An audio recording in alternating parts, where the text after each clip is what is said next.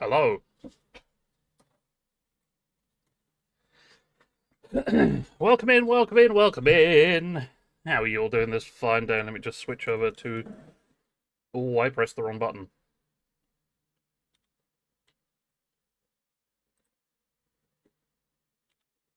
There we go. How are you all doing today? Let me actually get to...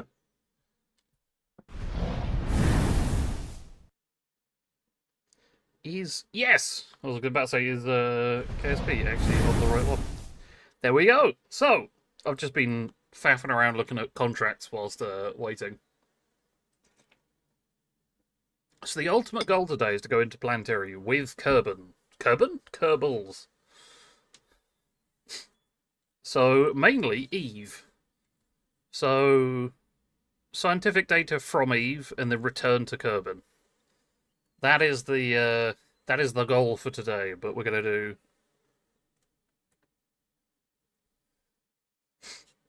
um so that's the goal. That's what we're doing.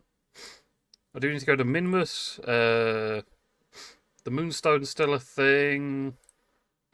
A couple of things landed at Kerbin, I believe. Also, we're rescuing someone from the orbit of the moon. So yeah.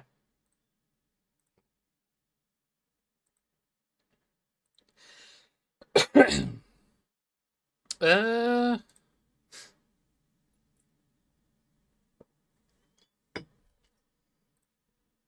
Is it specifically return to Kerbin? So we're going to be sending a manned mission to do the return trip.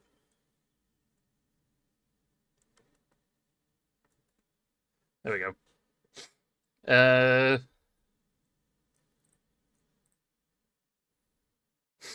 Orbit around Kerbin's just a bit simple.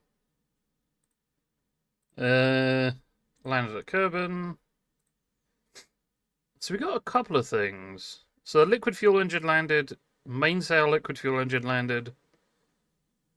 We'll do those two very quickly, because they'll take 2 seconds. So we can literally just do that. So the spark? That one can sit on top.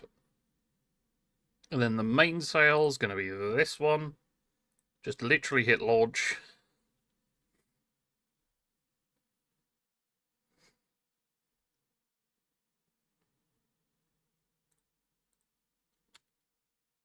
Hit space.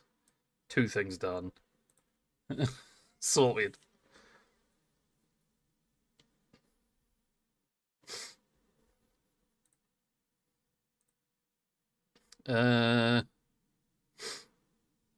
So, what we're going to do first is we're going to go and orbit the moon. So we need to do some moon stuff. Surface outpost on the moon could work, but is very difficult.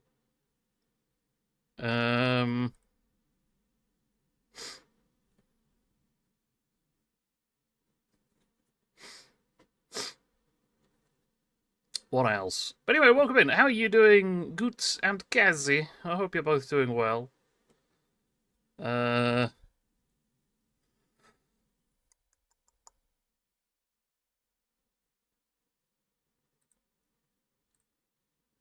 flag on the moon, we'll do that one. Right, so we just need to do a... He's getting ready for streams. Oh! Let's go. Getting a Kaisi stream today. Fuck yeah. Well, I assume it's going to be a Kaisi stream today. So plant a flag, recover that guy, and then scientific data from Minimus. So we want to set up for a moon landing. So we're not going to take Bill, because we're going to have a spare slot for Dude to be sat in. We're then going to go with just a heat shield on the bottom. We can then have a science doodad on top. We can also go with, before I forget, a parachute. We'll go with a couple of drogues as well. And then on top of that, if we go with the magnometer boom, so we can use that. We've got seismic, we got barometer, and then we got temperature, and I think that's it actually at the moment. Yeah, it's just those three. Apart from, of course, the mystery goo, which can go there as well. I do need to move the temperature one up, because otherwise I will not be able to use it. So, we need to get this to the moon and back. Let's also, while I'm thinking about it, get a couple of those going. And then, of course, a way to communicate.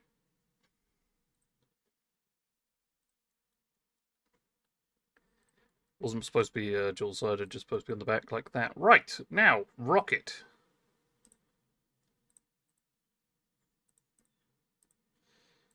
So this is the bit that's theoretically going to land.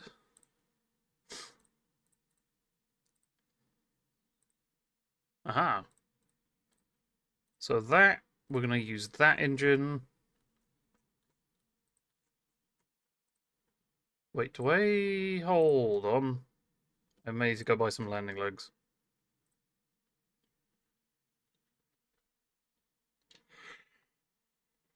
There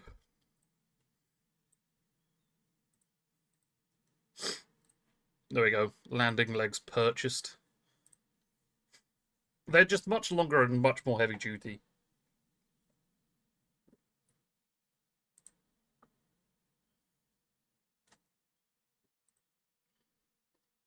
Huh.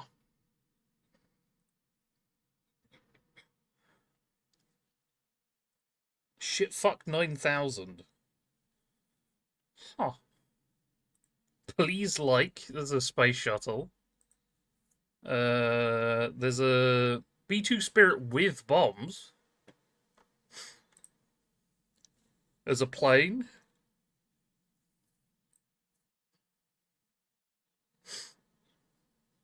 Huh. Anyway, sorry, I didn't realize it was a thing. So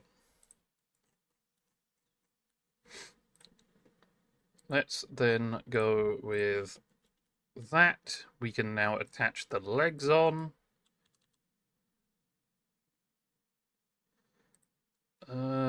Actually, you know what? We're going to go with a smaller engine. We're going to go with that engine.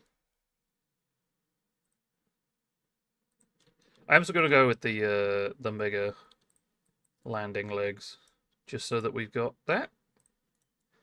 And now underneath we need the bit that gets us to space. So if we go with one of them and one of them,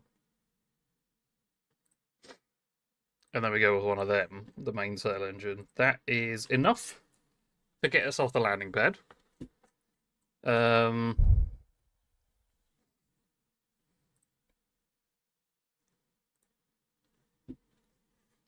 What next? That should be okay. Not quite enough to get us to the moon, but overall okay. You know, I could just do asparagus staging on two sides rather than going the whole hog. Whoops. Accidentally clicked out there.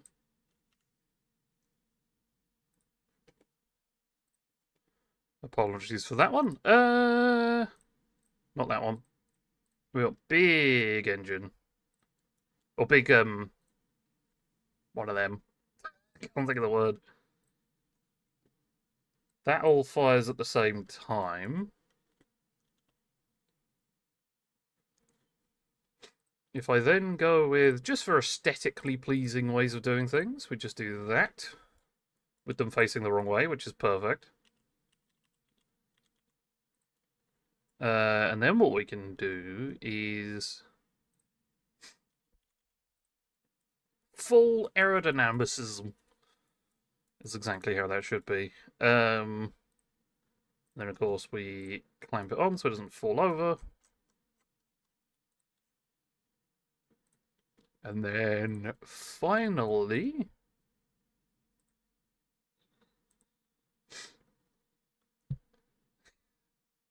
Happy Monday 420, man!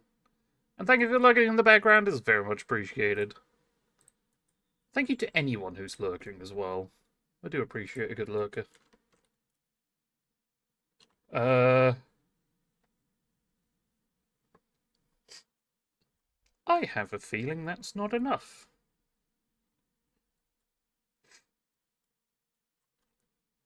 I don't fully know why.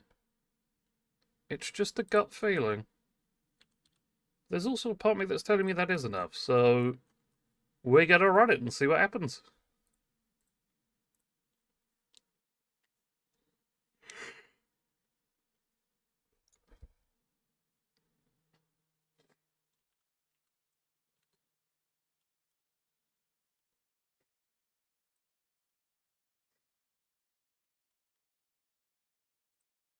Oh, we got a bunch more points that we can point to now with Jeb.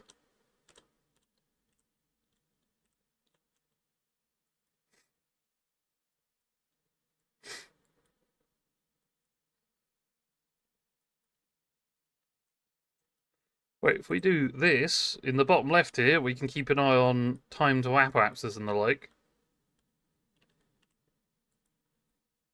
So I can keep an eye on everything. Whilst also throttling.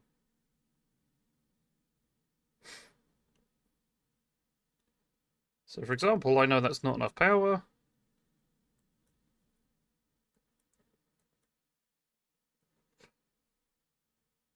That is in fact pretty perfect on the power front, because it's T16 to apoapsis pretty much constantly, which is very nice. Can we see Minmus today? It's much easier to see Minmus in atmosphere than out of atmosphere. There's the moon, that's where we're going to.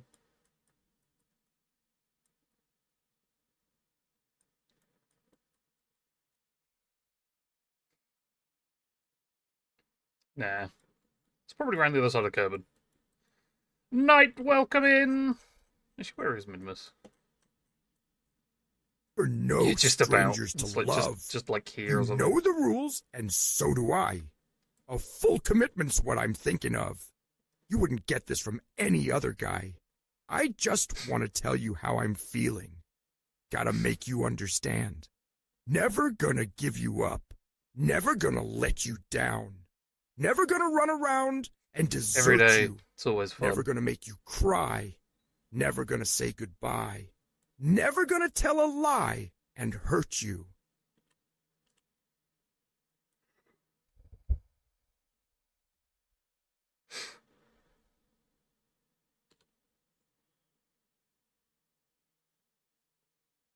I had a feeling that would be a problem.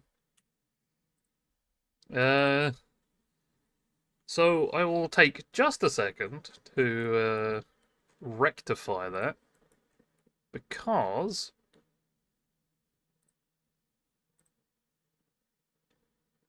balls, I never picked up that technology. Hold on. Ugh. Excuse me. I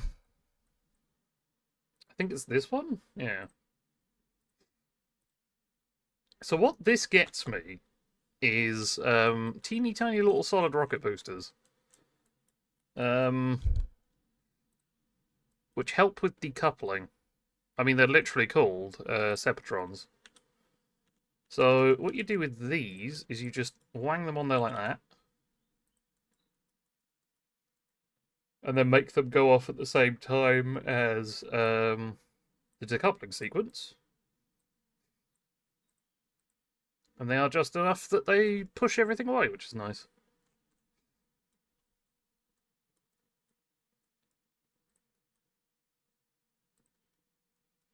Although, one thing I do kind of want to do is just a couple of extra oomph to get off the landing pad a bit better. Like so.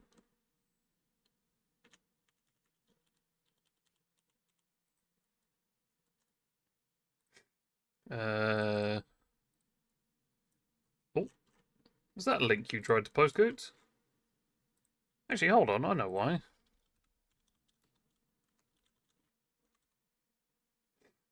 There you go. Try posting that link again.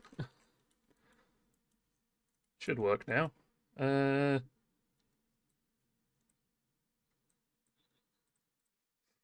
everything should fire at once now. Hey, there we go. What is this short?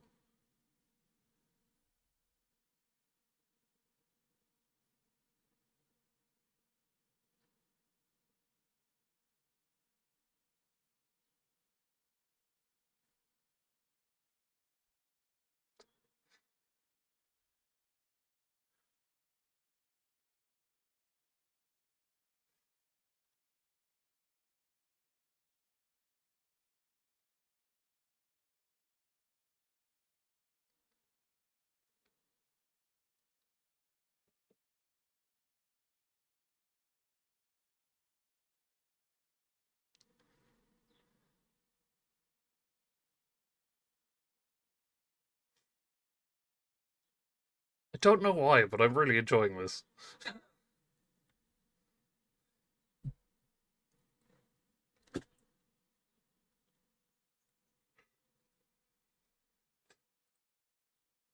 You know what? Meep is best. Anyway, back to some Kerbal.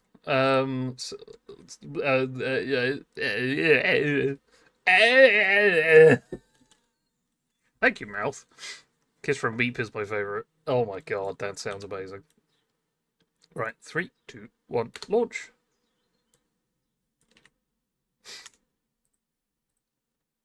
Take 2. Put the throttle up. SAS on launch. Much better.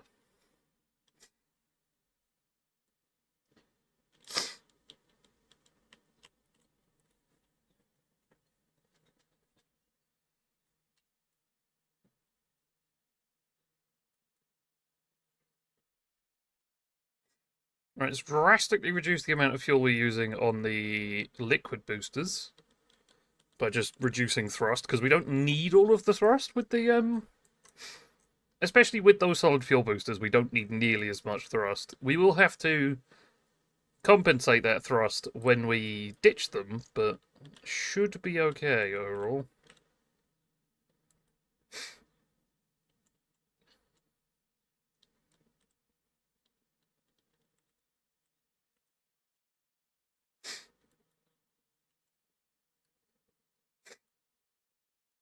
Right, so nearly done with the solid fuel boosters.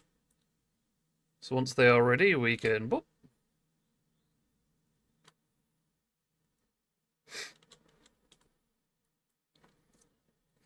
And that very nicely gets us into a good spot in terms of off the launch pad and the like for getting to space, which is fine, which is good. The orbital period's going up nicely. The time to apoapsis is staying roughly the same, which is kind of what we want. When we hit about 30 kilometers, I think, maybe 40, I'll tip over to prograde and then full send.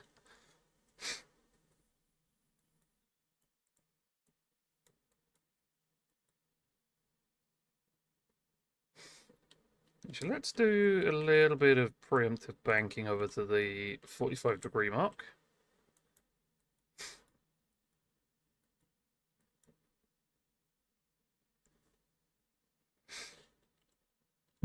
I can bring it down to a third power. So not bad at all.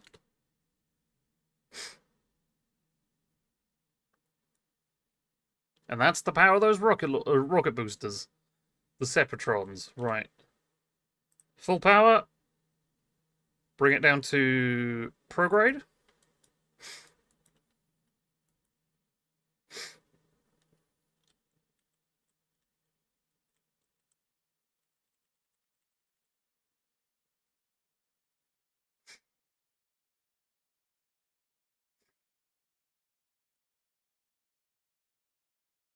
We can fix the orbit later, it's fine. So, in terms of around the moon, I will need to be rendezvousing with a Kerbal.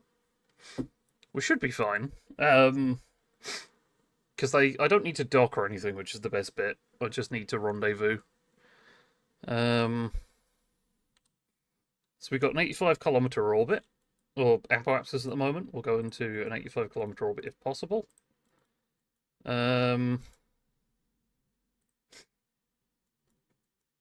Just extend everything whilst I can. No point keeping that. Now we fast forward to apoapsis. I have gone way past apoapsis, so let's just boost in an upward trajectory to just bring my apoapsis to me. Because I have completely balls that up. However, in real life, generally space flights are like the boost to orbit happens just after the apoapsis because you're gaining speed whilst you're going as well. And whilst we're waiting,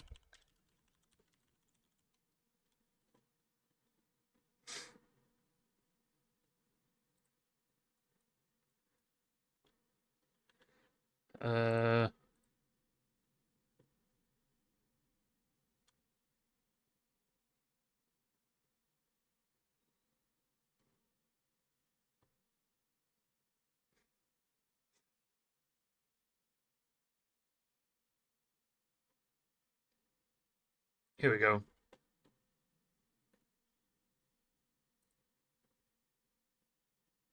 What the fuck just happened?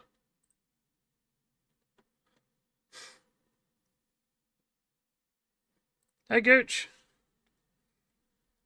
Setting hate to the orange jumper. I know you don't like the orange jumper.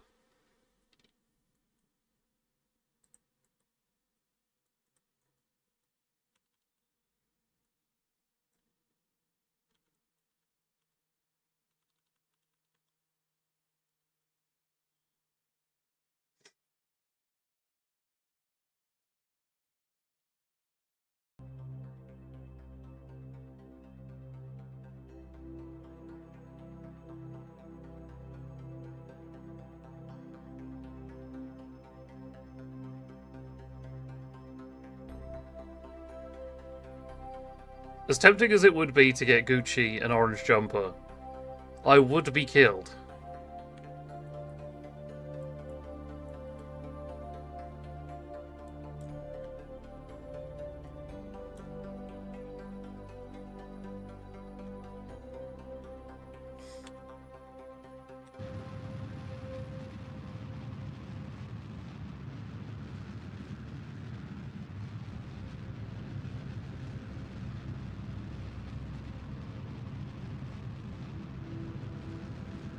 That was Kiss from a Meat.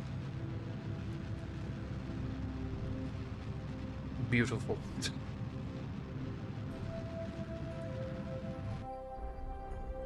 Right, this isn't going to be a very good orbit when we get there, but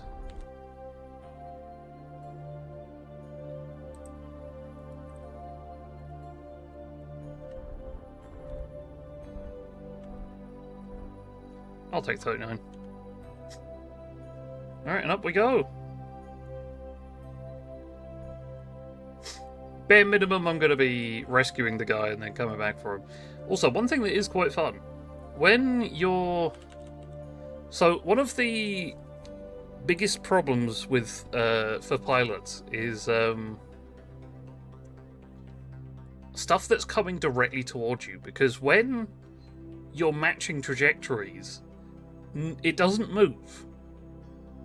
It'll only get bigger, and it's much easier for the human eye to see stuff that moves compared to stuff that just gets bigger. So if we look at the moon here, it's barely moving, but it is getting bigger. Like, it's moving a bit, don't get me wrong, but it just barely.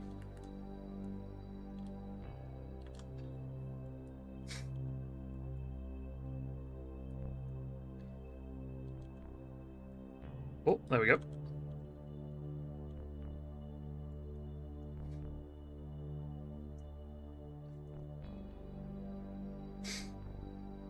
Okay, we are now in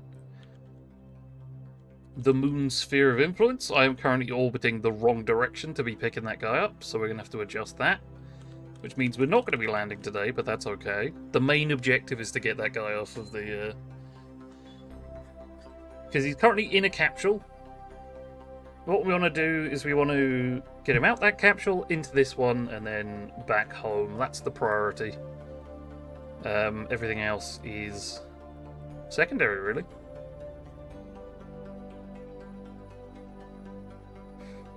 So what we're going to do is we are basically going to cancel out our orbit and then continue boosting to go the other way, and then we will adjust our orbit.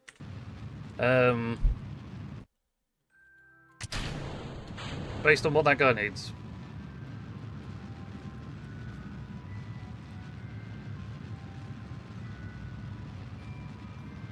So we just hold this position, keep boosting.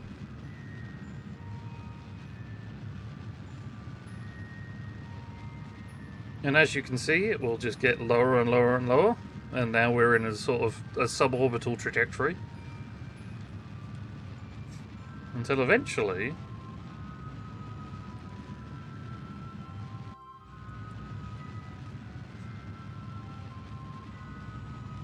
it'll flip. Which is exactly what we're after. So as you can see, these 2 points are slowly pinching together.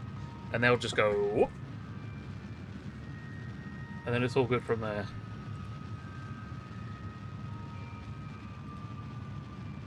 Oh! He is live. There we go.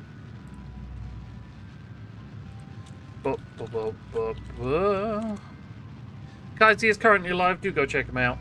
I do believe it's been quite a while since that my stream is just random crap. Since he streamed. Thank you. So please do go check him out.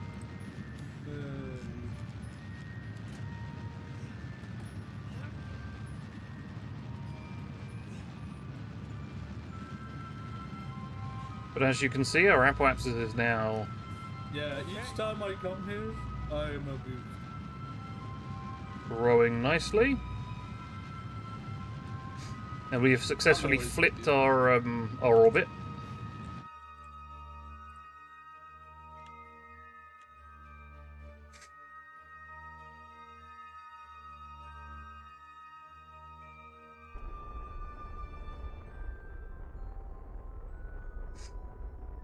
Now,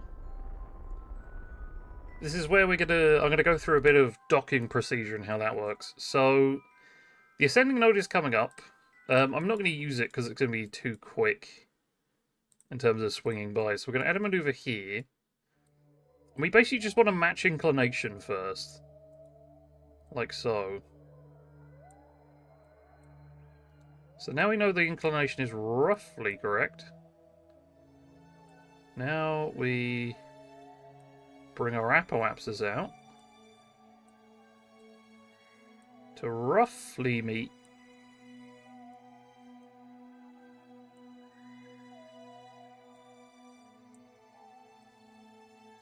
like that.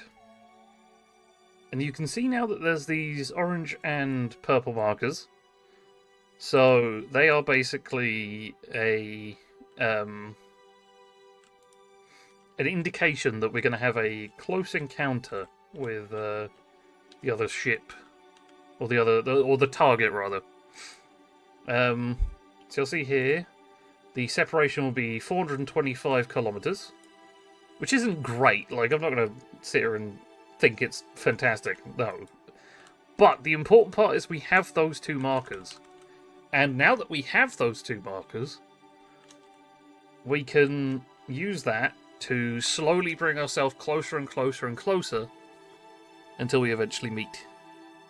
Now, because our orbit is lower, it's considerably faster than the other guy. So we need to bring our periapsis up.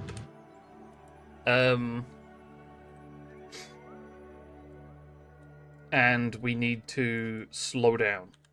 Because currently you are going way too fast.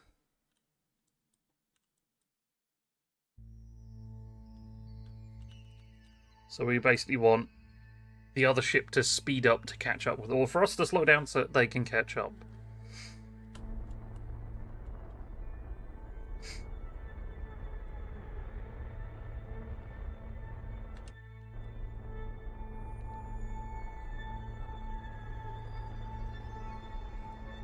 As you can see here, the separation is slowly getting lower and lower and lower and lower and lower.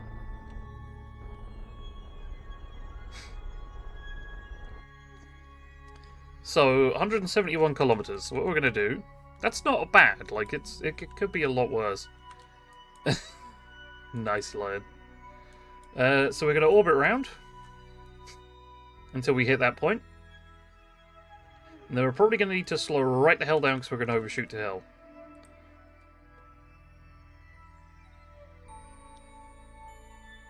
So as you can see here, 143. Well, that's an hour and 20, so it'll be the next orbit around. I probably should have slowed down there, actually.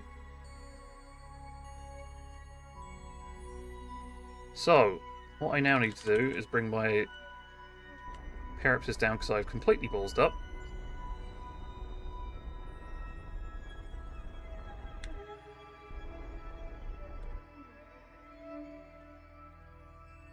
Now, we're on very, very, very similar orbits. So, what this means is... we're not really going to get closer or further away, but how are you doing today, Lion? So what I want to do is bring my apoapsis below so that I'm speeding up.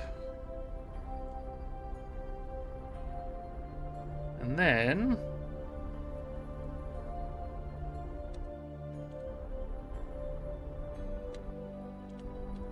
that is now a 1 kilometer separation. Just got home tired from the journey. Oh, was it particularly bad or not too bad? Or just usual bullshit shenaniganry? So there's our target. It's getting closer and closer and closer. Just boring. Fair enough. So what we're going to do is, as we're pushing forwards and getting closer and closer and closer, we're going to switch to target mode. So target mode on the nav ball is going to do everything related to, or relative to, the target. So we're going to wait until we're at the closest approach, and then we're just going to cancel our speed to the target. Ish. So currently we're moving 13.3 meters a second faster than him. So if we then boost to slow ourselves down relative, as you can see, our orbits then match rather nicely. Like that. Now our orbits are very, very similar. We are currently moving at 1.1 meters a second. Now what we need to do is point directly at the target, because we're currently moving away. And then we boost towards it.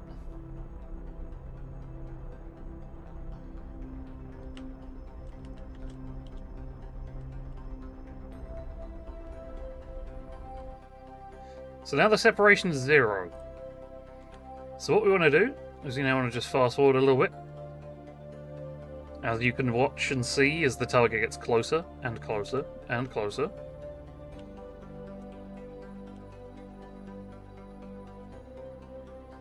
And now that it's about 100 meters or so away, well, when it hits the 100 meter, we'll slow down relative to the target again. So we're neither moving further away nor closer. So this is basically matching orbits. Now, you will never ever get a perfectly matching orbit. For a moment, your relative speed to your target can be 0. I've gotten it before. But the second you start moving further around, it'll just drift. It's just what happens. It'll never be perfectly on. But it can be very close. So now that we're in, we have this right here, so we need to EVA this guy and bring him on home. So he can now just jetpack over.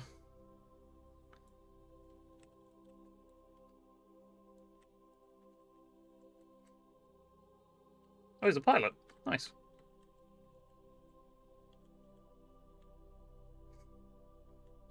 And then he can board. And then we're done.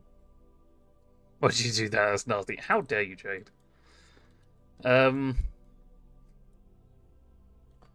So, now that we have him on board, we can head home.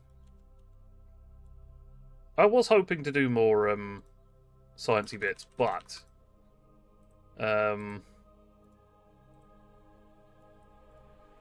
that is absolutely fine. God damn it, Josh. You did a thing? Oh, what did you do?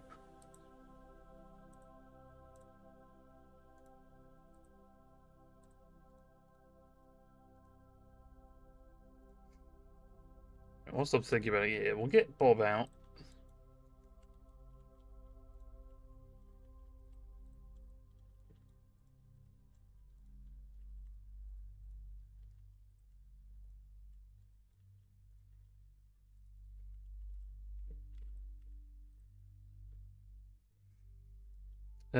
We got an EVA report from here? We do.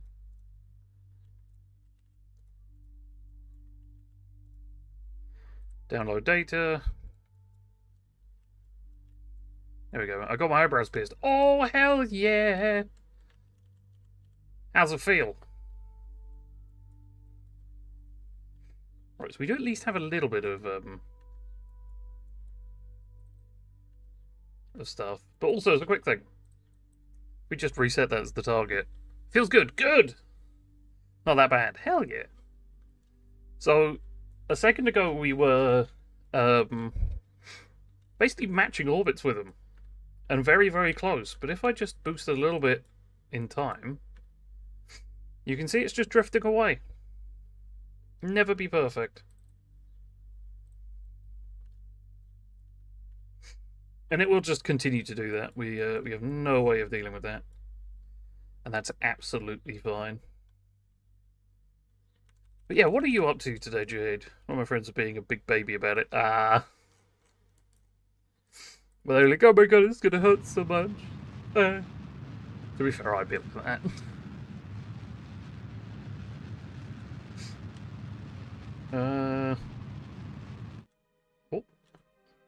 Because we have such a wonky orbit, we need to go to apoapsis and then slow ourselves down rather than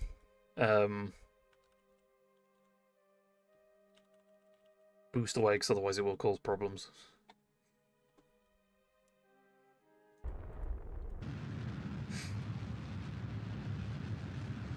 But yeah, bring it down, down, down, down, down.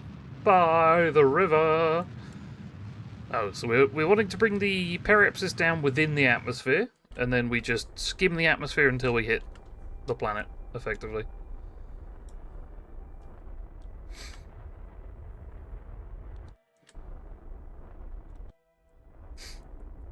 There it is, there's Kerbin. 45-kilometer orbit, that should do. Let's just flip around so that my engines are going to be the ones to hit the atmosphere first. I was supposed to say apoapsis. That is wrong. Oh, these are the ones I can't retract. Whoops.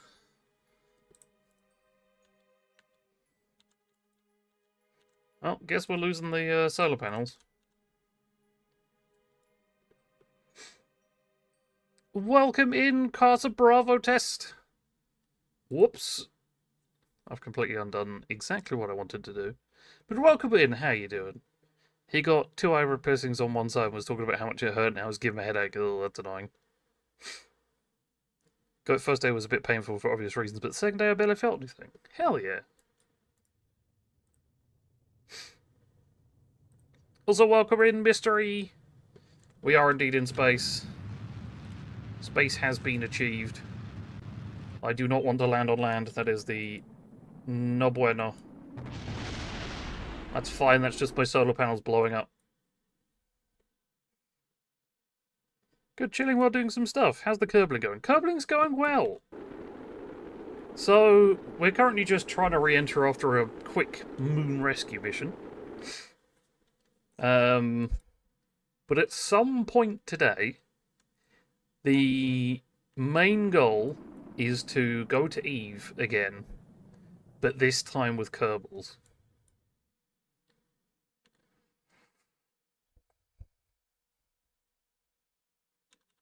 Right, there we go. Tried Dune already. I have not tried Dune already. I have in the past, but not on this save. But I currently have a mission that is Explore Eve as the current one I've got. No, it'll be a flyby and then back. It'll be easy as anything. Like it's not the most difficult thing in the world to do, especially because it's a skim and return. It's not a land.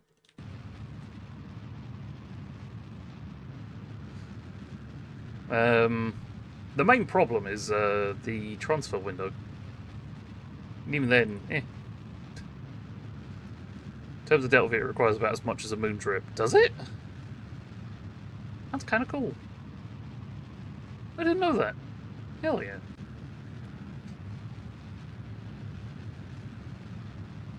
Also, 50-50, this does actually get me onto the servers. Plan to go to the gym and to school. Not bad. Some men are big baby. I'm a big baby with pain. Women do biologically have a better pain tolerance. That is true. They kind of have to. Because otherwise, you know, the whole giving birth wouldn't happen. But in the past, in terms of KSP, I have been to both Duna and Eve. I have not been anywhere else in terms of landing. So I think I went to Jewel with a probe, but that was a long old time ago. So it would be nice to go back. At least for one way, going to Gilly returning is equivalent to Moon and Minmus. Oh, okay. But they're still slightly different in terms of Delta V, but they're basically the same. Yeah, I get what you mean with like basically the same. It's, aside from the inclination difference requiring a picky transfer window, yeah, it is a bit awkward, but yeah.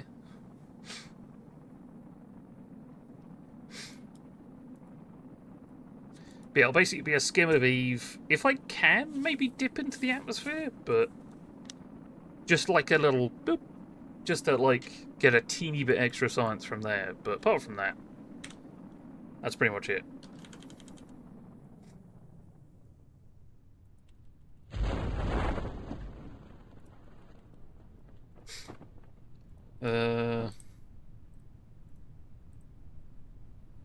Double check your altitude before you do.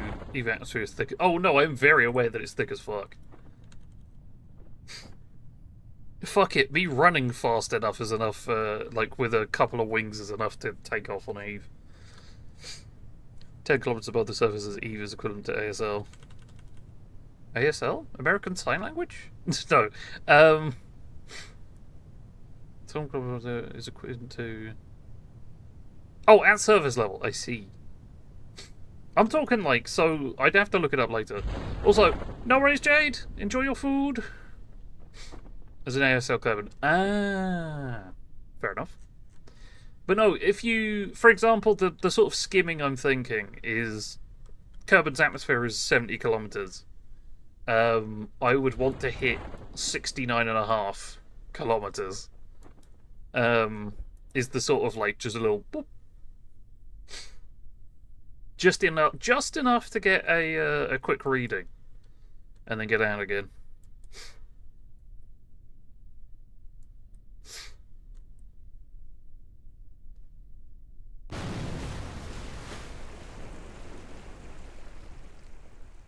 Damn it.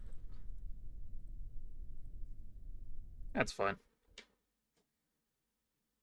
But yeah, I will very quickly look up.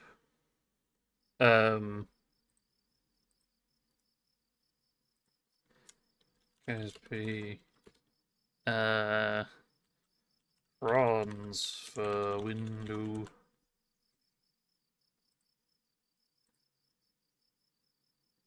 So we want to go to Eve. Do the maths. So it's about a 54-degree angle behind.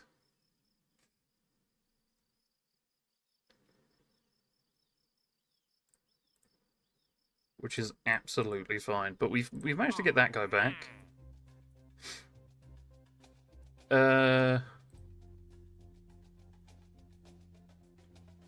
Eve's.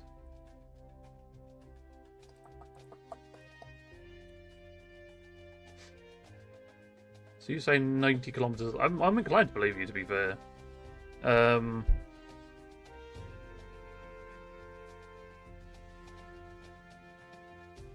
Yeah, atmospheric height 90,000. So yeah, basically like 89,000 is what I'd be aiming for. But let's have a quick look at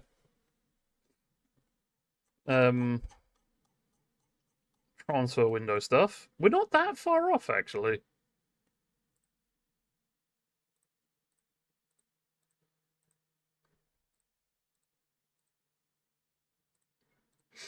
So to get everyone up to speed in terms of what I've done a little bit of, we have a bunch of these satellites called HORS. So it's high orbit relay stations or satellites. They're basically just teeny tiny little satellites with a big relay dish on. Just a bunch of these. And it does the job, which is good. Yeah, I'll figure out inclination later. It's not like I have to do anything special. Transfer window planet mod will account for that. Yeah, I'm trying to do unmodded at the moment. I probably will mod at some point, but maybe. Eh. Currently doing it vanilla because it's been a while. But yeah, this is a HORS. So there's 6 of these, I think, kicking around. Is it a Z theme mod? What's Z theme?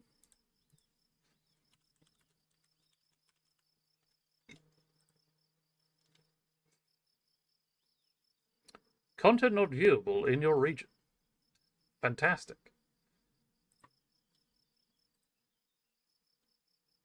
Oh, is it just a texture color thing?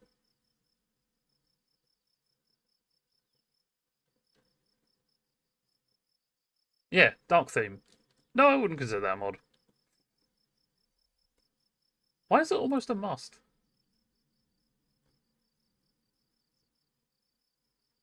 Oh, it's a visual overhaul. I see.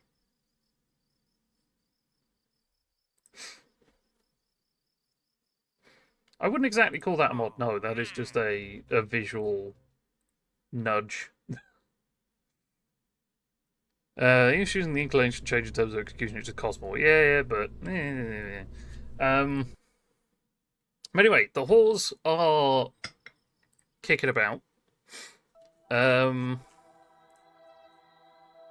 is, I'm guessing, a satellite I need to put into orbit. But anyway, so this is around.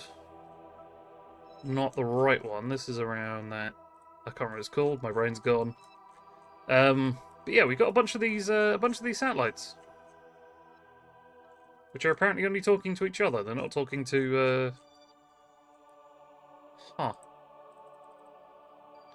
Yeah, they're not currently talking to Kerbin, which is a bit of a problem. But, what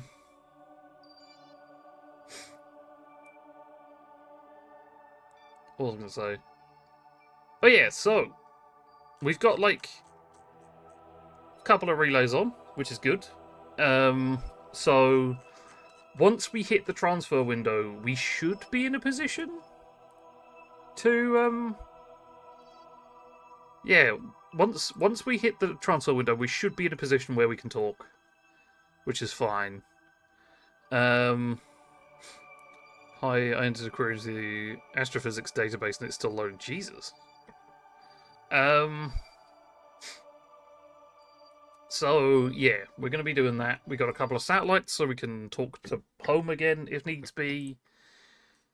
But yeah, we basically just need to talk to Um,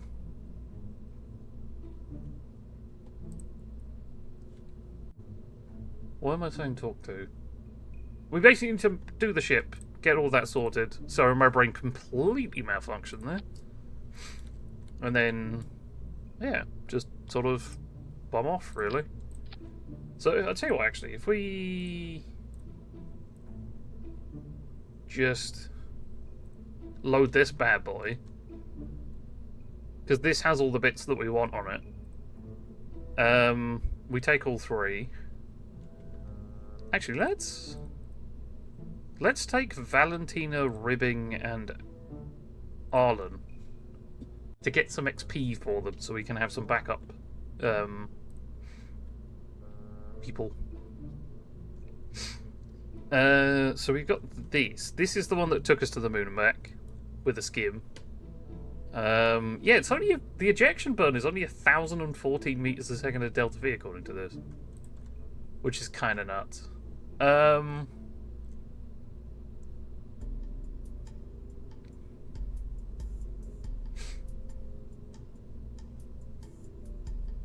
Anyway, so this is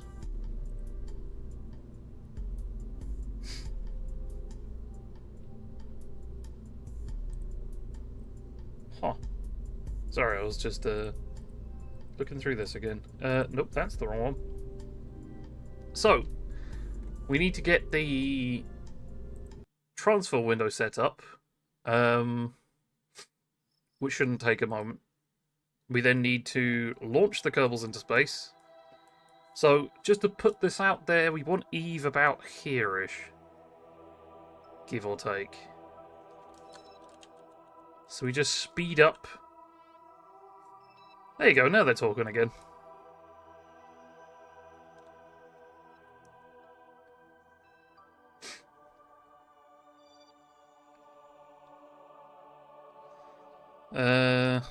It's getting there. Slowly but surely it's getting there. The hardest part of this mission is going to be getting back into Kerbin. That is, in my opinion, going to be the hardest part of this, because I am not as well versed in how to do that. But it shouldn't be too bad. It's the same as docking two vehicles. It's just, you know, the thing I'm docking with is a planet. Is that about right?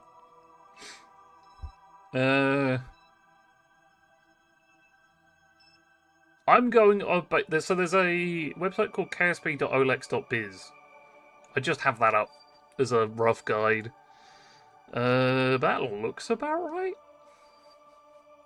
A little bit further.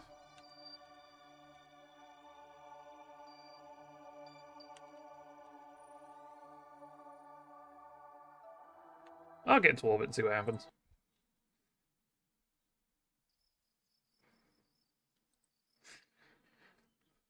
Delta Metro with transfer windows. Oh, fair enough. So, overall, we need... Hold on. Delta V Kerbin to Eve. What website's this from? Because I remember it being a thing. Oh, it's just a Reddit thing. So, from...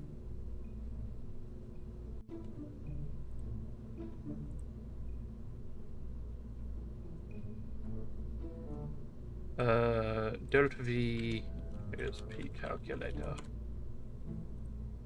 Delta V planner. Hey, this is the picture. So if we go to Eve...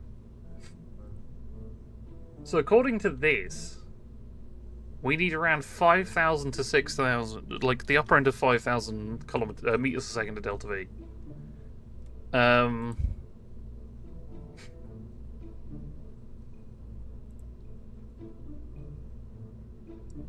Which isn't enough in the current setup. So, we tear that off.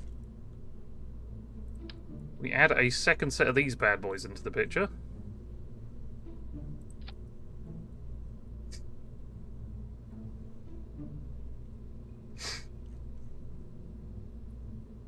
Like so.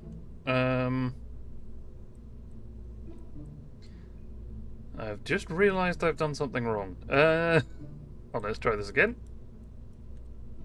But with actual mirror on this time, rather than completely ballsing up.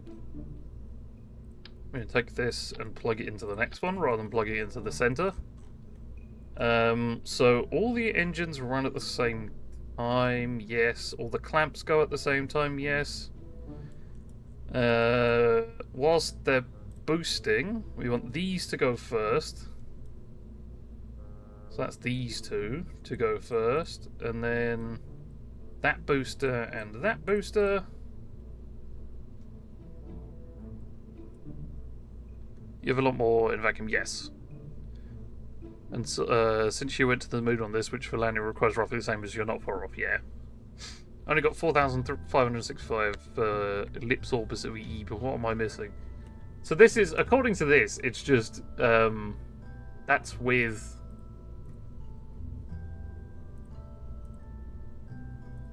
I think this just takes into account orbiting. Like a 100-kilometer orbit. Whereas if I just wanted to skim, it doesn't really do a huge amount there. So to go from Kerbin to orbit, it's 3,400. To go from Kerbin to Interplanetary, it's 950. Then for Interplanetary, the Eve is 430. And then it's 1,330. So yeah, I'm a bit off from that. But I would rather do overkill than underkill. The return, yes. The return is the bit that is a little bit more important. Actually, what's the most powerful communication?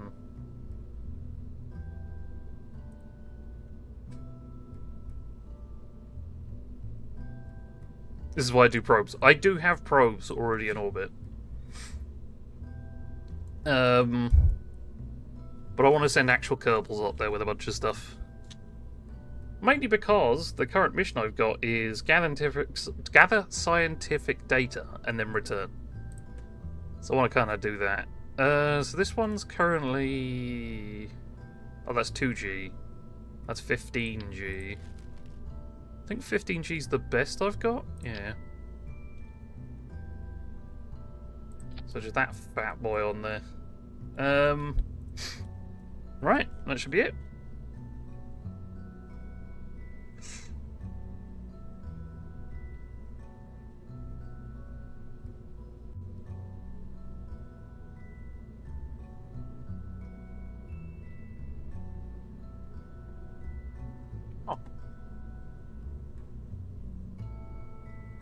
I'll tell you what, aero braking shaves a lot of delta V. Oh yeah, there is the 430 inclination change. I am not going to do an inclination change. At least that's not the plan. As I kind of want. Whoops.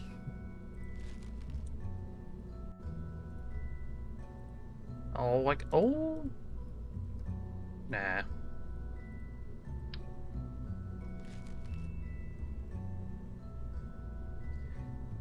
Right. Everything looks okay? Maybe. Maybe. So we've got 800 there, 1400 there. So that's about 20 something. That's 4. Then there's an extra 800 there. Do well, they only have another 430 meters a second tax. That's true. That's why we're bringing the B team. In fact, I'm tempted to swap Valentina out for Eldrin so that it's even more of a B team. We're doing that. Wish me luck.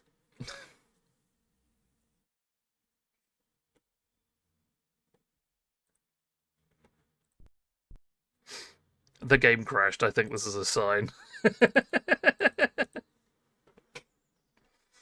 Ugh. Friend? Friend! Mr. E, thank you very much for the came! follow. Gonna have to give me a second. This is I've just hit play and I have no idea where it's gonna play. Ah, this is the right one.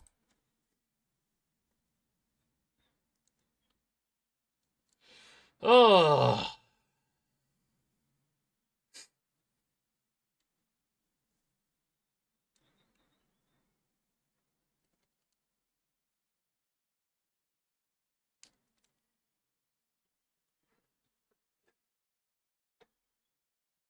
Give it a second, and then we can do this.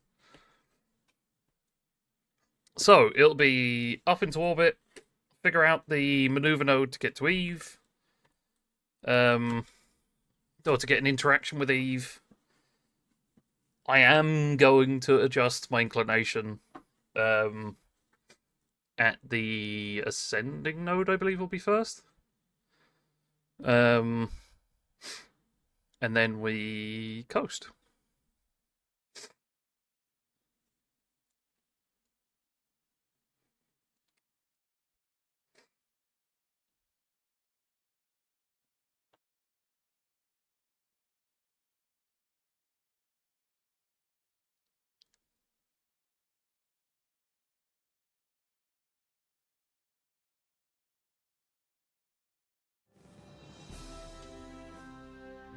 Right. Let's try to do this without crashing.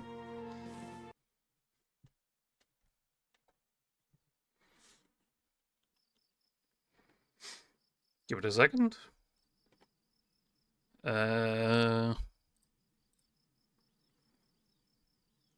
Nope. We go with the B team. Launch. So mods is just before you go to Jewel or Eve, get yourself Time War mod.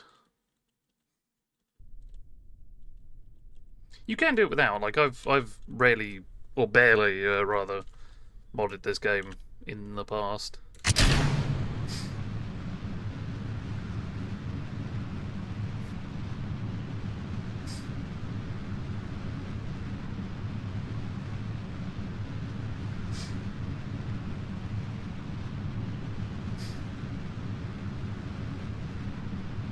Over 10 minutes on 100 times warp is not that fun. That is true. But it does mean I can do some funky stuff if needs be. Have a chat with you guys, all that good stuff.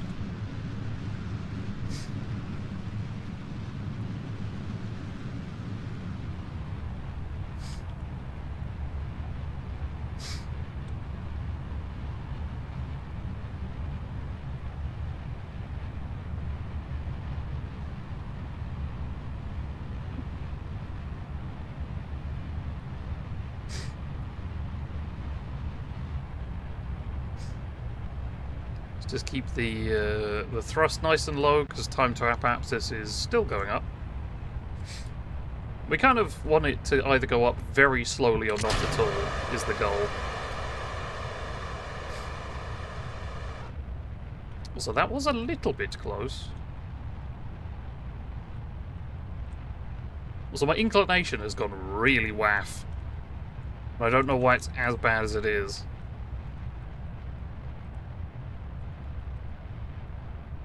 I might just have to adjust when we get to orbit. Yeah, I don't know why I keep going really, really off.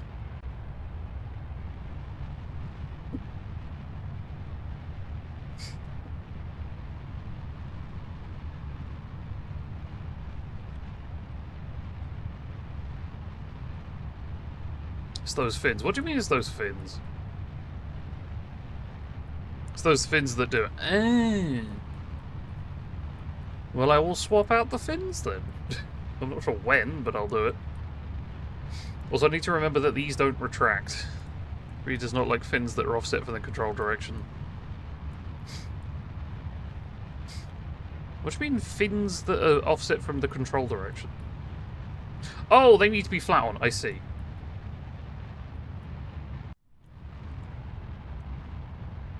So the control direction is straight up and down, and left and right on this. I have them diagonally for aesthetics more than anything, but yeah, that's apparently what's fucking it up, which is fine. This game still produces sideways forces. I will adjust then.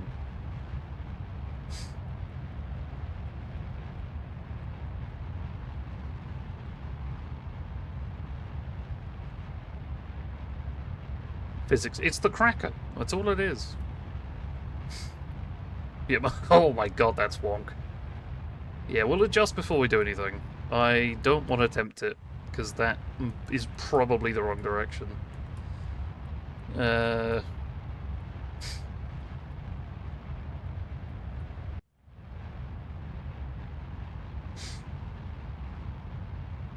Like having elevons on planes fucks up the whole control system.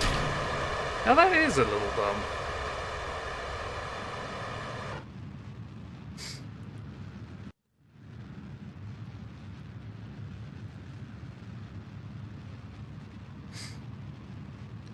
We're going against the rotation of Kerbin. No? No. Why? It's incredibly inefficient, too.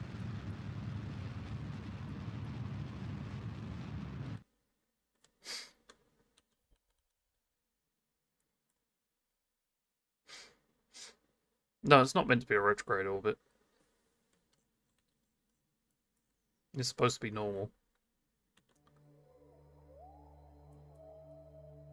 Go to the planet that's close to the sun. Apparently not. I'm just looking at this, which is counterclockwise orbit. If you want to yeet yourself in another direction once you have orbit, you can just wait a little. Yeah. Very true. Oh my god, this orbit is so fucked. Hold on.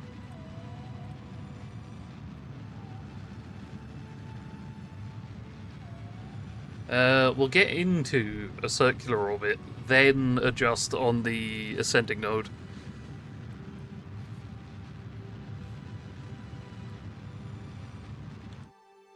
That'll fucking do. It doesn't have to be a good orbit, it just has to be an orbit. Also, I don't think I have enough... Might do, actually.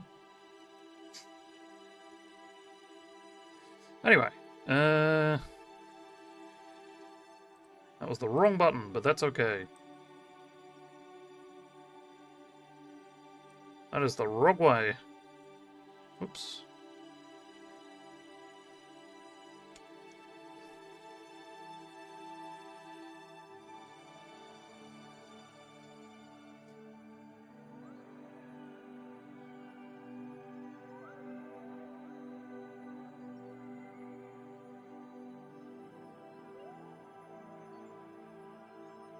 Right, antenna extended.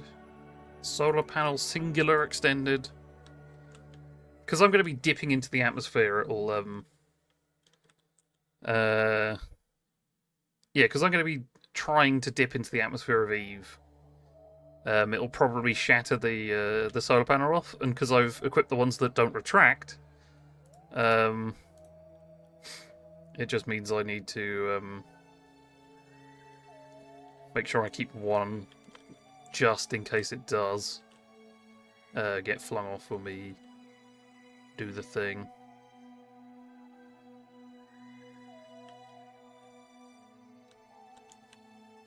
There we go.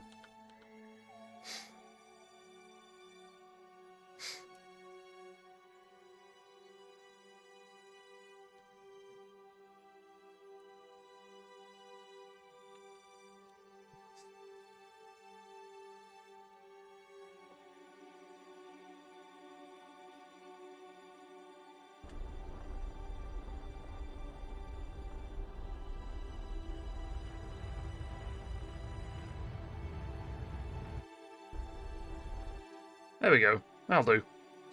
Right.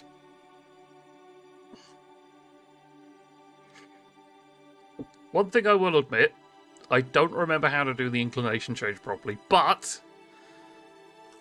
that's for future me to worry about. So according to KSB Olex, rather, it's about... Hold on, let's untarget.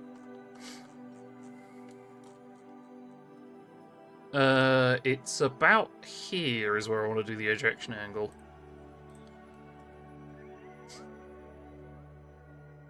I'm not doing specifics, it's just like... Oh, there we go. Inclination schmingulation, exactly. That's what I was thinking initially. So we want to set Eve as a target.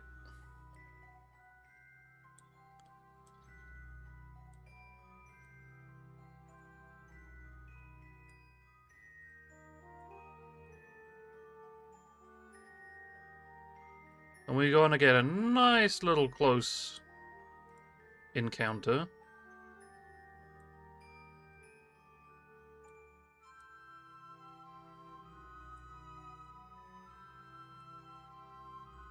By just having a bit of a nudge around with that. No, okay, right.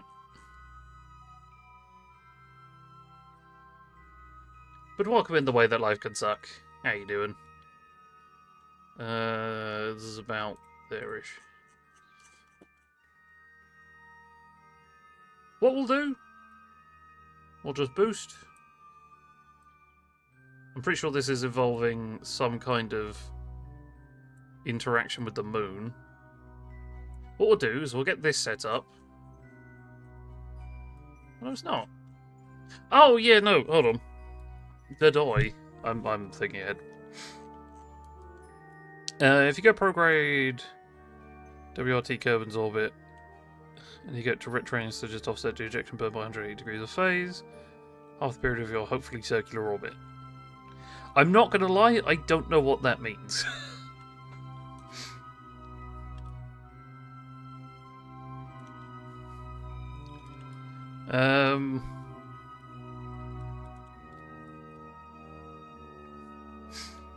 Alright, just a cheeky little spin. Yeah, we'll do somewhat of an inclination burn. And 1,029 meters a second to Delta V is nuts.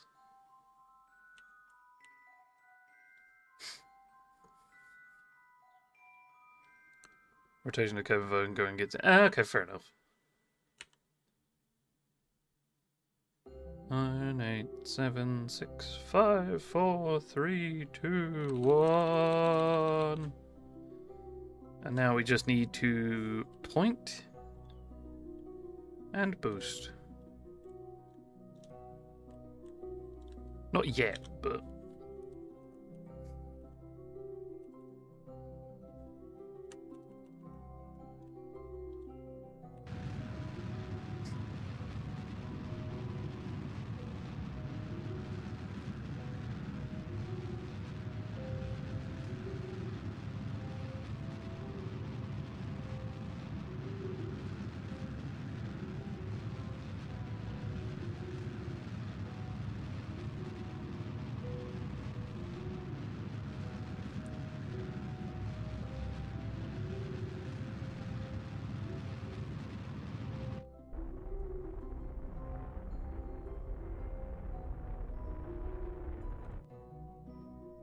There we go. Right, now that we have a connection, what we can do is nudge that closest approach.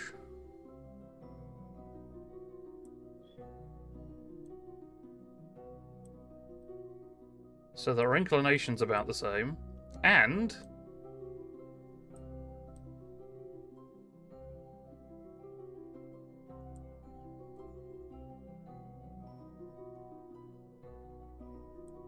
no, that may have gone slightly too far.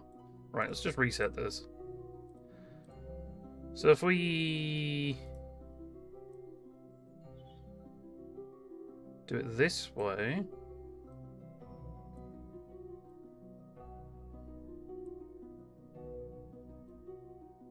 oh, wrong way.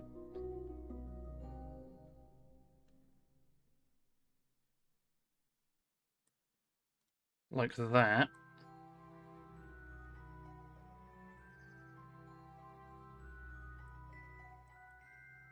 And then now it's just a game of tweaking and touching up and making sure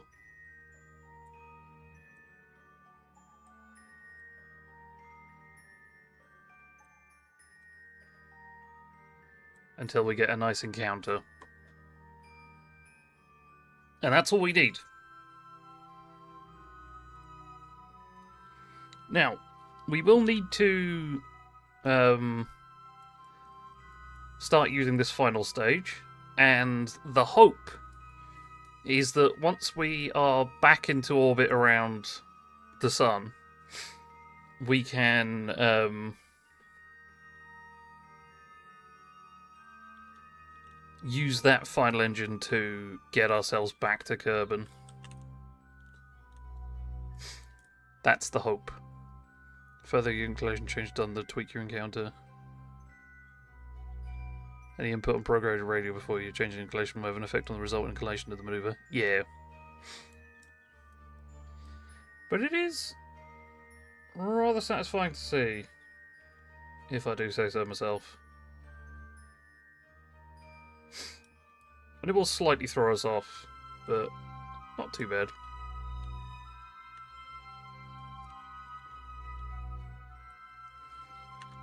Right, we are now in solar orbit. So that's a different one. Damn it.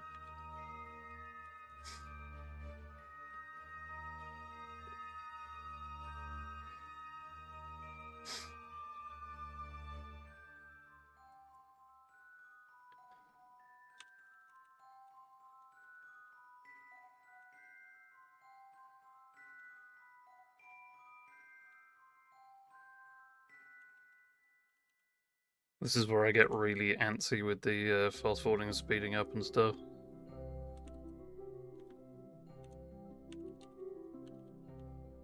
"55 minutes. Back down to 5 minutes.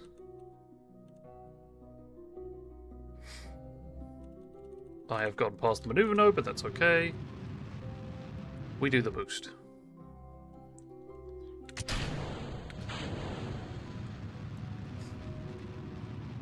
Also, I've just realised there are still landing legs on this craft, and I am not even slightly using them.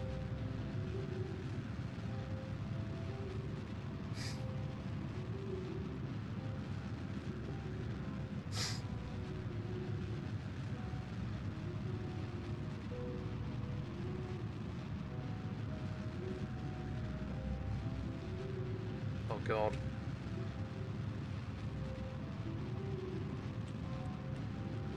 When we start getting to that lower point, if I just cancel this.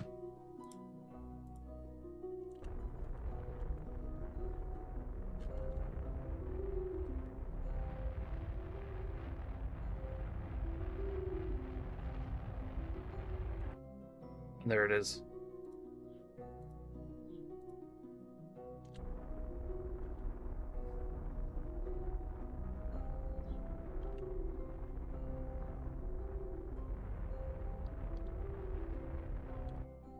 Okay, we leave it there. So, next up, I kind of want to do a second burn. Hold on.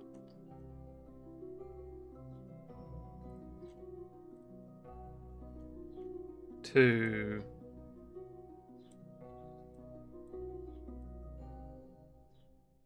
oh, fuck, I'm looking at the wrong thing. Hold on.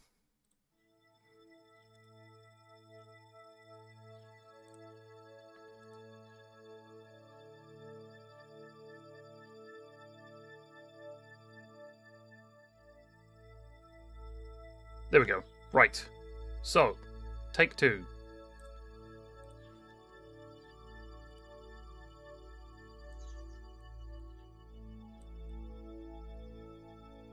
Kinda want to nudge that periapsis down a bit.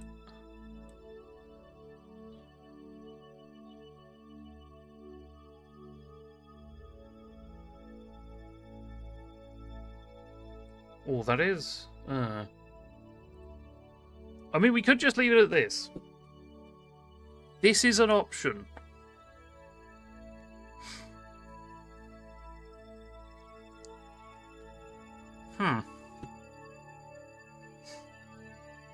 Although I could get way closer and do it.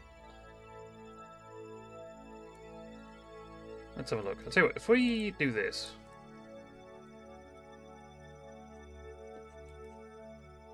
So I forgot you could do this. Where is my thing? There it is.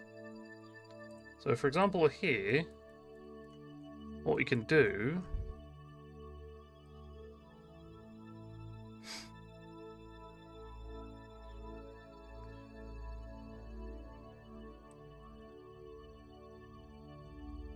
That will completely mess up my orbit, but...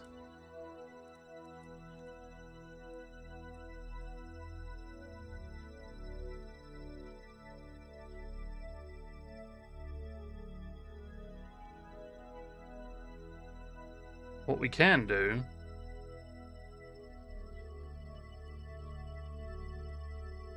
is set it up so that it's like that. So we do just literally skim the atmosphere and move on. However, that will drastically reduce the... Out of curiosity, this is only a 36.3 meters a second burn. Just out of curiosity more than anything. If I then do that, how do I look at the second one? Maneuver. So, maneuver 1 is 36. Maneuver 2 would be 768. Which we do have. It would be more than 768, funnily enough.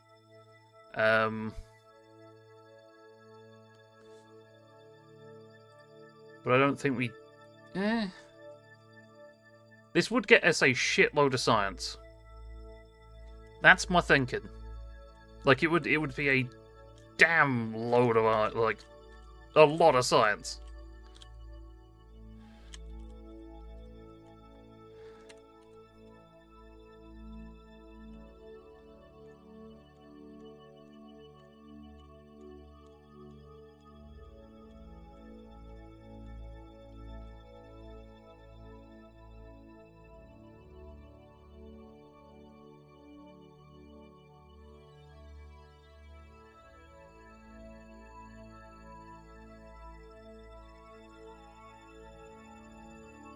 So actually, I don't even need the maneuver node, because I know it's just slow down. Because what I can do is just...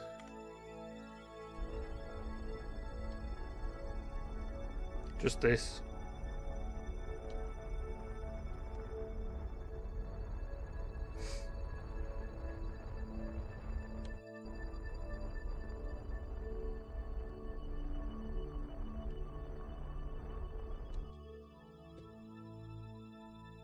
Right now.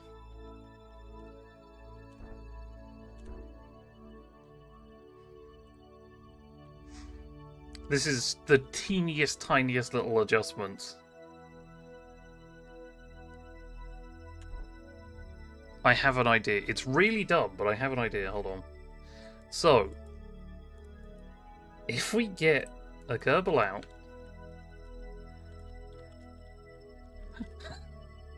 this probably will work, to be fair, but I am just curious. So if we then do that, there is a slight chance that did actually work, and I'm curious whether it did.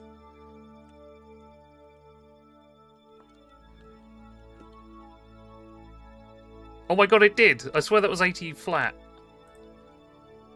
Hold on. So that's... Oh, that inclination is interesting. But anyway, that's 84. Let's face the other way, because I probably could get a better push.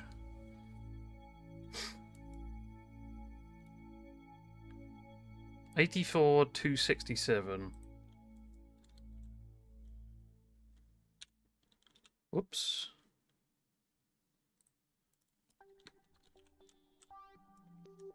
Kerbals used to have infinite EVA fuel. I don't even remember that. Don't think I played it as much.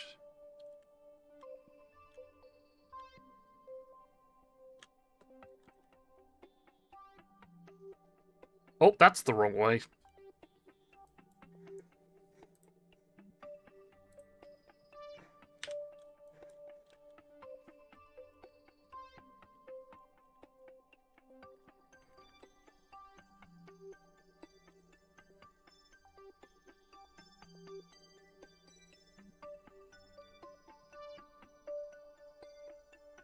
This is so dumb and I love it.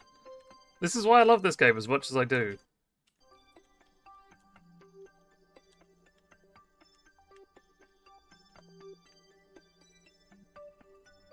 That's perfect! That's actually perfect! Hell yeah. Let's do some science. 2014 or 15. I bought this game back in 2013, so I do remember those times. I just don't remember the whole infinite EVA for whatever reason.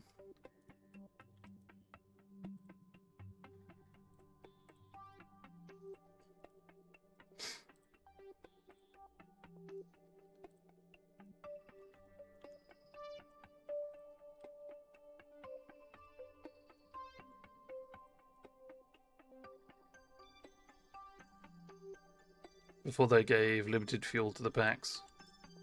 I know I was, it's just the, let's just retract the antenna, there we go. And then we can run that. Oh yeah, it's just a little bit more troublesome, but it's just, I need just a teeny bit of, I just need a teeny bit extra boost, but the engine's too powerful to adjust for it.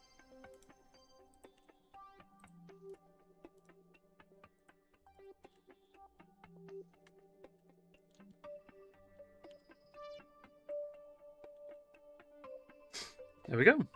Sophia! Welcome in, how you doing?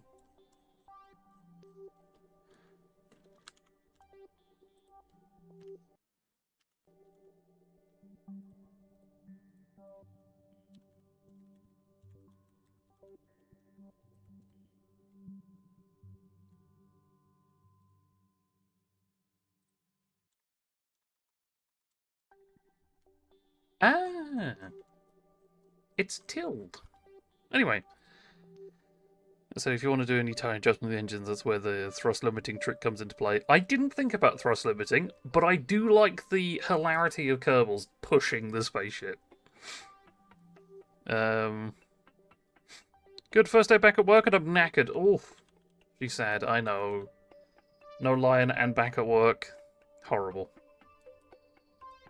Also, I forgot about how inclined Moho is. Duna is the easiest to go to, because Duna has the same inclination as Kerbin, so it is the easiest to do overall, in terms of that. It's like Moon Minmus thing. Wait, that's 95. Huh? Did I balls that up? I definitely balls that up. Hold on. Let's add a maneuver.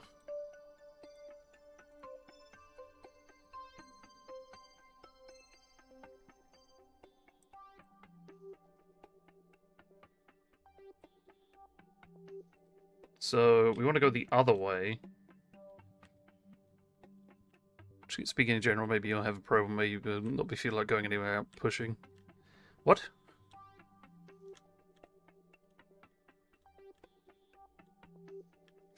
I mean, that is very true. I just forget that, wait.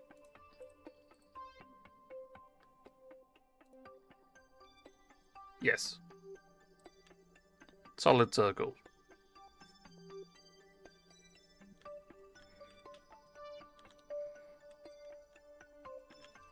So I need to be pointing this way. And then need to, while I'm thinking about it, 0.5.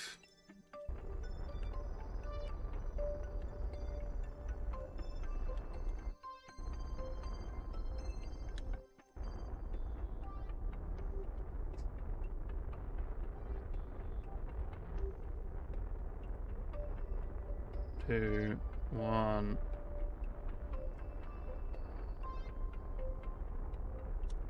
Now, this is going to be a very, very brief window that I can do this stuff in. But the important bit is it can be done.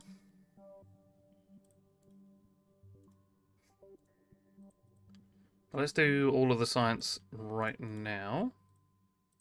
And then go pick it up.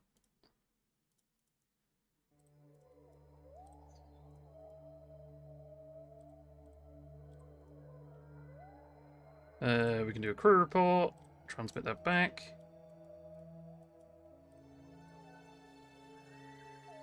Ah, we don't currently have Kerbinet access. Why don't we currently have Kerbinet access? We should.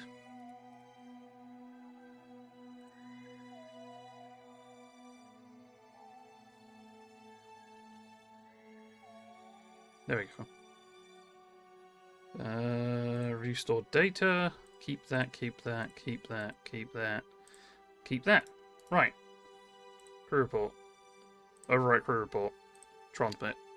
Done. Let's get the scientist out. Collect data and restore. Collect data and restore. Take data.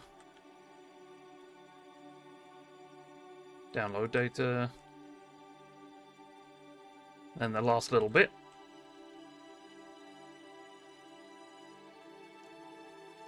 Take data. And EVA report.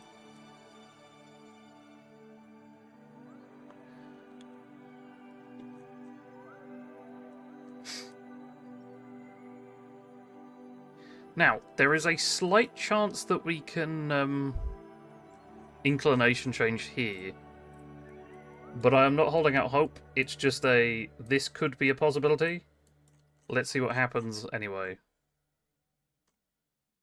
That does ever so slightly flatten us out, to be fair. Not by much, but it does.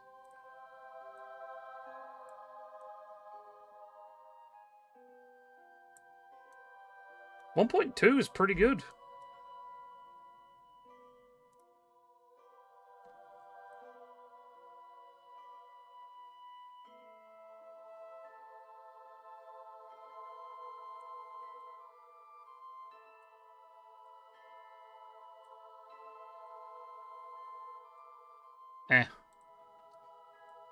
Now, we can't exactly do it after. We'd have to do it before. And the problem is, if we do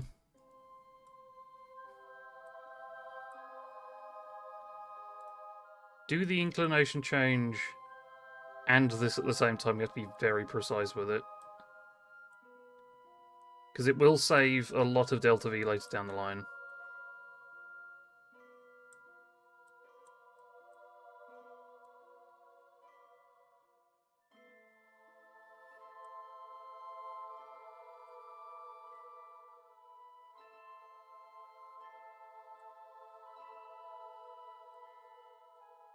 It's going to be a lot of this, by the way.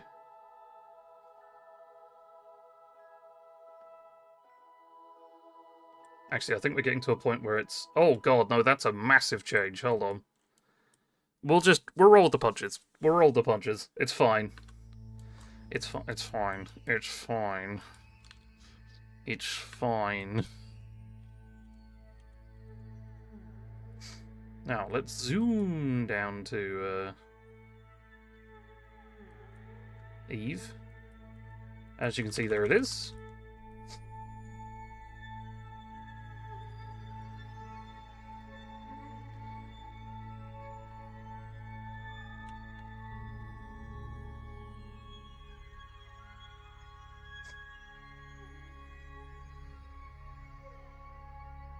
That's high over Eve. I just need to go down to the 300, 200. Crew report. There we go.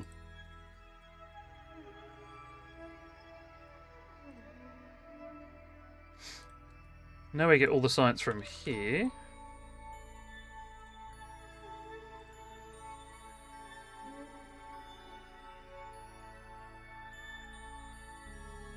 And then, of course, this we need to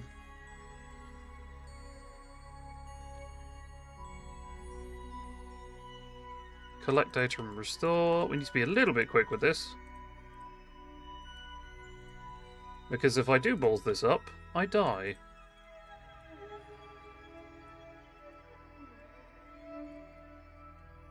And lose all the science in the process.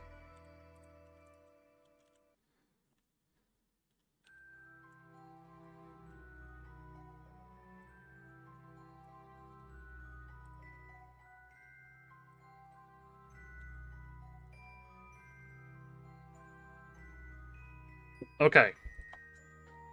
I have no idea how this is going to go. You assume it's still slower than Earth? Yep.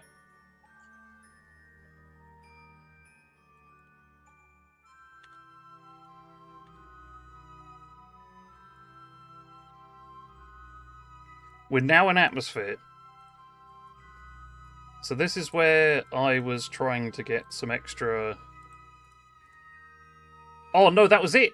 I managed to get one! I managed to do the material study, that was it. You know what? That's extra science. I'll take it. I knew it was going to be quick, and I didn't want it to affect the...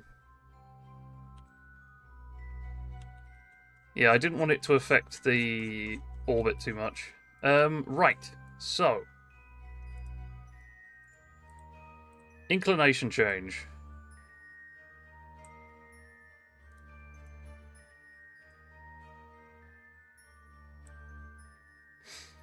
That's first. And we did lose this solar panel, funnily enough. I'll take it.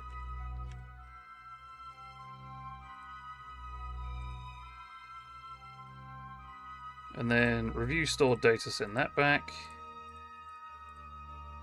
Send that back.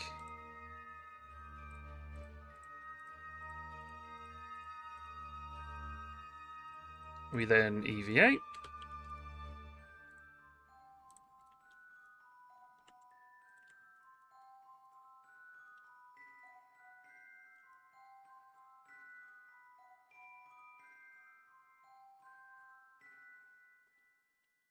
Oh yeah, already have a thing. Right.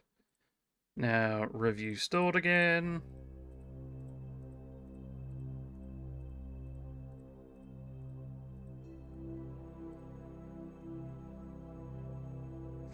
And now we extend that solar panel.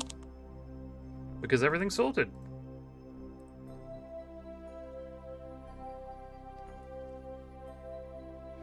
Let's see, is inversely exponential with altitude. Go from holy shit, the air is practically a wall to basically vacuum in like a kilometre or two. Yeah. It is pretty much that. Actually, no, I haven't actually sent it back yet, so that's worthless. Right. Actually, no, it's not worthless. Hold on. If we run all of these experiments again, and then just don't pull them into the craft, it should be fine. Because we'll get, like, less on the second thing, but it'll still be...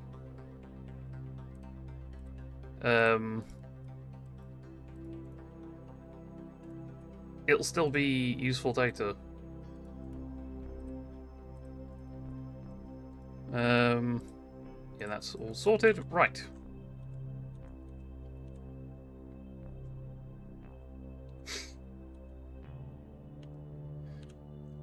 So, we are currently way ahead of Kerbin, which is what we're expecting.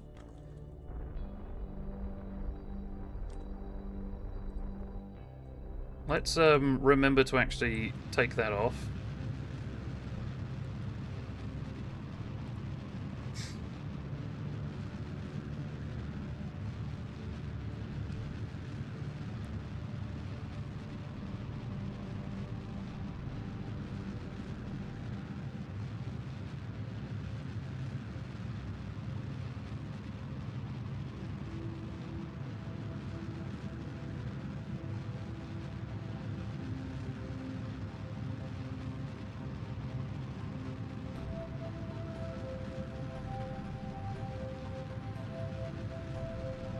Okay, so now we are on a correct inclination with Kerbin.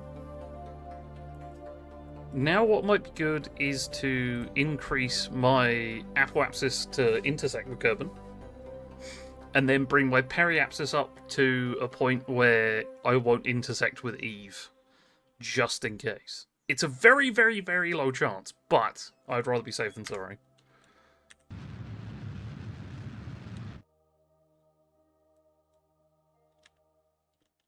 Oh, that is facing the right way, right.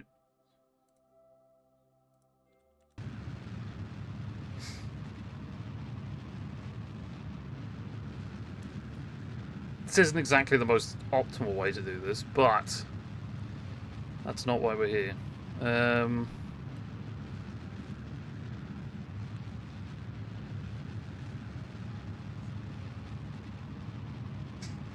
This is where I start to sweat ever so slightly because, ugh,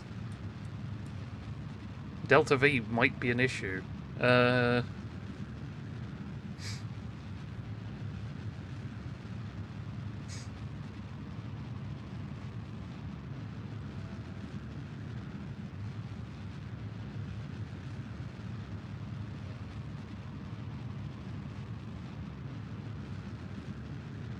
This may not go well.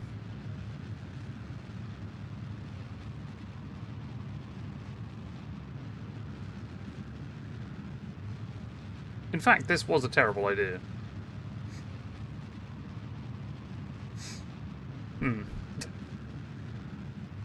But yeah, we basically want a potential encounter with Kerbin.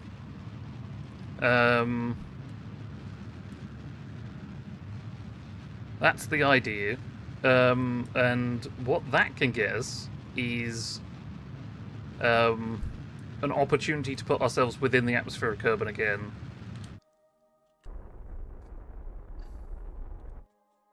And then use the air pressure to bring us back down. So, right now, if we continue along this trajectory, in about 3 orbits we'll have a decent encounter, which is a long fucking time. But I do want to save Delta V. That is the problem.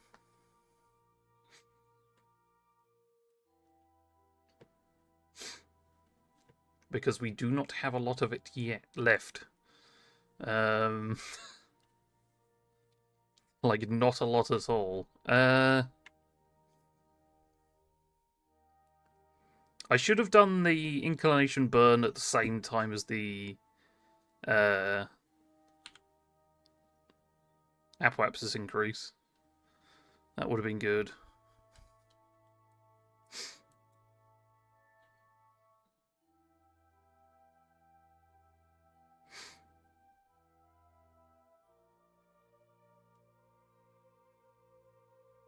So it's this for a little bit now. We're just going to be having a good old Barney around the sun.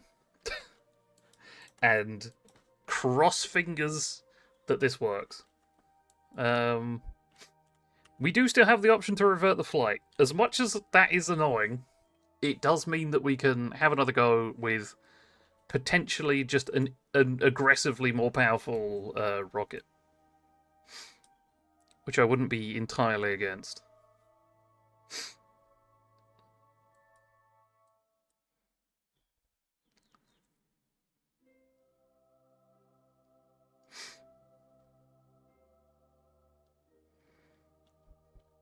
So, because our apoapsis is roughly the same with Kerbin, and our periapsis is way below, that means we are basically going really fucking fast compared to it.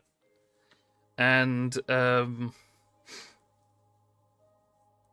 we especially want to...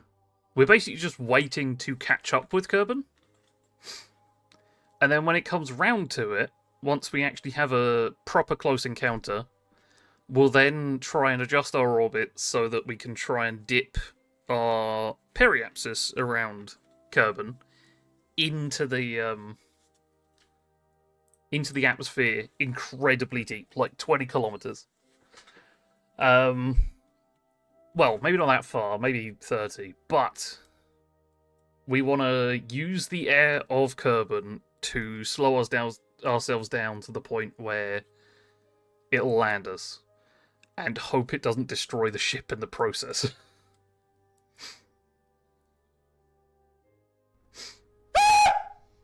Did I jump scare you? Yeah, I bet I did. You coward. You made Welcome in, Void. Your weakness is pathetic.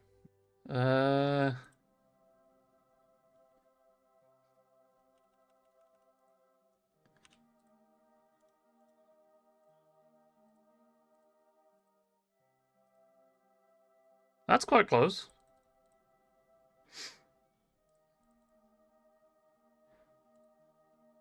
That's about as close as it's going to get for a little while. And that's in like 4 rotations or something. Hold on.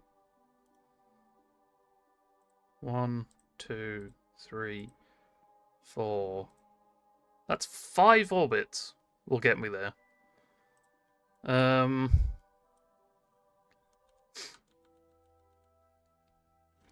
Which isn't too bad, but I'd rather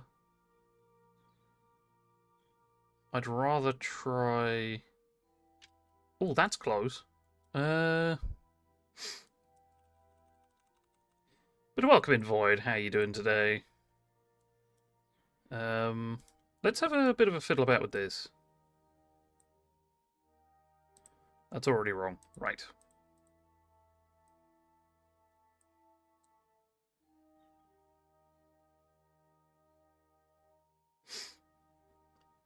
That's already over our delta V limit.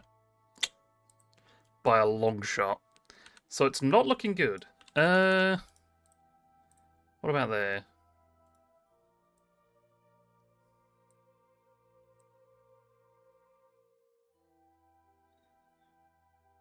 That's already over as well. Ooh. Nope, just wait for a closer approach. How's KSP treating you? I've slightly put myself in a precarious position here. Just currently trying to get back to Kerbin. It's just a case of spin around and hope for a close encounter that's close enough for me to adjust into. Because I'm trying to do this. I've only got, what is it, 941 meters a second of delta V left. So I need to use that delta V to get myself into an encounter, and a landable encounter at that.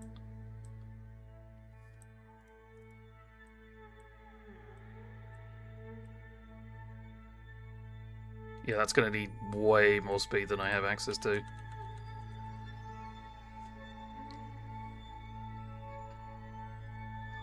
It's fine.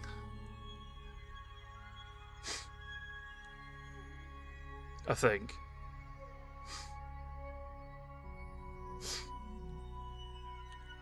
In about 3 or 4 orbits, we should have a bit of a closer encounter.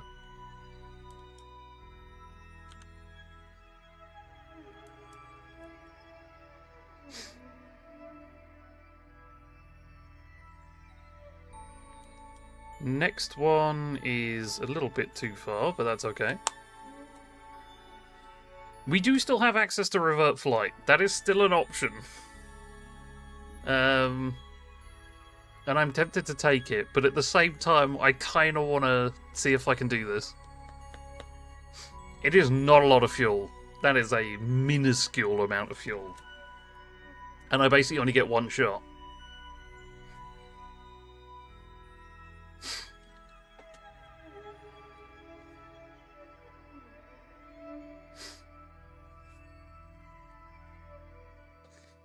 Which is not ideal, to say the least.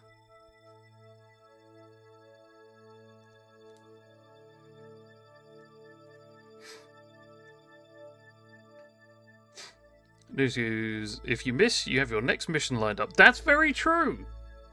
Rescuing these fuckers is an option. I just send basically a probe version of this ship. So replace this with a probe, and then have this as empty, and then that'll be just perfect. That could be quite fun, actually. You know what? I'm not against that idea. This is 1 more orbit, by the way, and then we should be in a position. Really big rocket with extra passenger capacity. That too. I'd rather go with the probe version, just so that it's not quite so bad.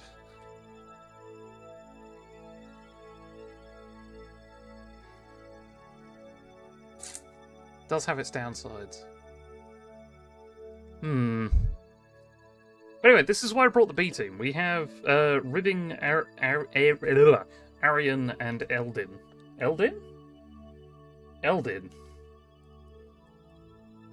My favourite is Ribbing. Ribbing is definitely for their pleasure. God damn it. I couldn't resist.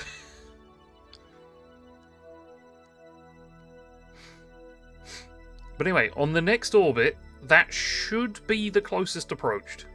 Approach. Thank you for the headband. But yeah, the next one round should be the closest approach. In theory. Bring it on.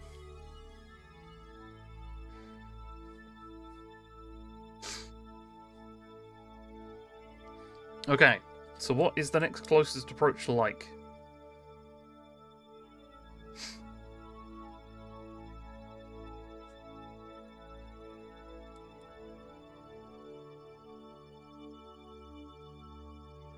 Why am I just sort of taking it with me? What the hell? Why have I kidnapped it? Huh?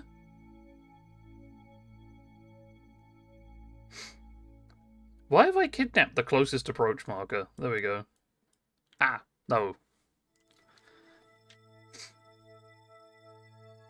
Okay, this might be more than...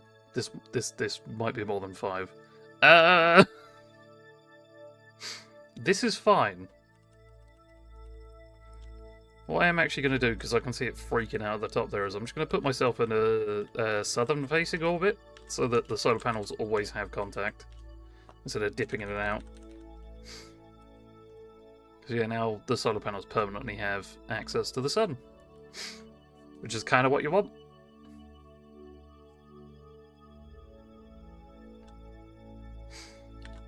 Apparently that doesn't exactly work, but hey ho, we're here now.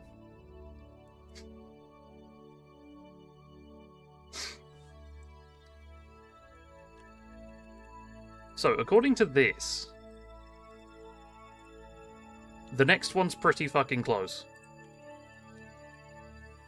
So we're going on the next one.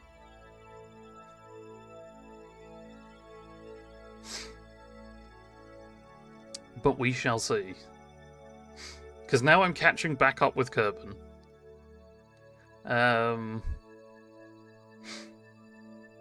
Yeah.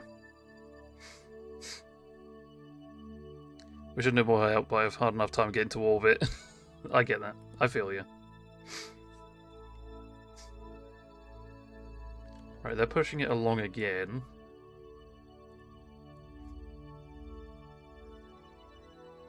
No, why is the next one completely different to the thingy?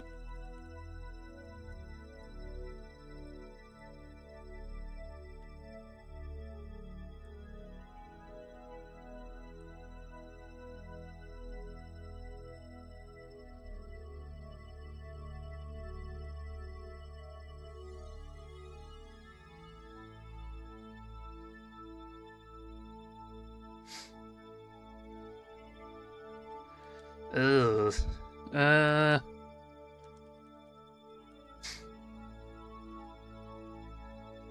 This is all sorts of wonk. There you go, this is what I was looking for. So if I go to the descending node, and then see if I can't nudge them closer.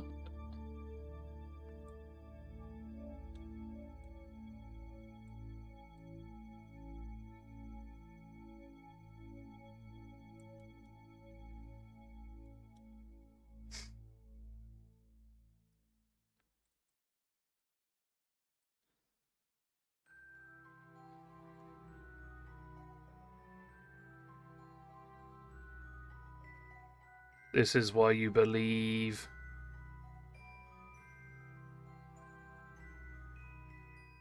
Because this is only 200 meters a second at delta V. Patience is a virtue.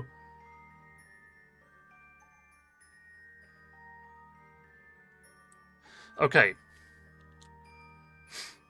If we hold on to that one,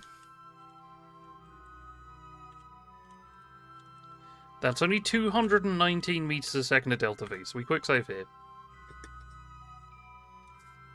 This is very possible. This was somewhat possible until right this second. And now, it is very possible. To a ridiculous degree. Because I do this maneuver, I then finish the maneuver, and then I go back and... I finish the maneuver, I then go back and adjust the orbit from somewhere along here so that it goes within the atmosphere very deep. I am slightly beyond the maneuver node, but that's okay.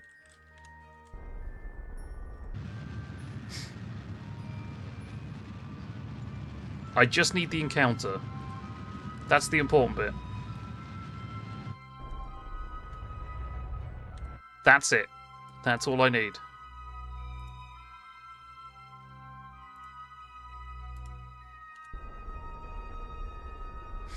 But we want to bring it as low as we can.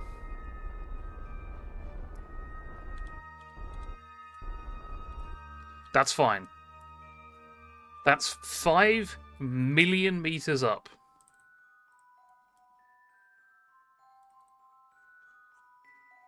Which is enough.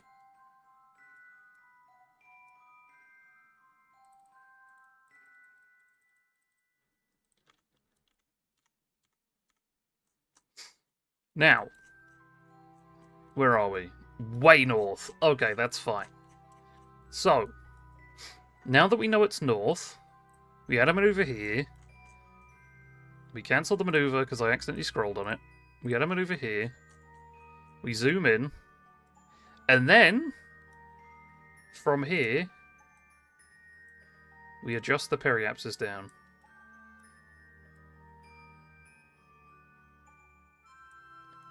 Now, just to give you an idea of why you do these things as early as possible.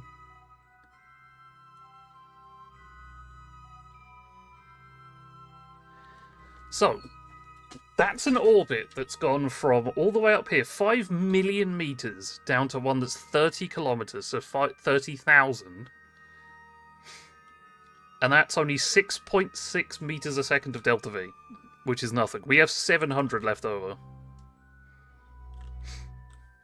I have a slight feeling that 30 is a little bit deep, but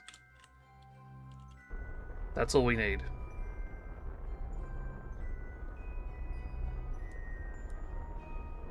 I have right and royally fucked up, I have just realised, but that's besides the point. Let's do it properly this time.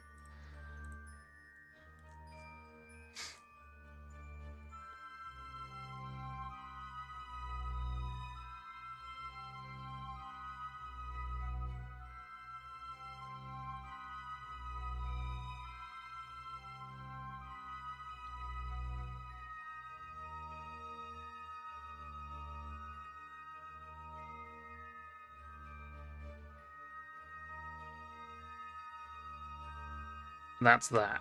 Look at that beauty. That's 4 meters a second of delta V. That's all we need. Now, I'm glad I do have extra, I'm glad I have extra fuel from this, because I know it's going to be like a drop in the pool, but I'm going to use as much of that delta V as I can that's left in the engines to slow myself down when I get to the other end. Now, at this point, it shouldn't make any difference, but...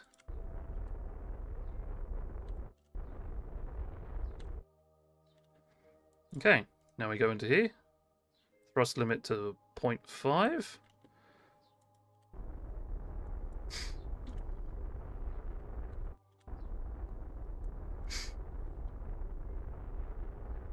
That is now officially back in the atmosphere.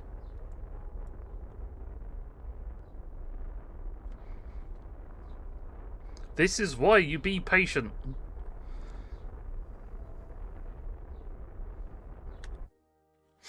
This is why you be patient. Because if you're patient enough and you let them get close enough, you don't have to do quite so much boosting to get that encounter, and then you have even less boosting to adjust it from that encounter into the atmosphere. The hard part is getting it as an encounter. The easy part after that is making sure that encounter can then land you. Probably why I can't pull this stuff off. That's fair. But the problem with especially space travel, you're essentially making a paper airplane and throwing it across a country to hit a pin. Like, or to hit an orange, rather. You know, that's the kind of shit you're working with. So it's not easy. Not even slightly easy. But anyway, let's go home. As long as I don't burn up in the atmosphere and die. That's the not ideal scenario.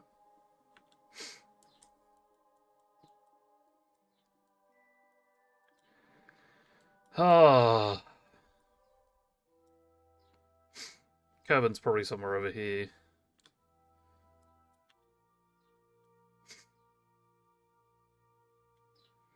We will see it eventually. It'll eventually just go boop.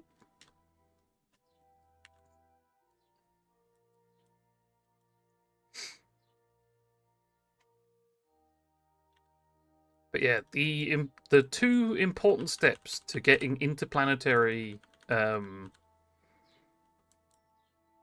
maneuvers done. I mean, this works with moons as well.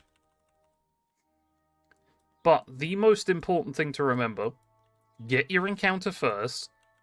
Once you have your encounter, then look at adjusting it. So get that encounter first. Doesn't matter whether it's like a skim of the sphere of influence. Even if, like, so for example, I'm pretty sure the encounter I got with Eve when I first got there, it did go into its sphere of influence, but it wasn't enough to significantly affect my orbit. But that's all you need. And then you can use a little bit of finagling to get within.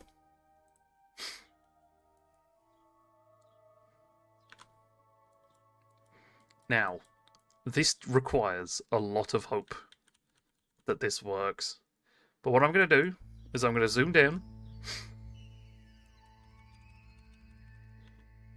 Oh, there she blows.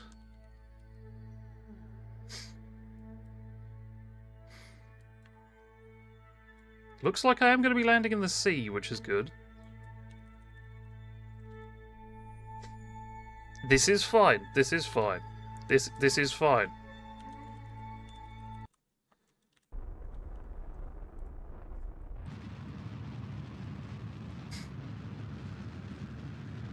And we've officially made it home.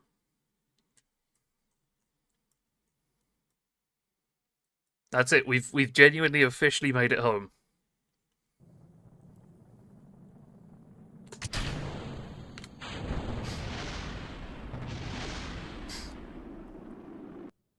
It may take, I don't think it will, but it may take a couple of spins. But we have officially made it home.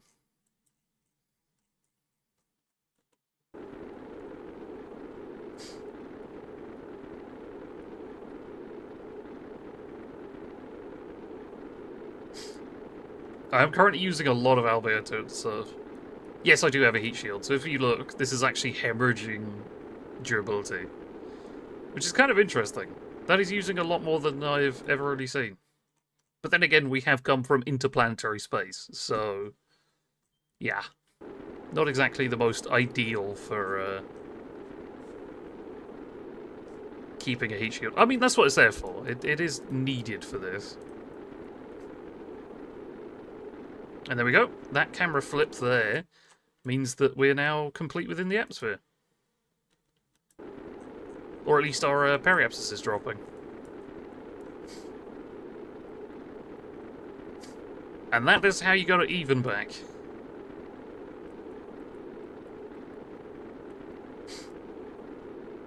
There's nothing but ocean.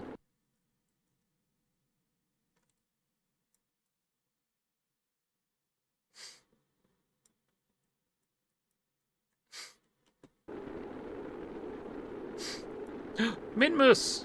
We can see it!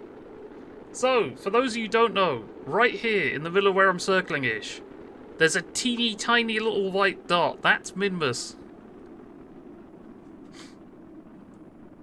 I can't imagine how this will look from planet. It would just look like a shooting star. Genuinely. You'd get like a little whoop. You might be able to see it for longer than you expect. I mean, the only people that be able to really see it are people that are over here slightly, and then people on this island, so...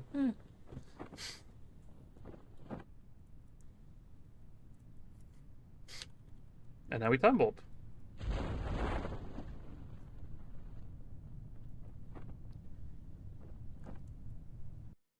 But we're home. 7 years and 103 days. And we've gone to even back. Which is goddamn insane.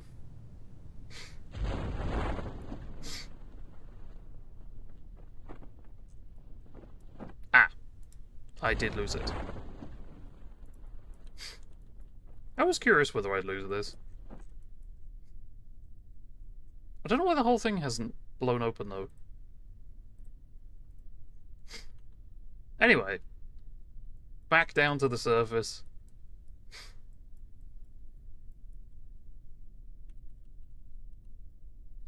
And... sploosh.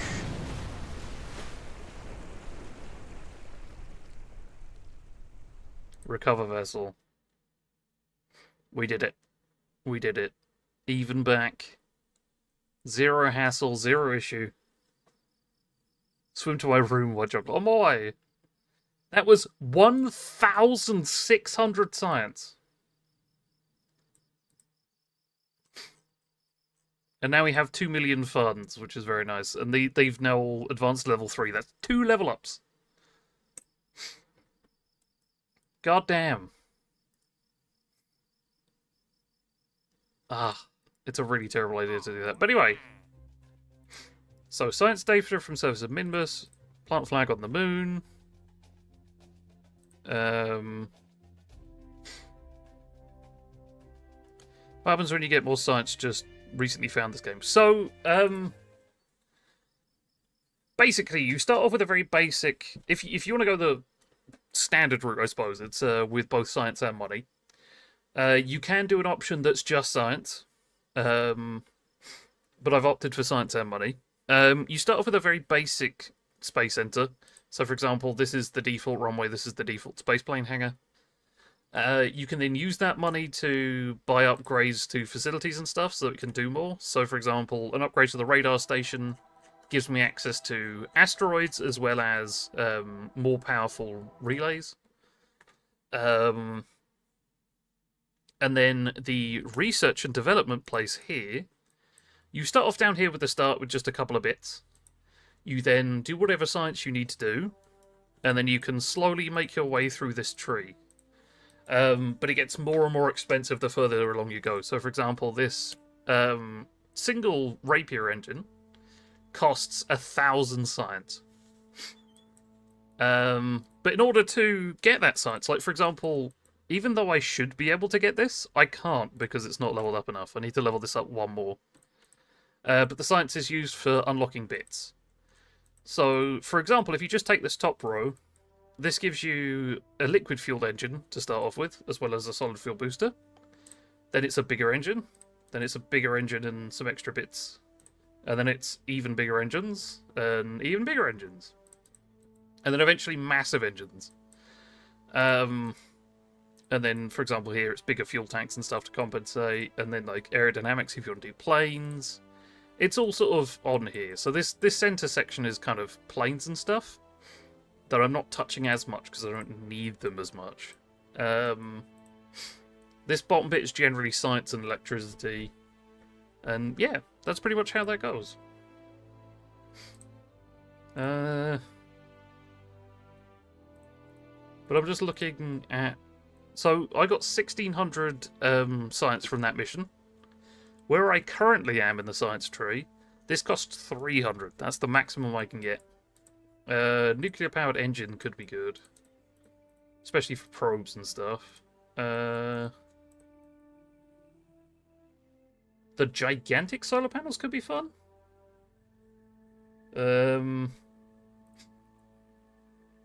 Better probes could be good as well. And there's the survey scanner could be good. The medium scanning arm. Huh.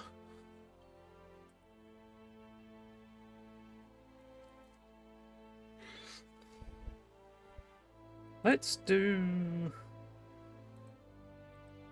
nothing right this second. As weird as that might sound. The grabbing units we don't really need. And then the rotation servers and everything. Yeah. Because I'm not really doing anything with asteroids, so I don't really need them. But I do want to upgrade this. The problem is I've got 2 million, and this costs 1.69. So, yeah. That would leave me with 400,000, which isn't the largest amount. Actually, no, that might be enough. Fuck it. We bowl. I now have maxed out the science centre. Now I can get all the science I want. Of course, as long as I can afford it.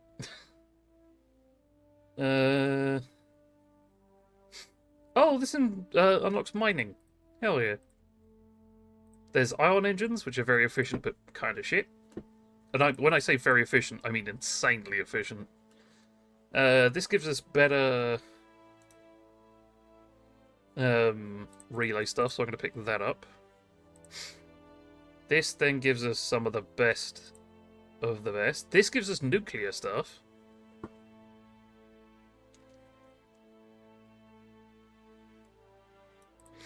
Which is pretty cool. That's basically just free energy. It just passively generates energy. And quite a bit. Up here we have access to the biggest engines. That could be good. And then the biggest fuel tanks. You know what? Fuck it. Big engine. Big fuel tank. Done. That could be good. That not so much. Right.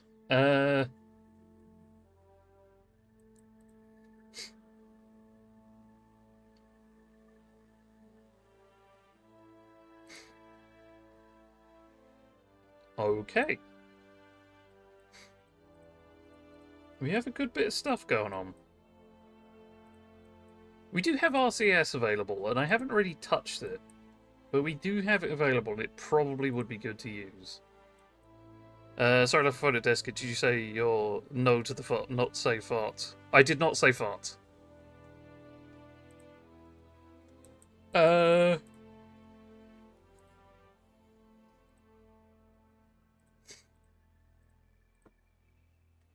There we go. We'll pick up some electricity.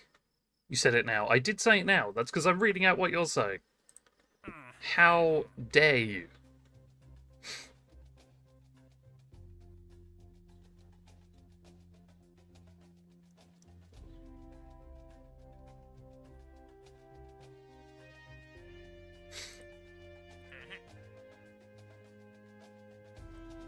Okay.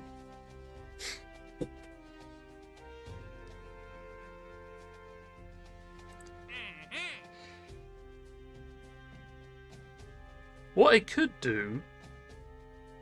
Okay, so... Here's what I'm thinking. Mum's made a banging chicken tikka pizza? Oh, fuck yeah. Right, so... I have an idea. Oh, pitta. That's still pretty banging. Okay, let's just do new. Don't save. Right, so. I'm thinking. If we do a core of this, and then we go with just a bunch of science bits on it. So just like that will go there, then that doesn't count. That'll go there. That will go there, and then that will go there. So those are the 4 sciences we can do in space that can go on the side of things. We then go with a... Not that. Or that. We go with a that. Actually, no. We go with a flat version. So it's like wearing a little hat. And then we include the Science Junior. Actually, no, I have an idea. I have an idea that would look considerably nicer. So if we go with a service bay, and we put all the science bits in the service bay, then it will just generally look nicer when it's in orbit.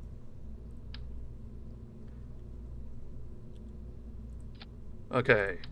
Apart from the magnetor boom, that needs to be on the outside. That initially looked like a trash can. It kind of does. So, we have this. Which then needs a good amount of power. And these are massive solar panels, which are kind of nice. We then include a couple of these, which is a bit of overkill, but fuck it. Remember, if in doubt, but fuck it. I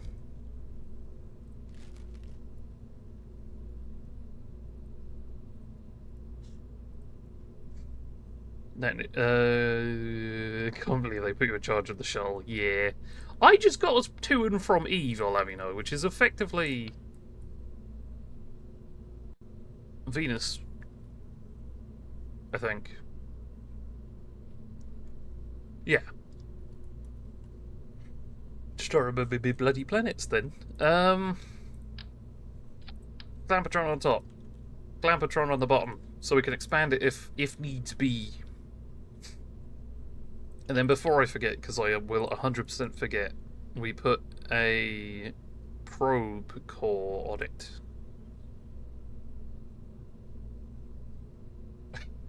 God damn it.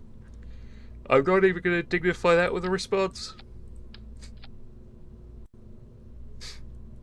Right, so we put a probe on there. Let's actually put the probe in. Like that. So that it sits flush. So that's the probe. That'll hold this all together. We then go to crew. And we take a scientist. Let's get a new scientist. Because this scientist is not coming back. Not for a long time. So we take our new scientist, put him in the processing lab. And now all we do is we take this and we fling it around Eve.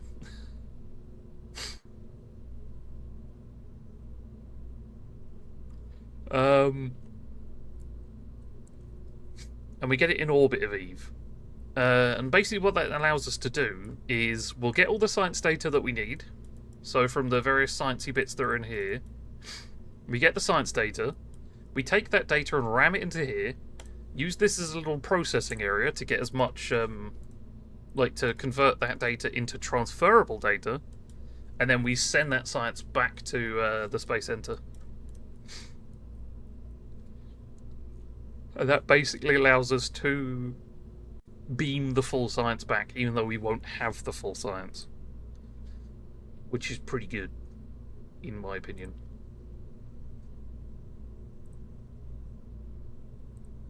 Didn't I get a new thing? Or did I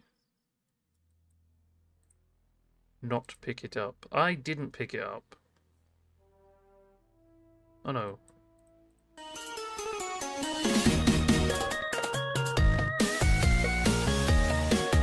Oh no, I didn't pick it up, it's this.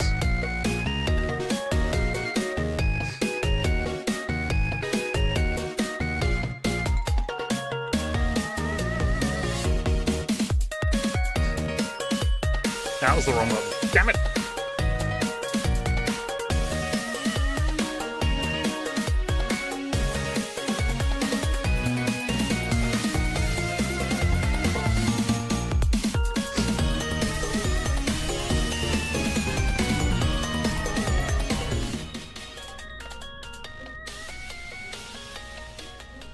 So, this is the thing that will theoretically get us to Eve and back.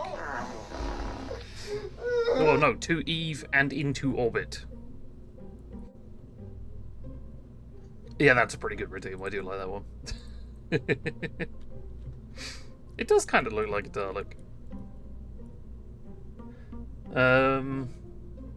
So, this is going to be a very lonely Kerbal, by the way. And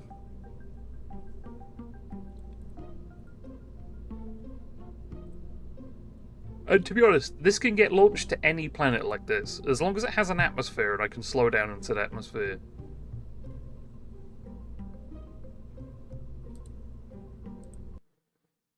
Wait a minute. Who's currently within the, who looks like they're in a potential position? Duna's not too far off, Moho's way off.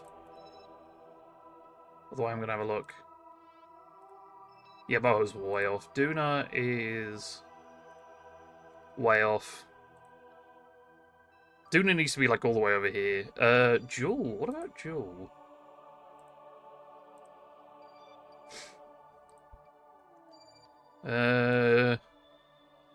Jewel basically needs to be 90 degrees so up here, and then Elu.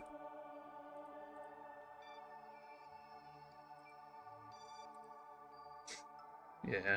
And then Elu. Elu's weirdly enough about the same. God damn it. There is no fucking...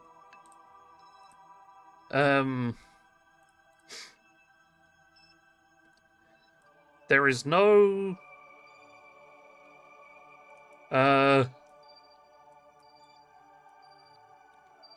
Uranus in this game. That's just the way it is.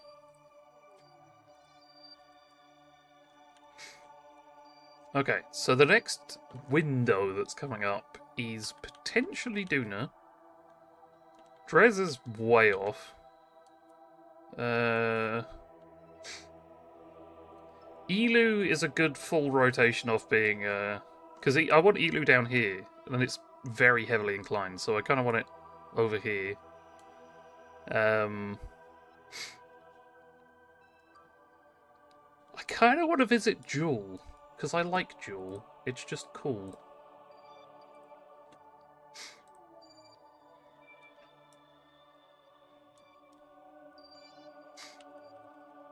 Though Duna is not far off.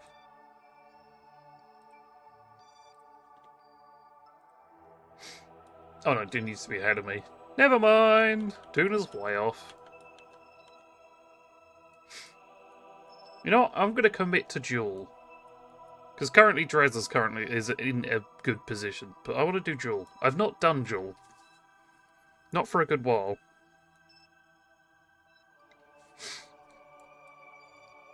And it's basically a 90-degree thing.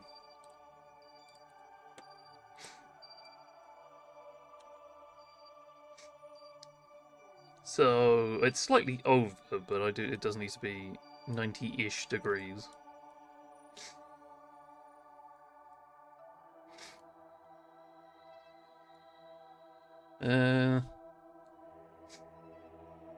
Almost.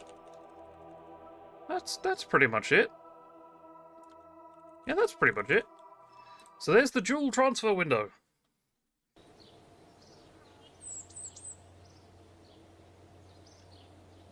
Let's make the ship. So, according to this, getting to Jewel... So, error braking, no return. Apparently landing's an option according to this, which you can't do. But apparently that's about 8,000 to 8,500 meters a second at Delta V. So we're going to aim for the 9,000 mark. Just so that we've got adjustments if needed.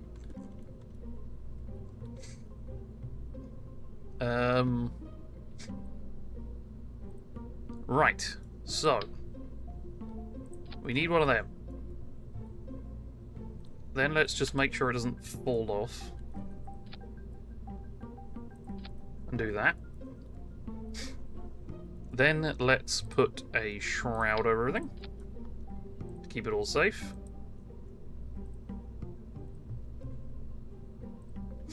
Like so. Now everything's nice and neatly kept within the shroud. We have all the science we need. We have the electrical we need. We do have communication. We don't really need anything else. We could do EVA experiments. That could be fine. Just put those in there. Apart from that, everything's fine. Don't need parachutes because we're not coming back. Yeah, you know what? Fuck it for the aesthetics. And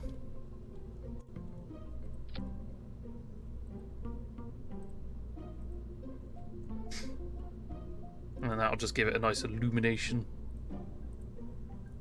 Like that. Anyway, moving swiftly downwards and onwards. You know what, fuck it, we're including big fuck-off engine at the bottom. I do believe it's this one here that fits, so we'll do that. We'll do what we did before with the previous engine. Not that one. Not that one either. That one. That's kind of cool, but we're going with the shorter version. Of course, stick a decoupler on that.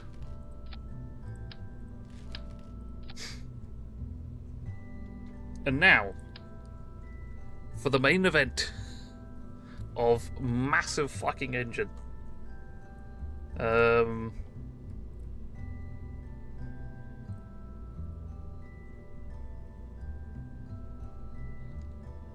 So, starting off, we need an adapter.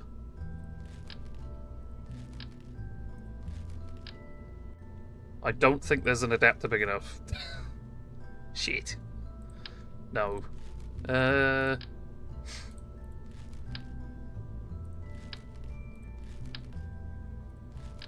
No, there is not an adapter big enough. So we're going to use a thingy adapter.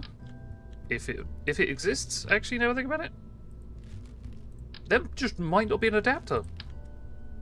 Huh. Fine by me. So. Oh wait. Nope. There we go. There's the adapter.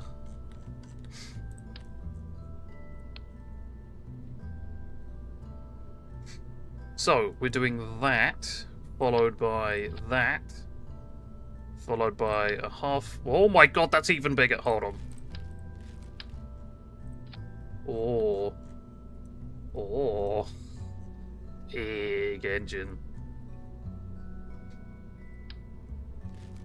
No, we'll stick to this size and we'll do 2 of them.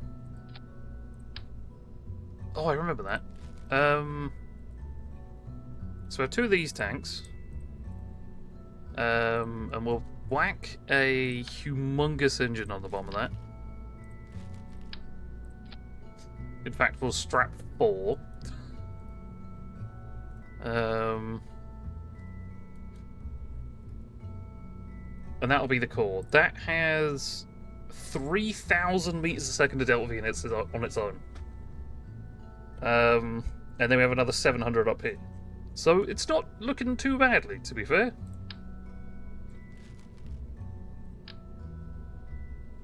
Now, for the externals, if we have either the same size or smaller... Hold on, is this still a thing? Not that I have it, no.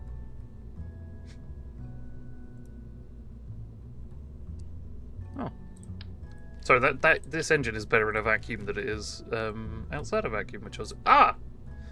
This was what I was looking for. They're liquid fuel engines that basically work like solid, which is kind of fun. But let's go with... Nope. Nope. Nope. That one.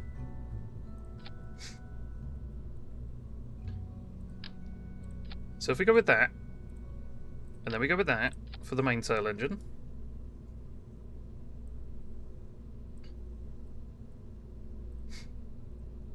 That has actually considerably dropped my meters a second, which is fun. Oh no, it hasn't. It has increased it. So we do that. And then of course we can do that. And then aerodynamics for that, which is very pleasing to look at. And then we include Sepatron boosters.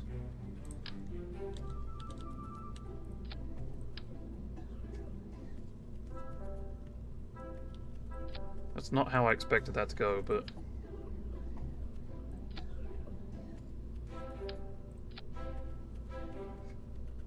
Hold on.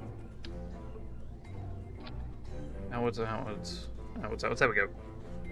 Did you say the sides are solid fuel? No.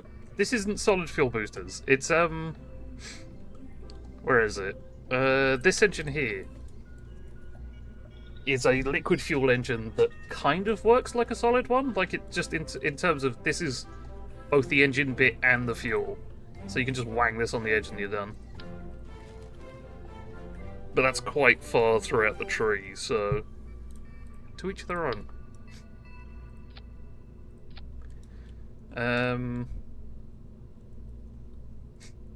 Right, now we take this bad boy and duplicate it twice, because we're going with big boy engine.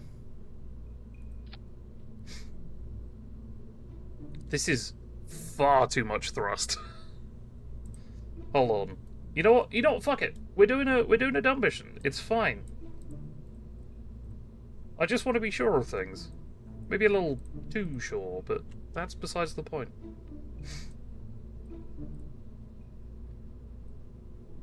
So let's just double check. 1, 2, 3, 4. Yep.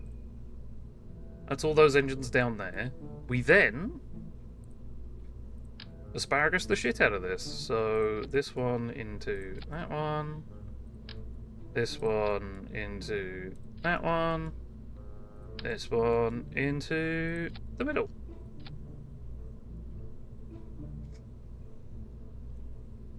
Fingers crossed. So, for starters, we have this set here with that set of boosters and that set of boosters. We then have that there with that booster and that booster. And then finally we have those, and then we have the main one and then the main one. Right. It's all very confusing, but it works. I think. What I will do whilst I'm thinking about it actually is detach that, stick a stabilizer in there, and then just kind of nudge it in so that it sits flush.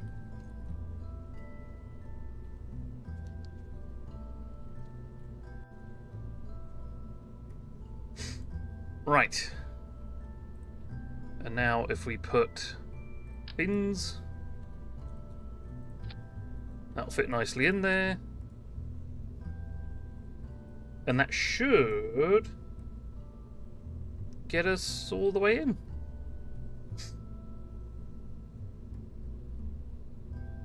If not, balls. This is an insane craft. Like, this is far too big. Big science thing. Save launch. Ah. Oh, I am. Oh. That's rude. I am like 20 grand off or something like that. Alright. Hold on, we're doing a bit of redesign. Good bloody god.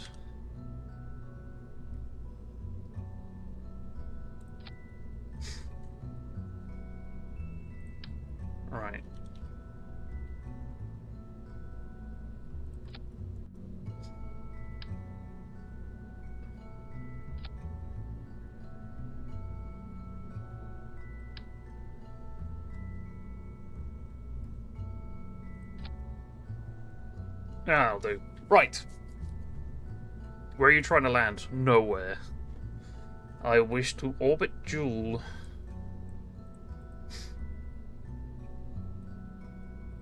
I just kind of like the big rocket. It's kind of why I'm here. It's dumb, and I like it. I mean, that's already sorted, so... Just that. Done.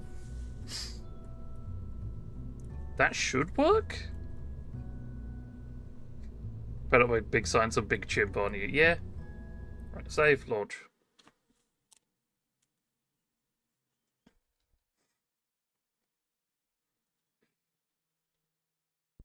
So, as a quick thing, Joule is all... It's a gas giant, so it's all air. I just need to know how high the,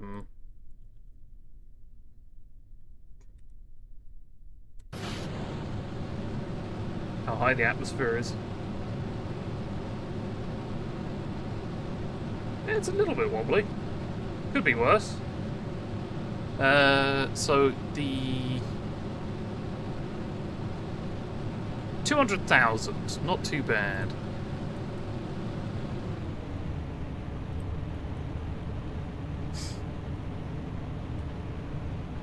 Friend? Friend! William You Robert, came! thank you very much for the follow. Gotcha, so dropping a probe or something, you get my mad news. Do not worry yourself one bit. I am happy to answer questions should you have any. So, in order to get science, you need to, like, to get the most out of science, you need to bring it back home. That's how you get the most amount of science in general. You can pretty much transmit anything back. The problem is with doing that is you lose like 30 to 50% of the science by transferring it back. Things like EVA science and EVA reports and crew reports, they are 100% whether you send it back or bring them back. However, if you have one of these, which is a mobile processing lab, you can take all of that science that you've gotten from out on the in the planets or whatever you've got it, and put it into the lab. Then you have a scientist, which I do on there. That scientist will process the data from all of that, and then will make that into science that can then be transferred back home, which does take time, but does mean you don't have to come back. And it does require it to be manned. I've made this a probe, just in case, but in general it's supposed to be manned.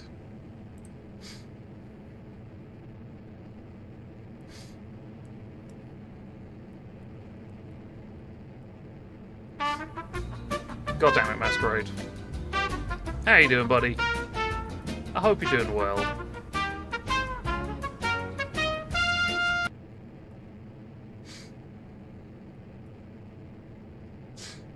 Also, the way that I've laid out the ship with the tanks coming off, I would highly recommend looking up a video about what's called asparagus staging by Scott Manley. But in general, look at Scott Manley's content. If you want to look up, fucking damn it.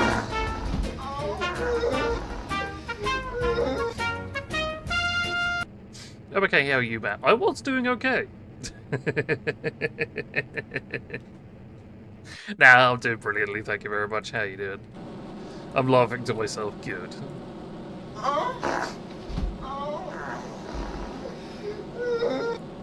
Is my orbit seriously that fucked already? Yes. Why does this keep happening?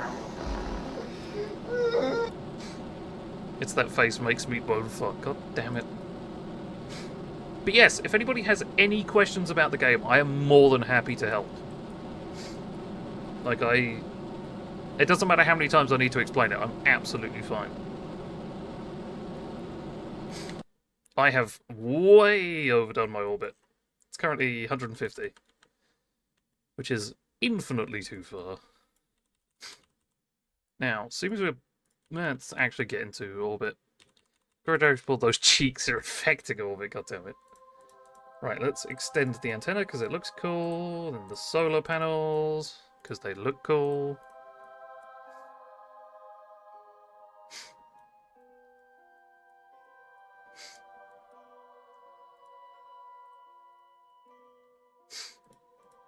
So I might actually be able to give you an exact example. So for example here,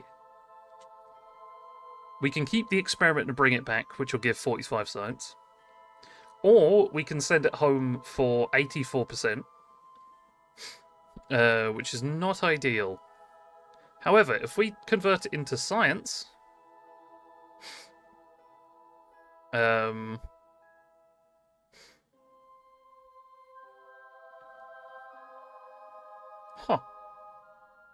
Apparently that might get me more data. Or more science, rather. I didn't know that. Anyway, we'll put it in the processing lab. That gives me 56 data.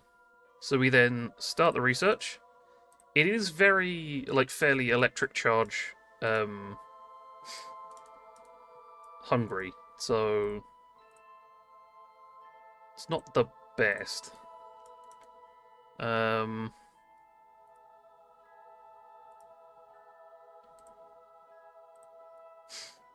Yeah, we can just take this data, wang it in the science bay, and then just let that do some stuff. Data always gives more science. I didn't know that, weirdly enough. I thought it was just a,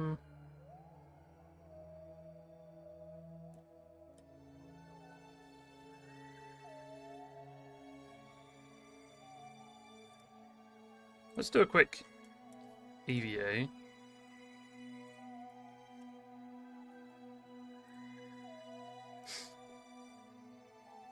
Review data, add to that. I love how you and everyone else is serious about this game. It involves genuine, real science. It's really cool like that. All of the stuff that I'm talking about in terms of delta V and orbital lines and things like that, it's all genuine science.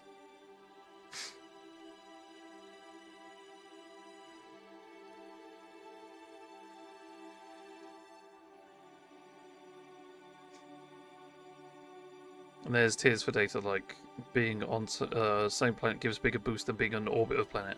Ah! I genuinely didn't know that.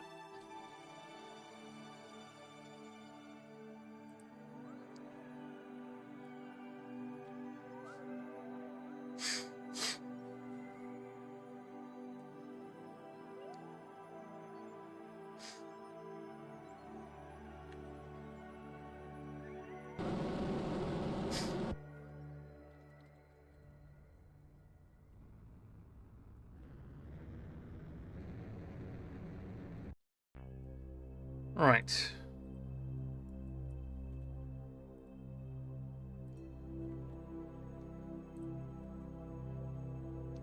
Let's just quickly flatten out the old kerfuffle.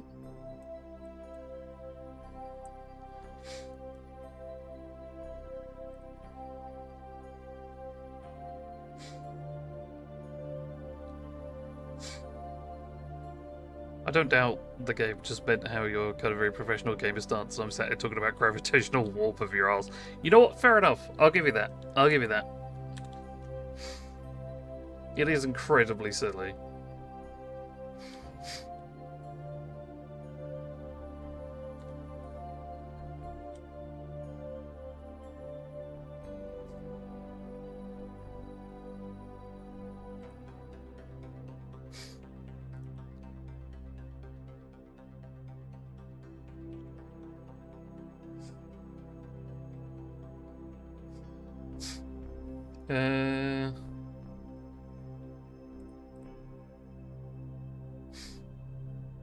So, this currently has 134 data out of 750. This can hold up to 500 science, which is quite a bit. And then once we hit 500 science, we can transfer that back to Kerbin without any loss, which is very, very useful. So what I'll probably end up doing is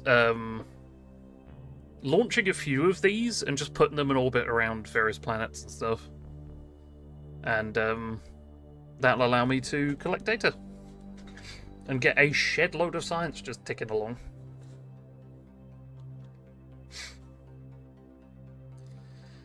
Little sad to buy snacks now to have an orange for a snack.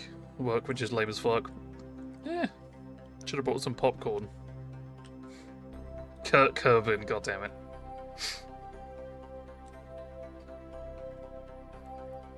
So I'm just trying to get into position so I can change my inclination to the point where it's in line with the moon, because the moon is flat. The moon's orbit is flat, I should say. So I need to get in line with that. And then... boop.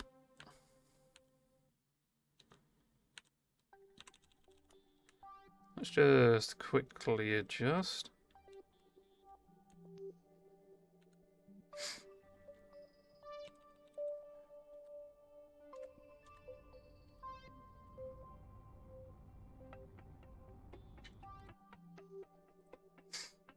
There we go.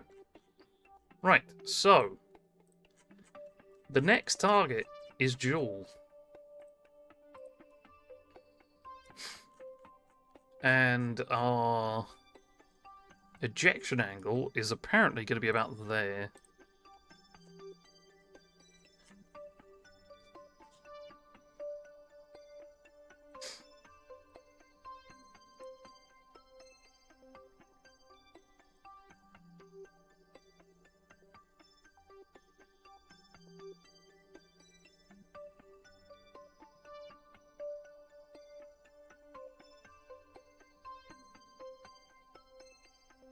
And we just need that tickle of an interaction.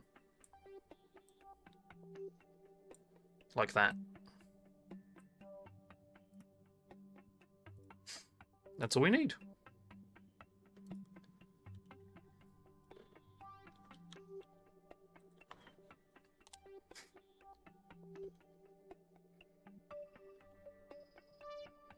So let's go and fast forward until we're nearly at the point.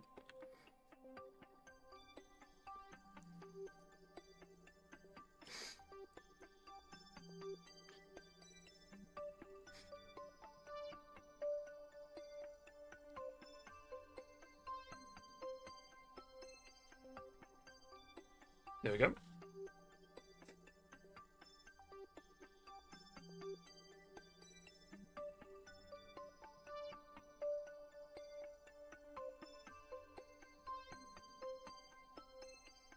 Nearly there. There's, of course, the moon. I don't know whether Mimus is visible at the moment. Oh, it is. Hold on.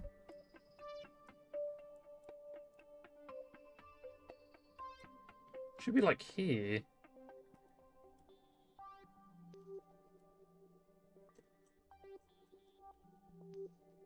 Oh, maybe further down here. Is that it?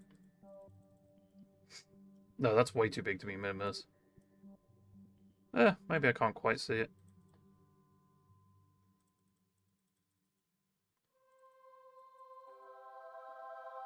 Oh, anyway. We're getting close to our ejection angle, which is fine. 35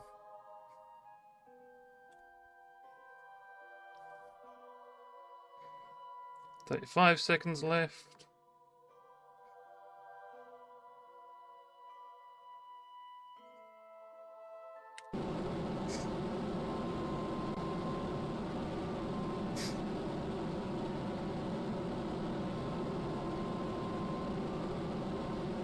And now we boost.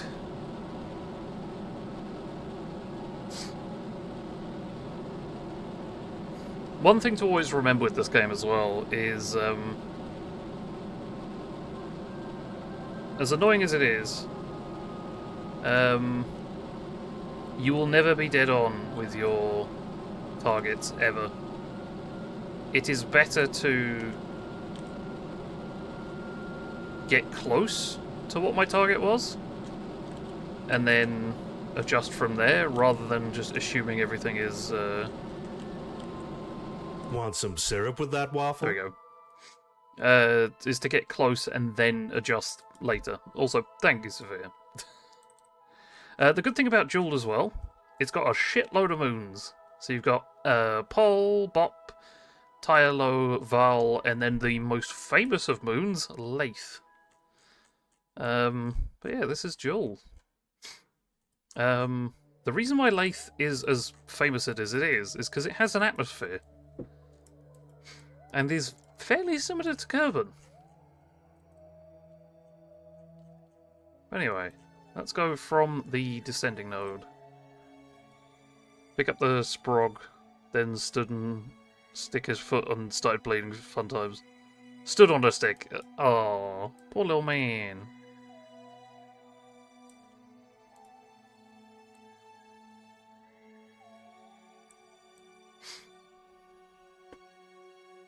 So, we want a nice low orbit over Jewel.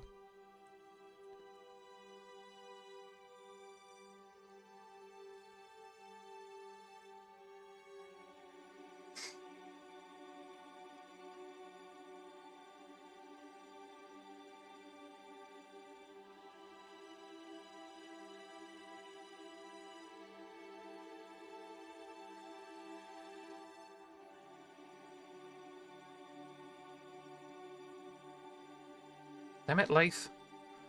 It's right in the wrong spot. No, that's way too low. That's a landing level of... So let's do... that. Fine, it's only a little pinprick. Aw, blames Nelly, says he hates her. Great day. Why does he blame... That was nearly done. How dare he? Whereas when I start a plug in the pain, oh, the pain of stepping on a plug is quite something. Right, we are now out of Kerbin's sphere of influence. Let's do a cheeky bit of science whilst we're up here.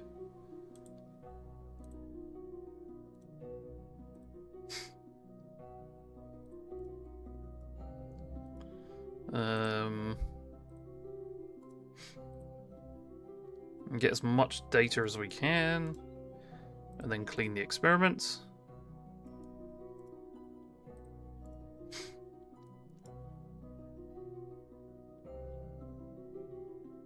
Now, if we EVA, we can get an EVA report, and then use that EVA report as data. And now we have 290.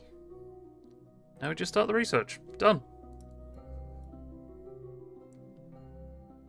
I've still done a screw into wood when my heel that fucking hurts. Oh, yeah, that is pain right there. She chewed the stick. Ah, is that why you stepped on it? Not the two kids having a fallout. Yeah, I know, right?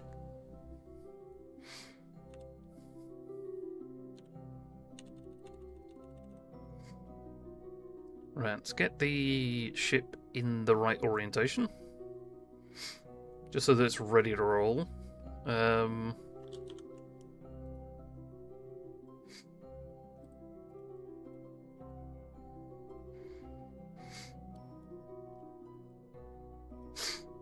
that's quite the inclination change as well.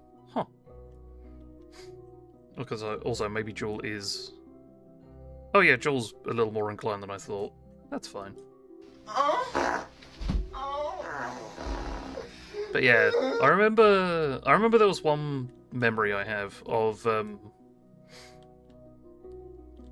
we were in on a caravan holiday. And we went for a walk. I had sandals on, and I ended up standing on a branch, and that branch was thorny. And I got a thorn wedged in my toe, and it was rather painful, I remember. But the worst part is we got back to the caravan, and my mum had to yank it out, because of course you can't leave it in there. The problem is, I didn't want her to go anywhere near the thorn or my foot. So I just kept screaming and flailing around, being like, no, no, don't do this. It's wrong.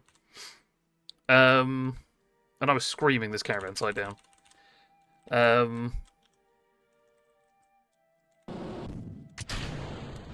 There we go.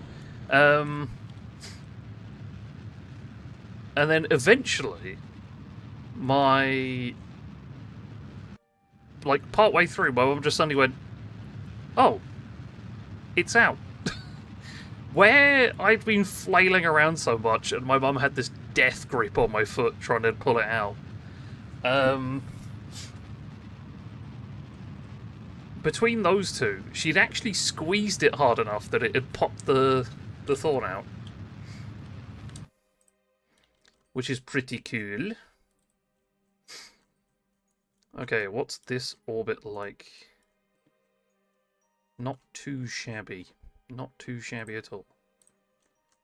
Now, I kind of want to see if I can't change the inclination of it slightly.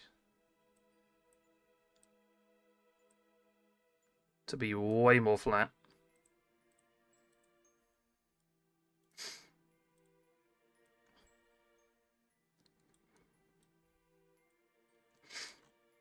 Which that will do.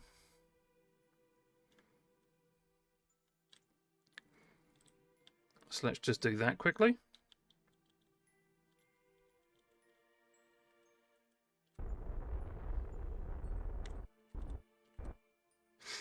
And then I'll change the rest of the inclination when we get there.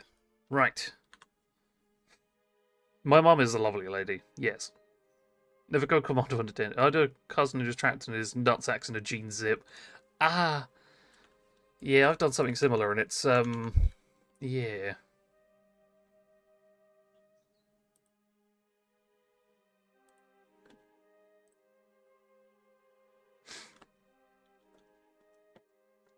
That button just isn't working now, which is very annoying, but I can still do it manually. Now observe. I remove one, and the other is right there! Oh! There's the best shout out. I have to do it manually, but it is worth it.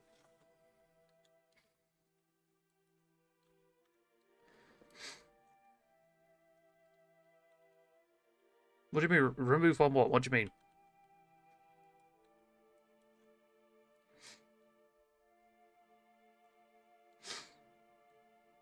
I respect the no spam rule on that, thank you. So removed one and let... oh, no. So if you look in the top left, right? You've got the one Hendrick up already where he's eating the treats. And then if I... Well, I said remove, I meant hide. The other one was directly underneath it, ready to roll. Because he's a little cutie. No, I'm not getting rid of any of them. If anything, I'm adding more. It's a big science thing debris. Right, rename vessel. This is going to be dual science base or science orbiter. And this is going to be a station. Postman Mount is grey and white cat. I love Hendrik, he is adorable. So, let's see if we can't get that that periapsis lower without completely messing things up this time.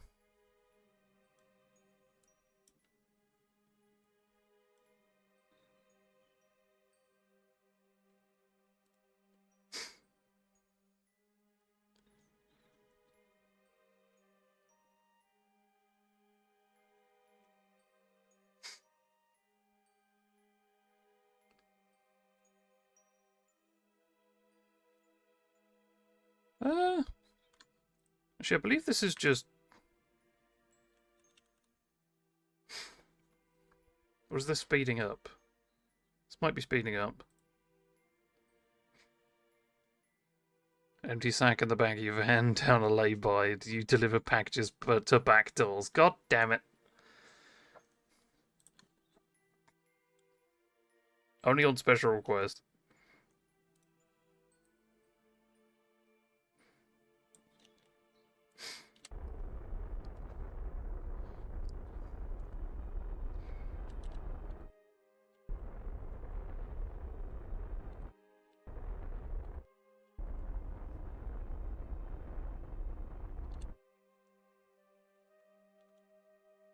Let me just double check something.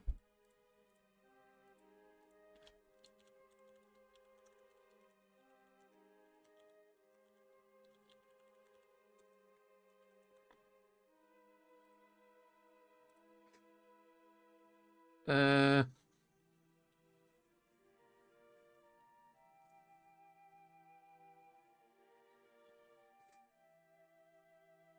$120 apparently a good zone. So we'll do about the 120 zone.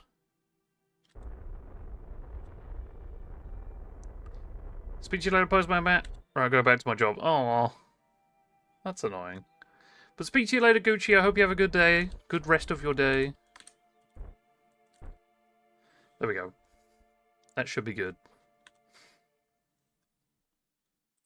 And now, we just point up or down. Let's go down. Fuck it. Become ungovernable. Point down. Now, before I forget, let's unlimit the thruster. Quick save there. And then zoom over to Jewel.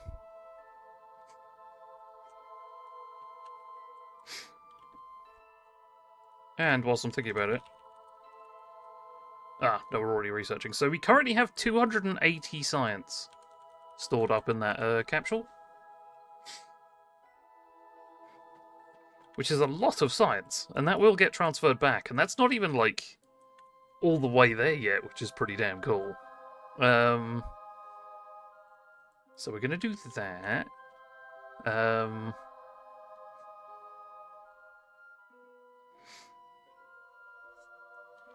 So according to this, it takes about 2 years to get to Jewel.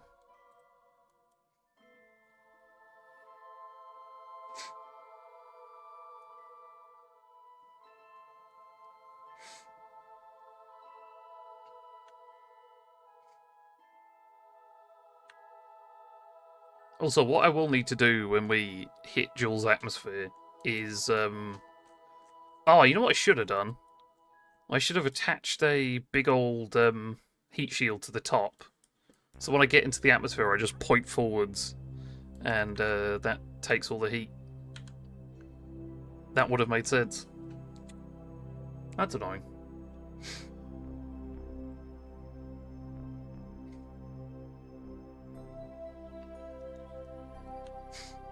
Either way, we just zoom in down to Jewel. This is a very, very slow orbit, hence why it's taken a while.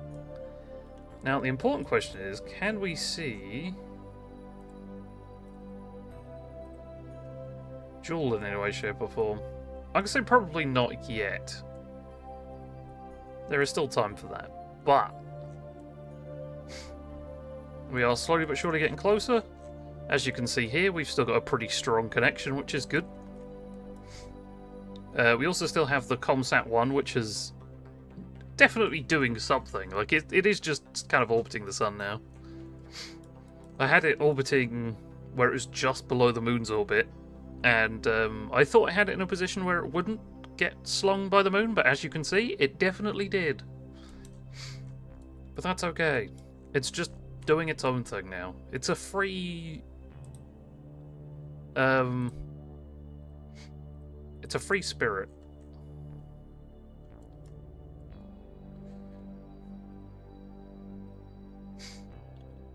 Right. We are now orbiting Jewel.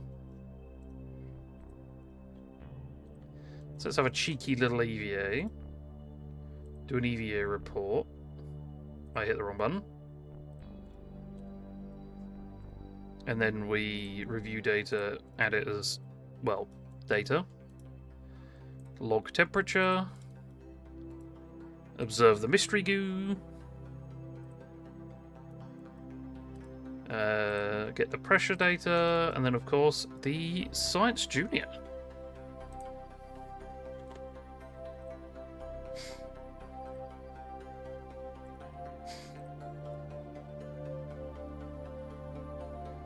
Now, let's clean the experiment.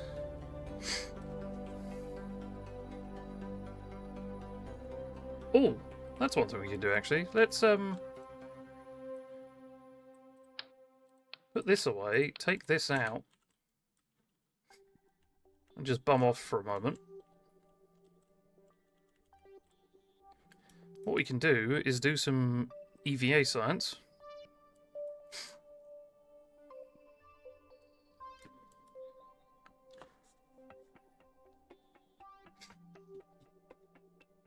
Oh, hey, it does actually do the real thing. So this is actually what happens. And it's weird. It'll flip like that. And it looks really odd, but that is actually how it works. And I don't know why it does that. And even if I did know why it did that, it would still be wrong to me.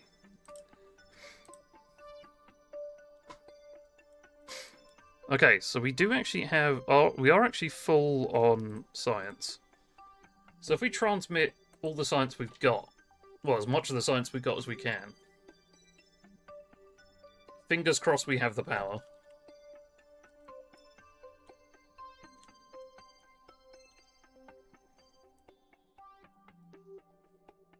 50-50-ish?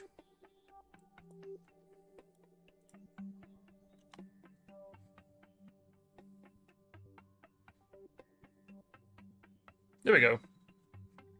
That has now all been sent. So if we start the research, we can then let that do its thing. There's some dual science.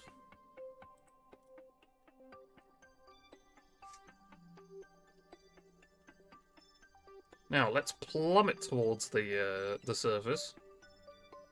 Wait, dual periapsis is 300. What? Wait, I got science for escaping the gravitational influence of Joule. What the hell? Huh?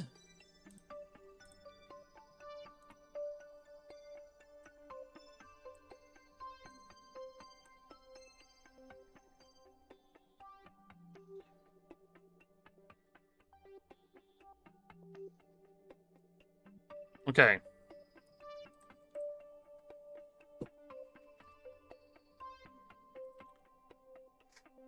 So I don't know what's gone wrong, but I am slightly balked on the old orbit, so we're just gonna adjust a little bit.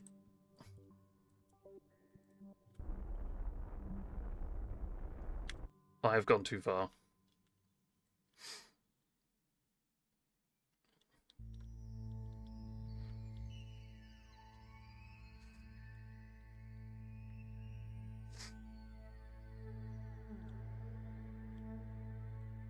That is now 95, which is way too low. I want to be at the 120-ish. That's 130. Okay. While I'm remembering, thrust limiter to 5.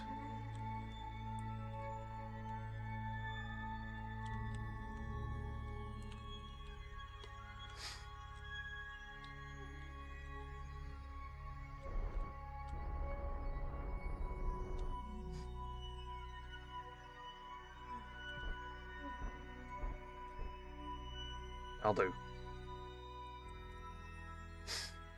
Now. Ah, there it is. The blue marble? Yeah, fuck it, blue marble. I can see colours. The green marble in space.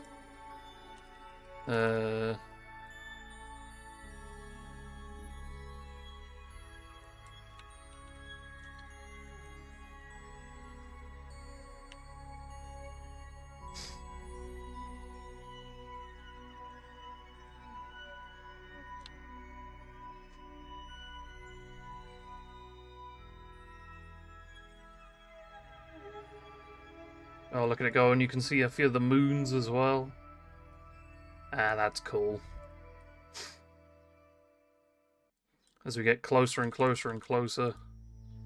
Let's retract the solar panels, and then, of course, the antenna. If either of those break, we're fucked.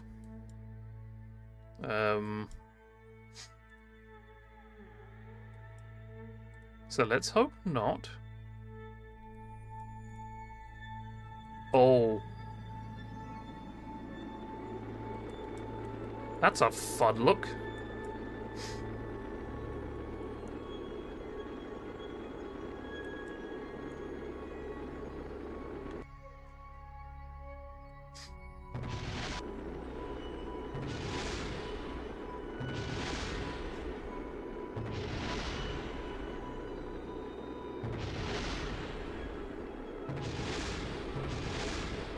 Well, shit.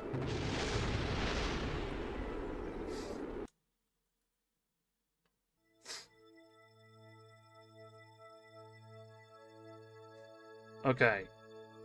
So. 120. Far too low.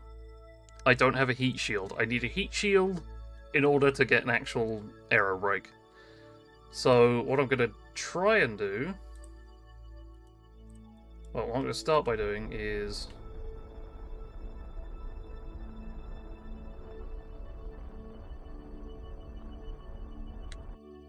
try and do a flyby or orbit. Let's do 190. See if that can help. We go all the way down. Let's unset the target of Lathe.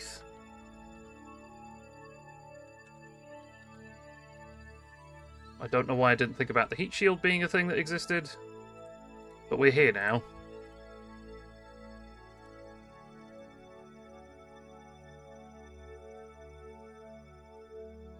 Oh my god, there we go. Right.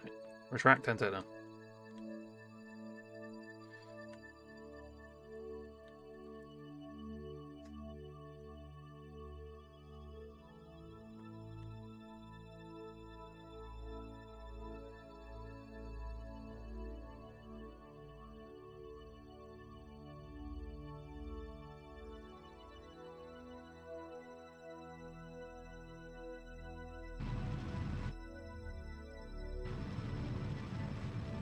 Okay, bare minimum.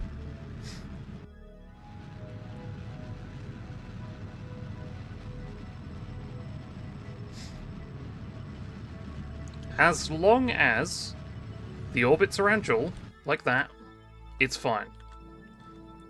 Because as long as it's in the orbit of Joel like that, and I have an engine, I can use that to... Hold on, let's just fast forward. I specifically went 190 because it was nice and slow, or close at least. We're orbiting around Joel.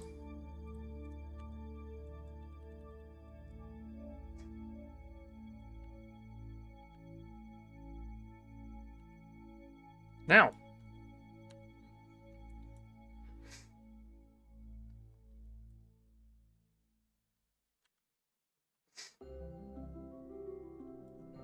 Let's kick our orbit out so it's below Lathe, but not touching it.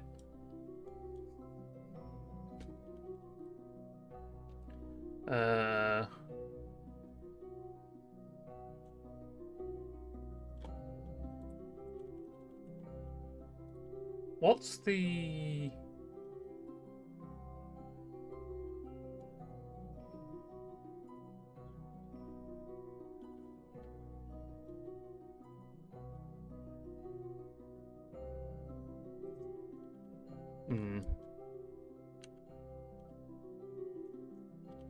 So yeah, we are currently orbiting ridiculously slowly. Ah. I have blundered very, very hard.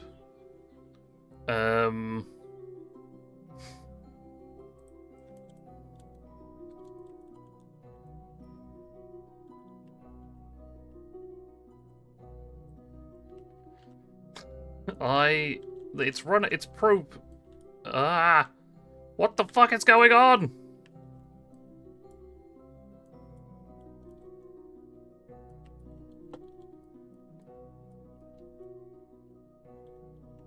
Okay. So, the blunder that I have created is, it has no power, but I think I've just sorted it. It's a probe system, but it doesn't actually have any, Yeah,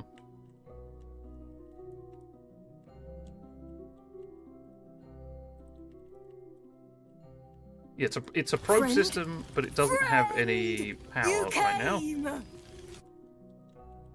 But I realised I can do that, so it's okay. Hey, it's Malduk. Thank you very much for the follow. But that's not, yeah. That's all it really needed, was just a little nudge. And now we are back in connection with Kerbal. Or the Kerbal Space Center. And we can have a good old natter with them again.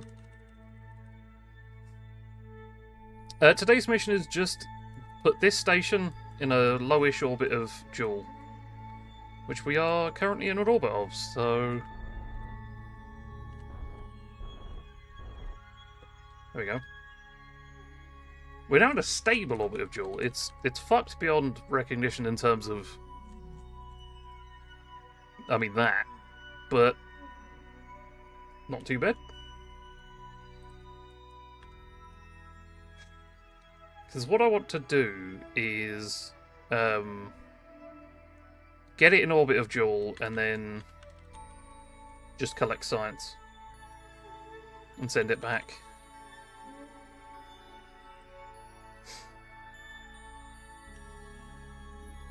So my perhaps is 415, or... oh, I missed it. Orbit is orbit, exactly. Actually, hold on. Can we... let's warp here.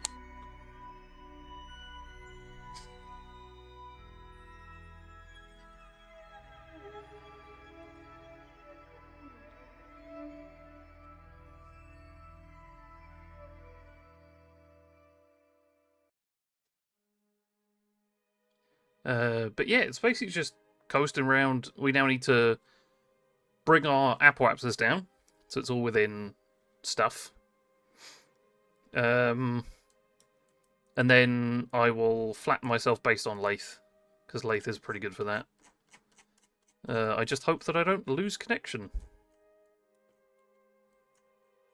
Well, I hope I don't lose connection for too long is the problem.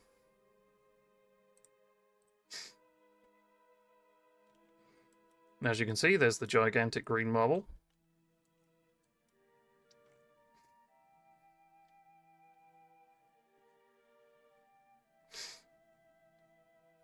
Nearly there. Just a minute and a half until we hit periapsis. Yeah, that'll do. Because we're currently 1.3 degrees off.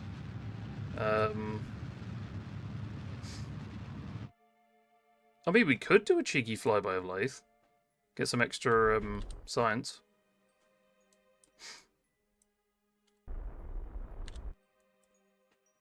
I'm not against that. Fuck it.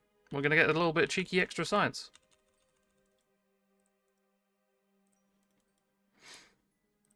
Alright, magnometer.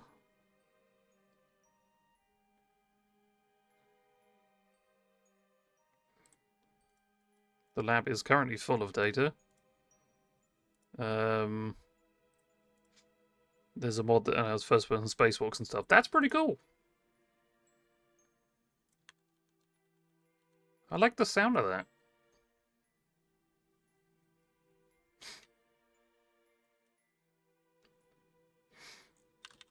Right, so we are now in orbit of Lathe. So let's observe the mystery goo. So we got that. We got that. We got that. And we got that.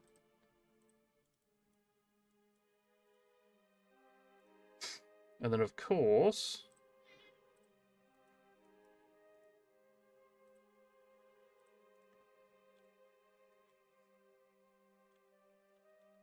Now, we once again go round the orbit, which is considerably shorter this time because of being able to slow down nicely.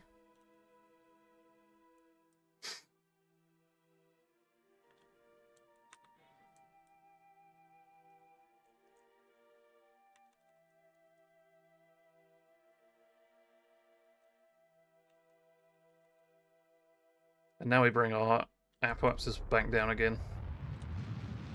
If we do get an encounter with another moon, then I'll keep it.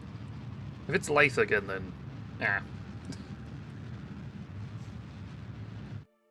I saw that.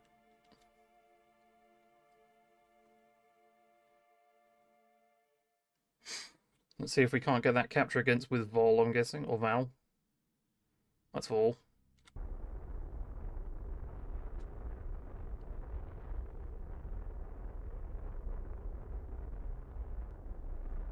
Doesn't need to be much, just an encounter. Like that.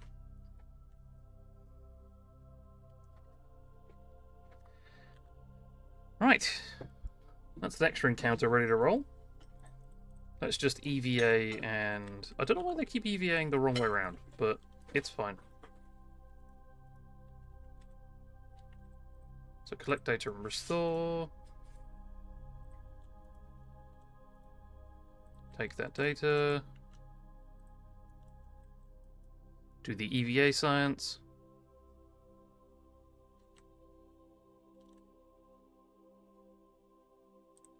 EVA report.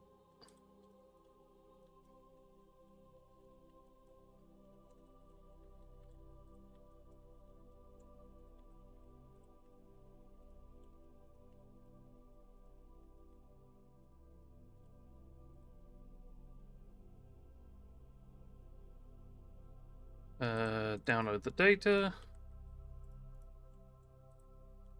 Close that up. And then we can hop back in.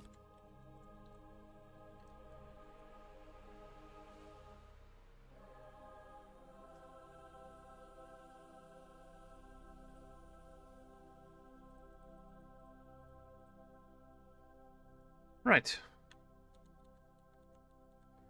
And now we warp around here.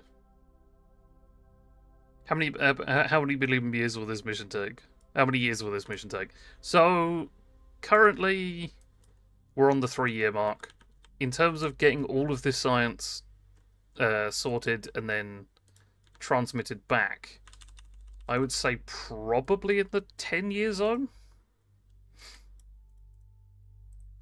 Although it is going a lot quicker than I expected, so maybe not.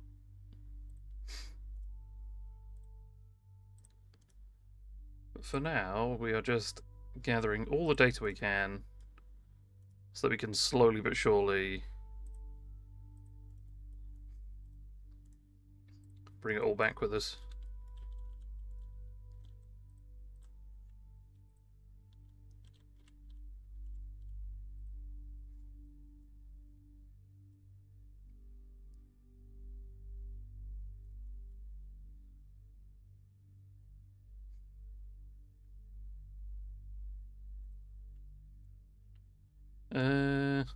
Right. Oh, I forgot about the magnetometer.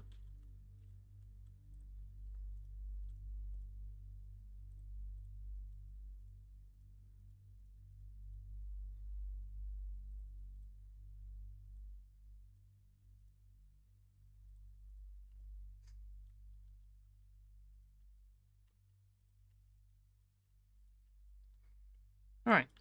Last bit on the back for the pressure data.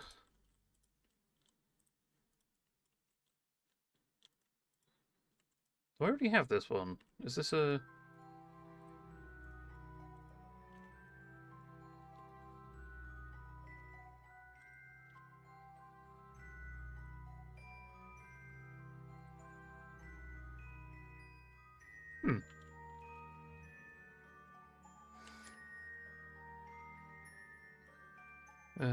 Observe the mystery goo. Oh, I fully expect him not to come home. I'm just putting that out there.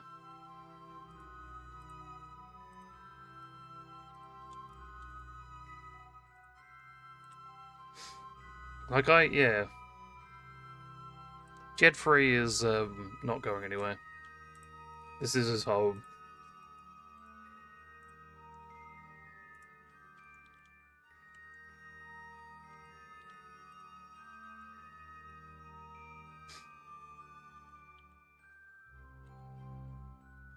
It's in a rescue mission. I'm not planning on it anytime soon. Like, there's a lot of science going on. So, eventually, maybe? But, anytime soon, no. This isn't Jebediah, that's very true. I was not sending the A-team onto this.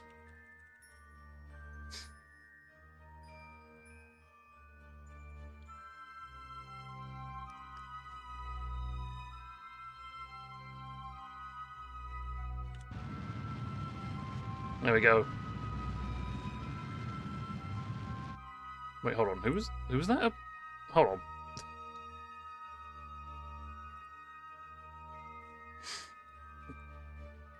Who was that an encounter with? Because there were two there. That was with... Oh. Oh, that's both of all. Is that even the right link anymore? That's the question. It is. Welcome in.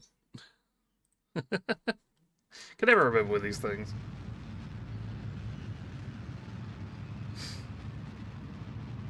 Wait, that's a new one. That's Tyler. Ooh. I can work with that. It's a completely fucked orbit, but let's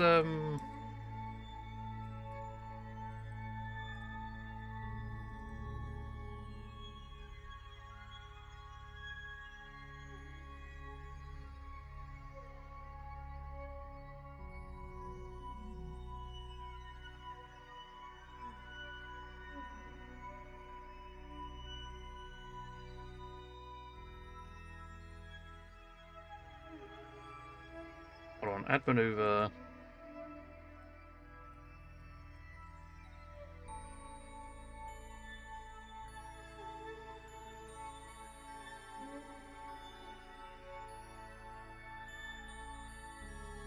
Just to fix it a little bit. I know I'm currently crashing into it, but we can get a nice low orbit there and then have a bit of a boost to get us high enough.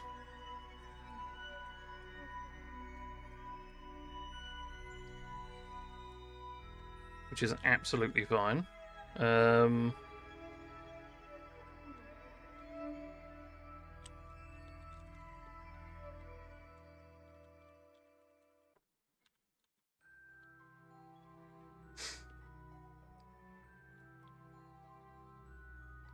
But yeah, getting a metric arse ton of science from all this would be really good.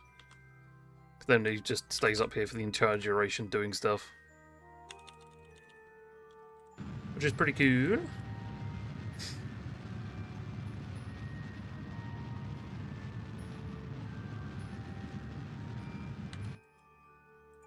What's not pretty cool is... Uh-oh.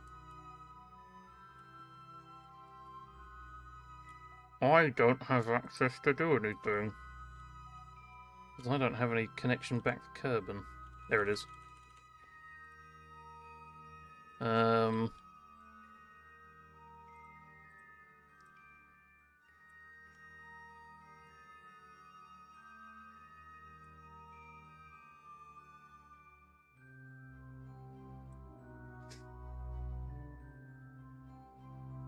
Okay, that's that one I need to do. Right.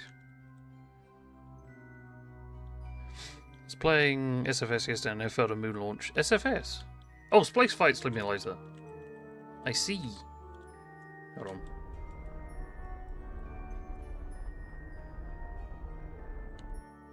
Right. That's okay. Failed a moon launch, I was able to run the crew to Earth, but the mothership is stuck in orbit. Oh, that's annoying. At least you got the crew back. That's the important bit.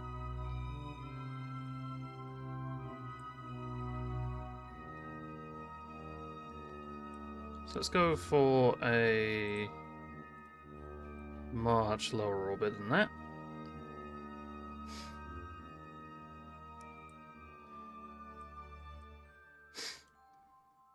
And then see if I can't incline it better.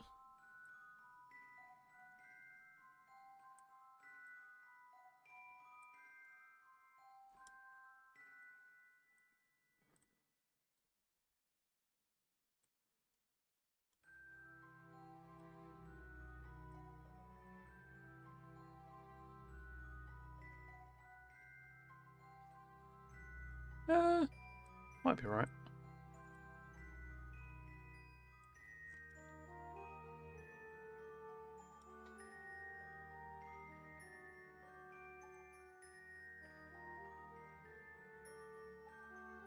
Hold on, is that just...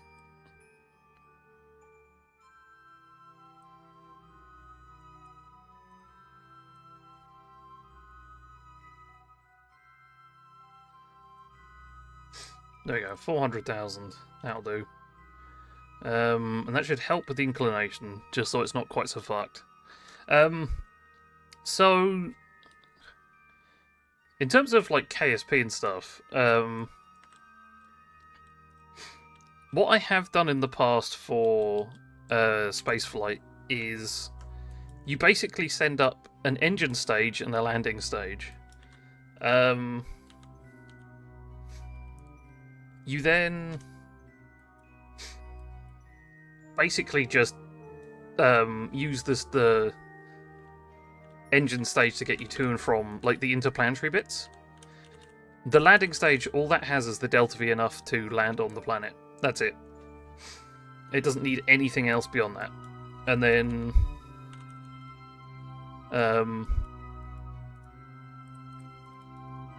when you do eventually land on the planet, come back up, you dock with the original craft using the landing stage as the connector bit. And then from there you detach the lander and then bring the other bit back.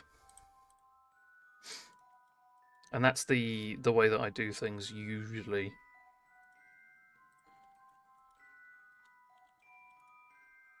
If you get what I mean. Probably not, because I explained that very badly, rather.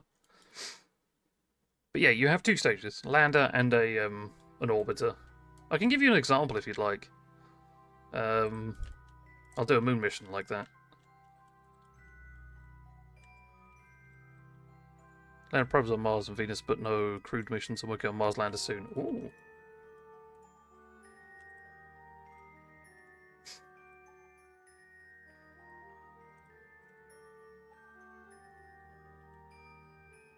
Did I do an EVA report? Yeah.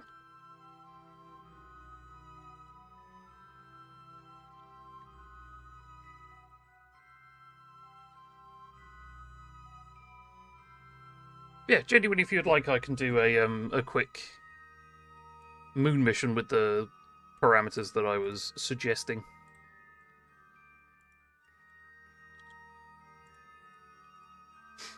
And that is not a problem at all. Sure, hell yeah! Let me stabilize the orbit of this, because I don't want to get any more science points.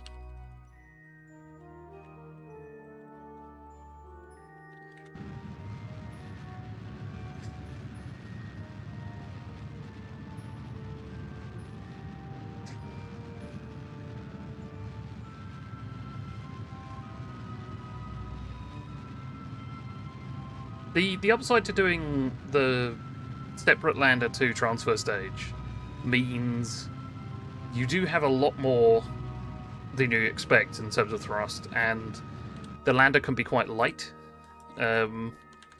which is incredibly useful. Oh, 189 is not good. Hold on. 189 is death.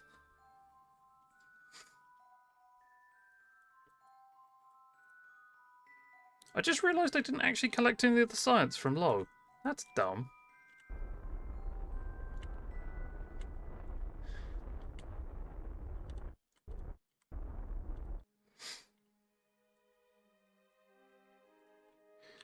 Right, and now we zoom down to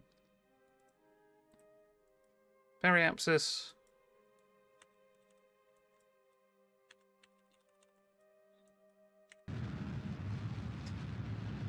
Bring the orbit down.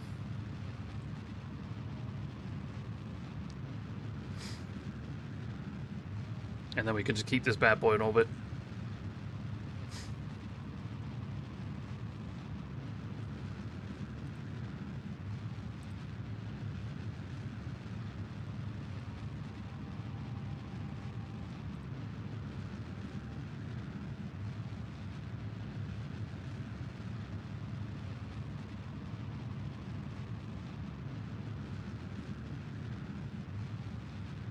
According to this, it would take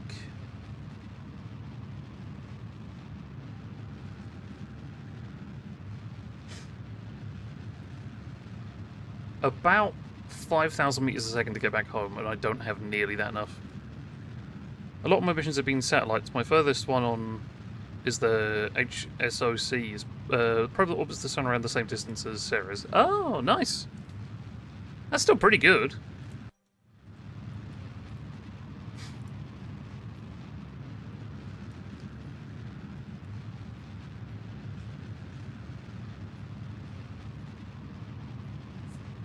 Right, let's go all the way down.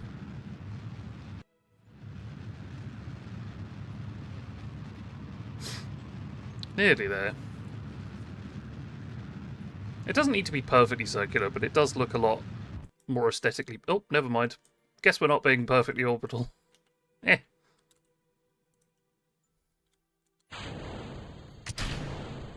That is as perfect as it's ever going to get. Now, one thing as well, either point north or south when you have something like this, because that just means that yeah, if it's pointing north or south, it means the solar panels have maximum amount of sunlight. In general, that is. Right. Now let me just do the data.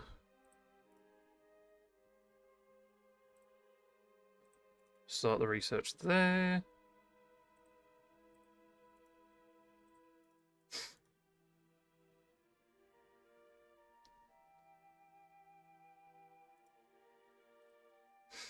There we go. And then if we transmit the science, just so it's done.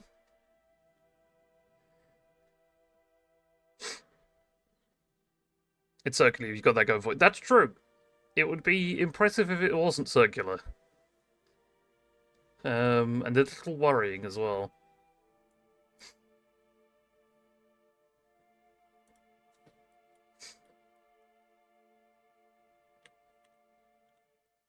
Now, one thing I can do is up here is put this in hibernation. Because I don't need anything else.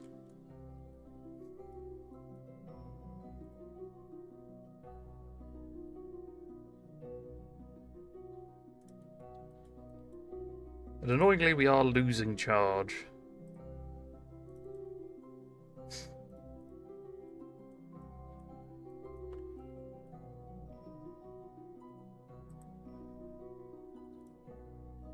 But now, Jedfrey is a level 4 scientist, so he should be able to get way more science a day than somebody else.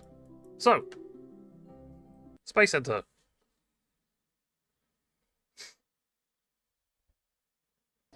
Now, let's do a little moon mission with how I was explaining.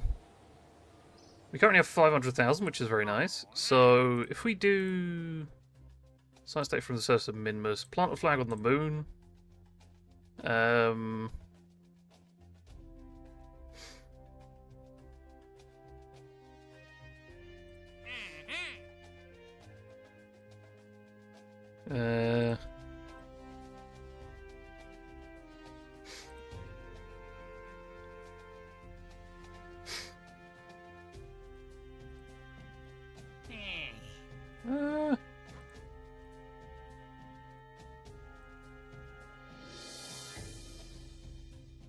Science data from space around the moon, we'll do that.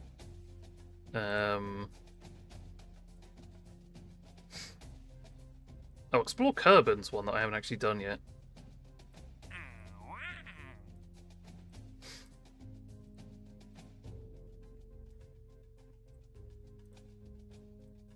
I'll tell you what, we'll just go with this. We do have 800 science though, so I think it's this one? Yes. We're going to the moon. So, for starters, let me show you the craft itself. And then get it there. So, for starters, you need 2 different sections. So, they do have this handy dandy little lander that looks like the moon lander, which is kind of cool. But we're going to have this big bad boy here. And then we're going to have a... Let's make it a 2-person mission. I mean, we could genuinely use this. I'm not a massive fan of that. I prefer the smooth circles and stuff. I mean, there's the lander can. That works. I want the classic 3 go 2 land. That's what I want. So we're sending Jeb, Bill, and Bob. What we'll do is we'll have a...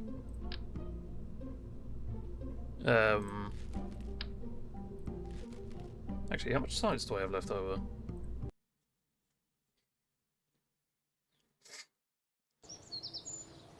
Do I have enough? 289. 298, and it's 300 to get the unmanned tech. That is a piss take. Oh. Give me a second. That's horrible. That is horrible.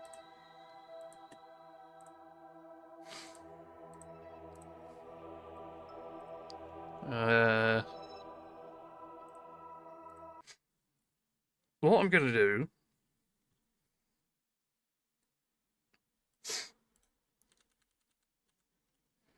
is boost up a little bit.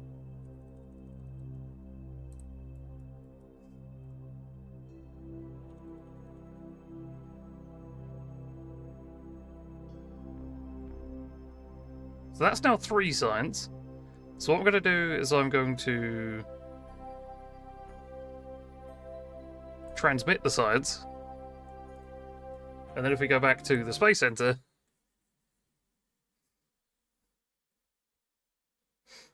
we now have enough for the better probe.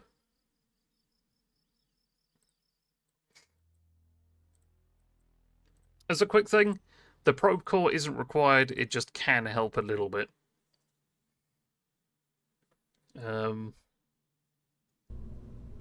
So, we start off with... That's not the right thing. We start off with... This is the bit that stays in orbit. We're going to wang a controller on there. We then go with docking ports, one on top. And then we need a spare one to make sure that they're together like that. You then need the rest of it underneath. So for this, we're going to use the land again, because that can fit 2. Now, we don't want anyone in the land again. You know what? No, we're going to do the... We're going to do... Hold on.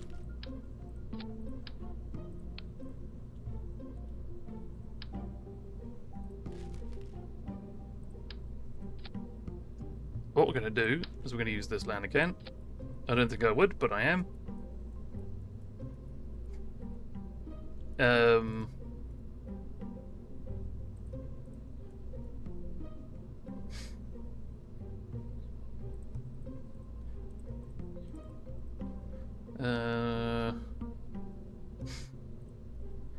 We're then going to go with a cheeky little engine on that bad boy. And we're going to use this lander can as the lander. So we need a nice little engine to go on there.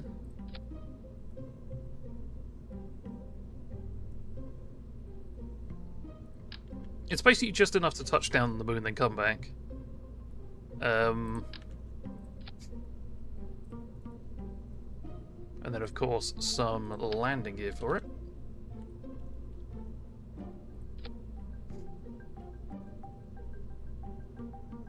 on top of this... Oh, hold on. It would help if... I don't actually need that, I don't think. We're also going to put some RCS on there, which is just reaction control systems. And RCS is basically just puffs of air that allow us to control the craft. So we've got that. We've got RCS. We've got landing legs. That should be enough to get us down to the surface of the moon and back. Let me just double check actually, just in case.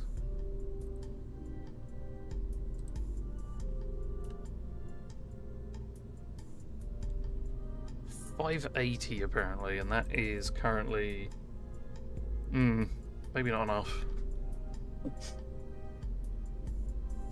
Let's go with a bigger one.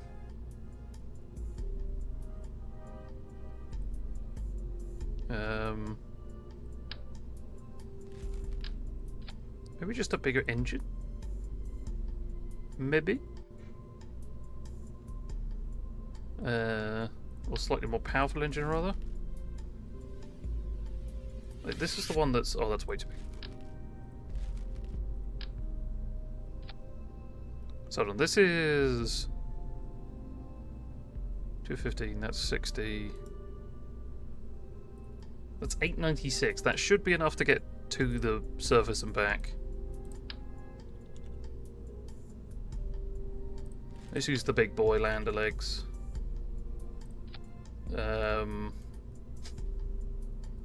And then re-add the RCS. Whoops, I just tapped out.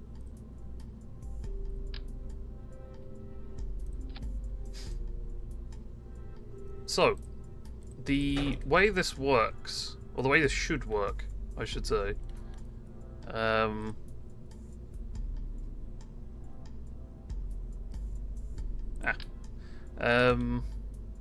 You basically have...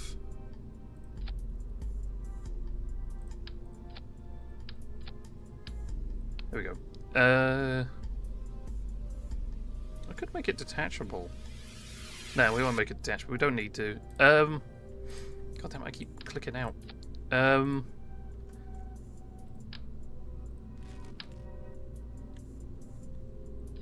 You basically have this big pod here contains all three of the crew that go up, and it will also be the thing that comes back. So if we go for this, so what you want to do, and what we're going to do, is you take this whole thing up into space,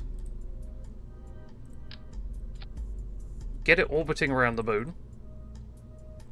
You then move crew from the main bit to the secondary bit, detach the secondary bit, land it, do all the sciencey bits you need to do, then take back off again, go back up and rendezvous with the lander, dock, transfer the crew over, undock again, boost home. There is always the option of not having to dock. You can just EVA over, but that's just a Kerbal Space Program. But yeah, this is the plan. So it's apparently 5,150-ish Delta V to get there.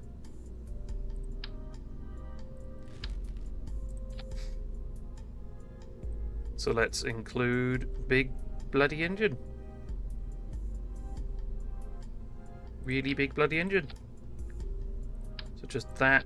It's actually bigger. That's bigger. So that. Big engine on the bottom. Of which we're going to use that. Right, that should be a crap load more than we need, in theory. But we shall see.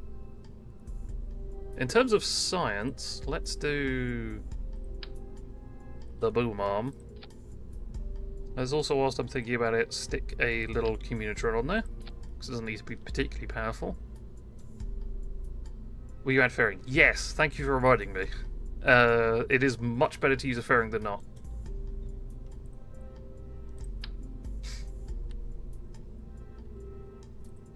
I also need to do that.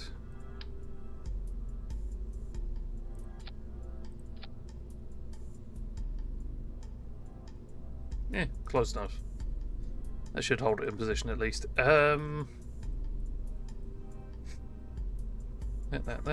Big engine, that should all be enough. I just need to add my old wings on for stability. And then that should be that.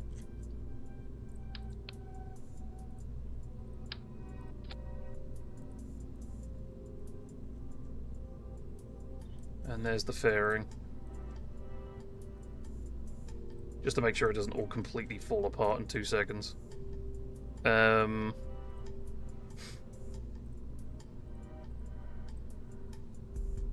I'm going to do clamshell because I like the look of it. And we're going to do shiny as well because it's cool. Let's also add this. So it's all connected. Everything's looking good. That's not how I want that to go.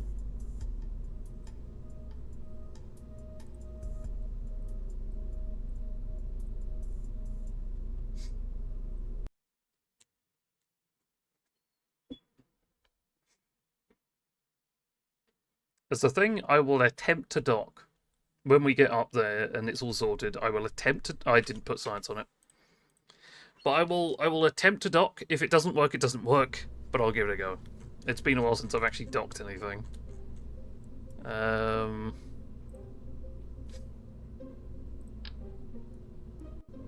So, 1, 2, 3, and 4. Should be everything? Yeah.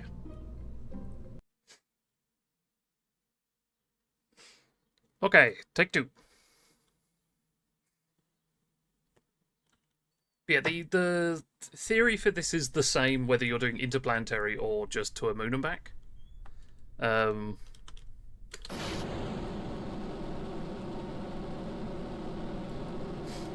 So even though I'm just doing this to the moon and back, it's still, like, the core concept of it still holds.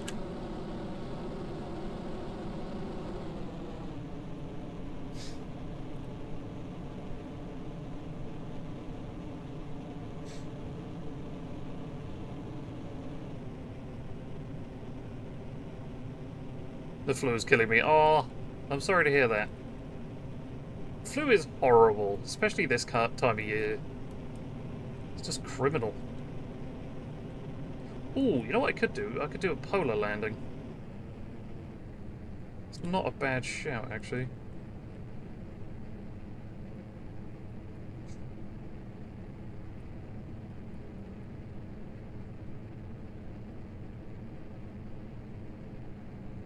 Yeah, how long have you had the flu for, then? Has it been like a few days, or like you early on, you later on? Also, fair warning, ad's going to start about an hour and 20, a minute and a half ish. Just fair warning.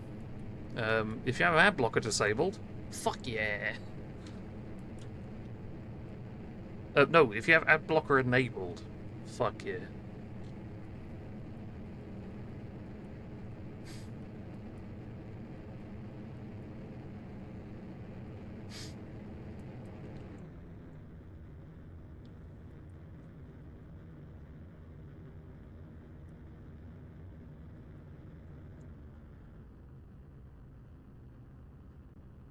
There we go.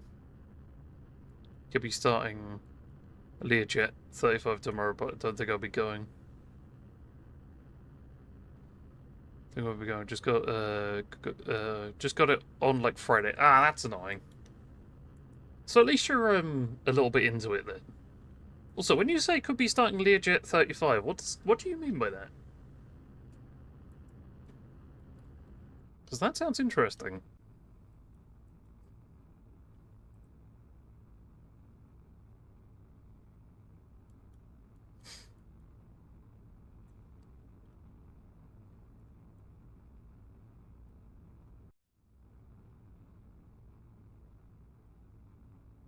No, I thought the moon was up there. I don't even know where the moon is right now. Oh, other side. That's not too bad then.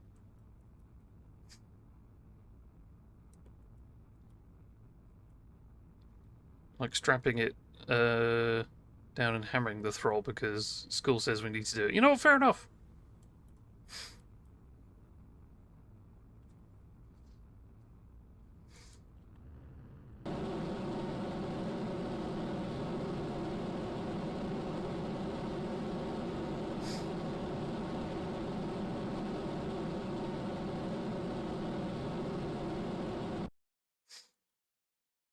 Right.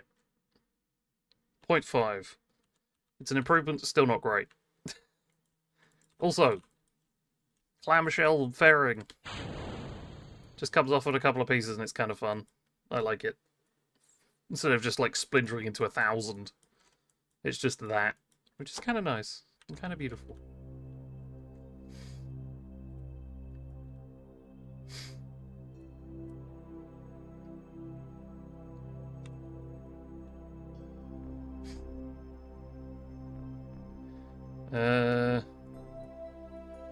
I have made a slight blunder, but that's okay.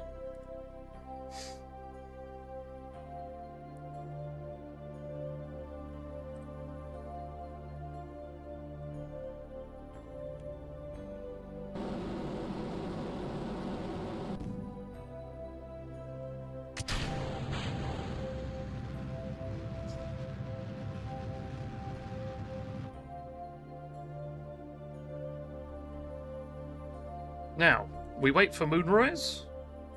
In the meantime, I will quickly just retract the boom. Actually, let's go all the way up and actually download the data. And then go back inside.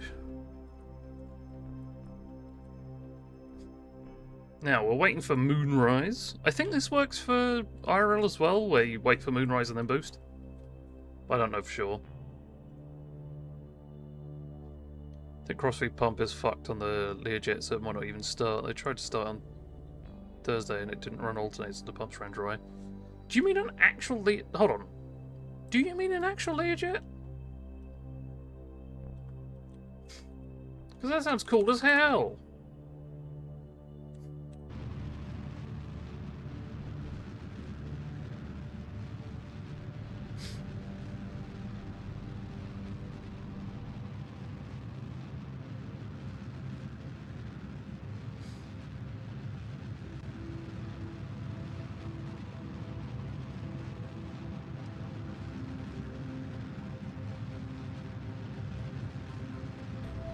Nearly. It's kind of my job being an aviation mechanic. Oh, fuck yes. I am a little jealous. I'm more than a little jealous.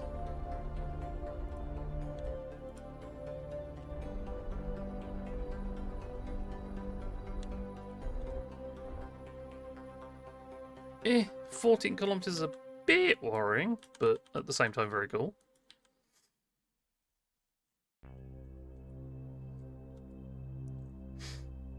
Right, so, hey, it's Molduck. This is the slightly more important bit. Now, whether or not I do actually land is another question, but the theory's still there. I have overshot the periapsis, but it's fine. I'm just hearing all the legal lessons we need to do. Ugh. There's always a downside.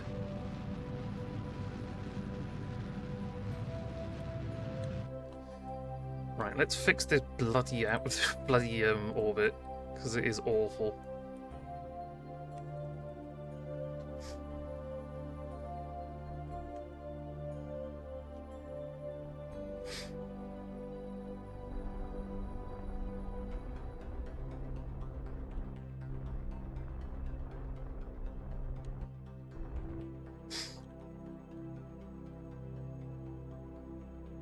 Right, now it's the circularize, and then we can choose our landing spot.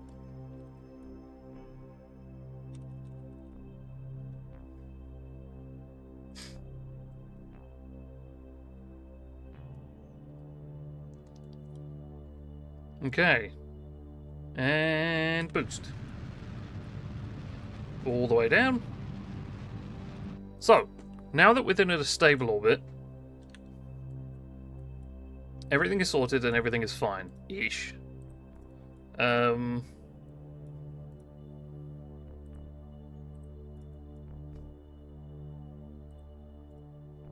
So, now what we do is the two that we want to take down to the surface. So in this case, we're taking a pilot and a scientist. So Jeb and Bob. They will be the two going down to the surface. So we need to transfer them over to the lander. The reason I'm doing it this way is because I can take the data from stuff. And the other way of doing it is just right-click there, whilst holding Alt, and then we... Nope, I'm remembering how to do this wrong. Oh, it's transfer crew, there we go. So Jebediah, transfer, click there, done. So as you can see, Jeb is now in here.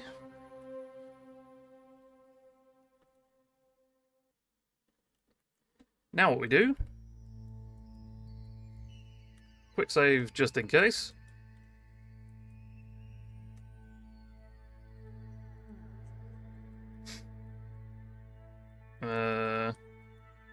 This is going to be a slightly awkward rendezvous. I have never landed in first person, and I do not intend on it. The most I have landed in first person is on Kerbin with parachutes.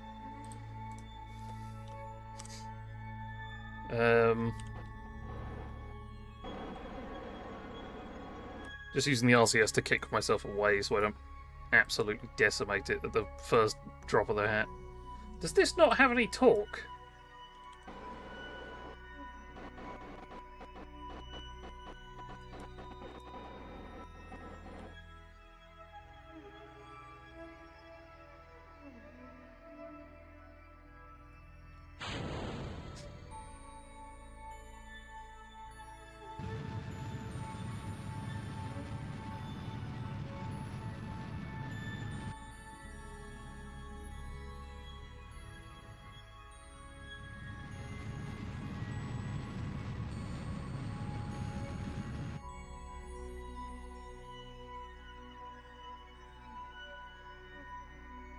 Yeah, this fucking thing doesn't have any torque.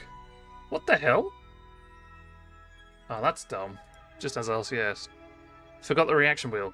So, the pod that we were using in the main ship does have a reaction wheel, but this one doesn't, and this one's on a higher point on the research tree, so I just assumed it would have torque, but apparently not.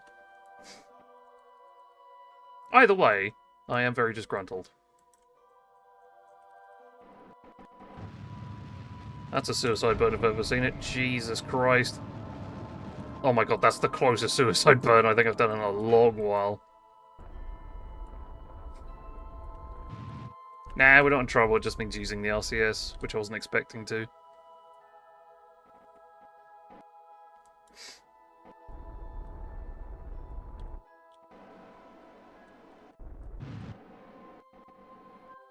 Whoops, a little bit of pogoing.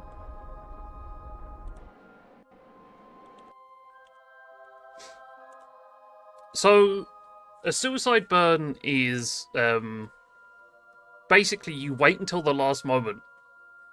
Okay. So the safest way to do a landing is you basically gradually reduce your speed as time goes on until you eventually lightly touch the ground. That is really fucking inefficient, though. The most efficient, but also the most dangerous way to do a landing is to just completely plummet until you nearly hit the ground and burn at the last possible second. So by the time your speed hits close to 0, your legs touch down. That's a suicide burn. The reason why it's called a suicide burn is because if you mess it up, you die. So yeah, that's a suicide burn. It is very, very dangerous.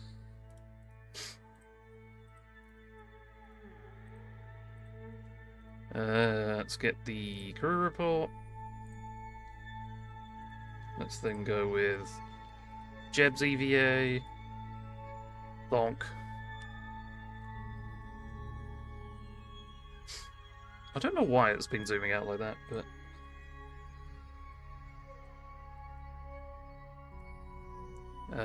take surface sample, EVA report. Plant flag.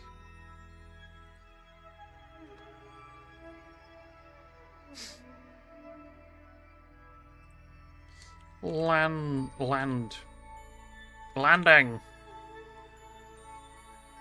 Yeah. Alright, back home. I don't know why I got Jeb out, but he's out now.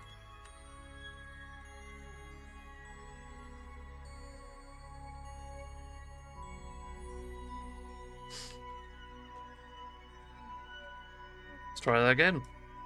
Now I don't need a ladder.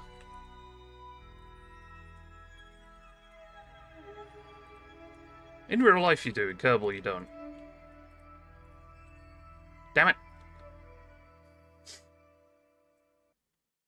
Going down at like under 5. Yeah, but the ultimate goal is your craft basically hits 0 when you hit the ground.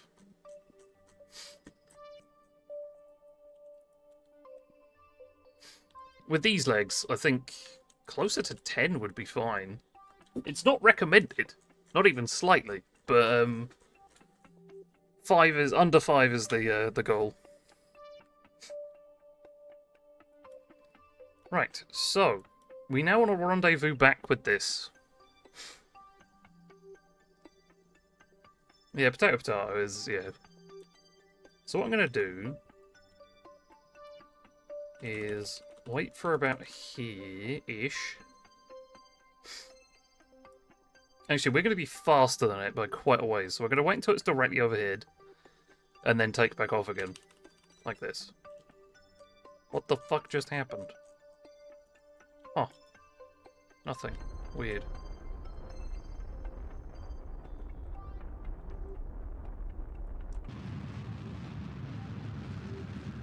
And then what we do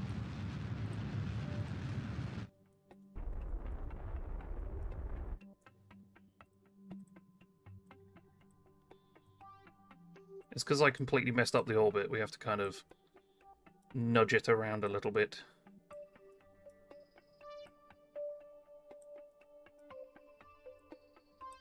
This could go no, this will go horrifically wrong.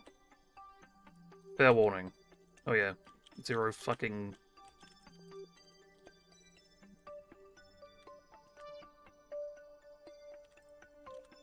I hit the wrong button. Right, get to the descending node. Do the thing. Hope I don't run out of fuel. That isn't looking great.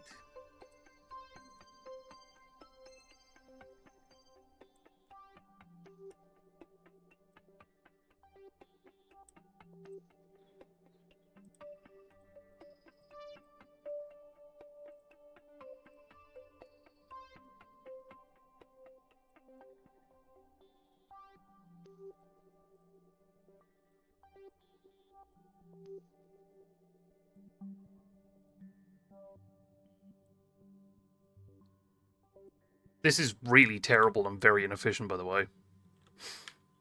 Yeah, no. Yes. Yes. Actually, yes.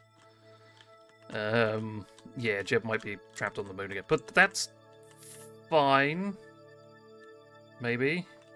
Oh, it's related to target, that's why.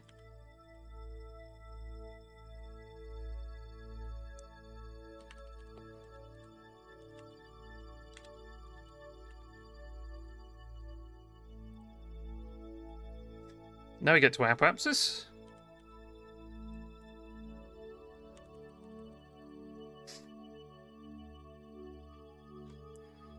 And we burn. We get into orbit. That's a problem.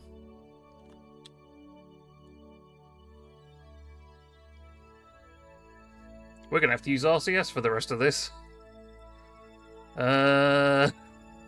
It's not ideal, but it will work. So basically, I've completely fucked up, but with the power of RCS, we can do it.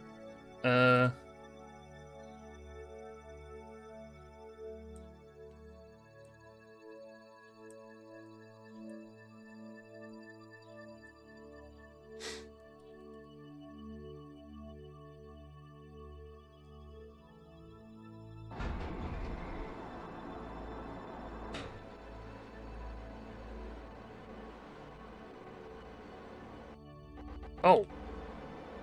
I was wondering why it was freaking out. I was like, why is the RCS just being nuts?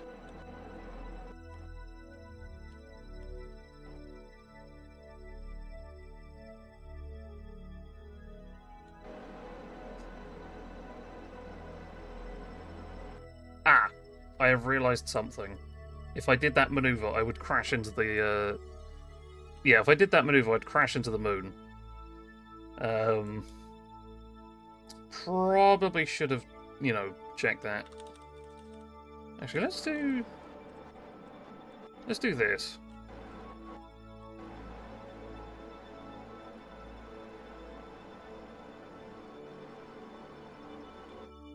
That's 42 kilometers. Let's get to periapsis. Slow down. Oh, I have no monopropellant left. Shit. This might not be possible.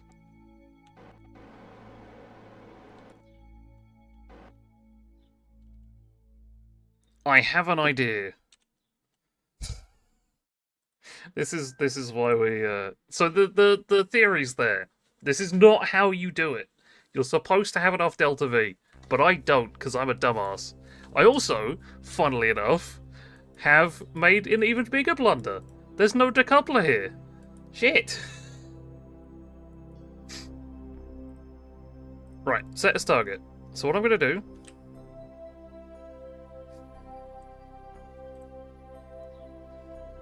is I'm going to try and match the speed-ish of the target. Just to bring us in line with each other.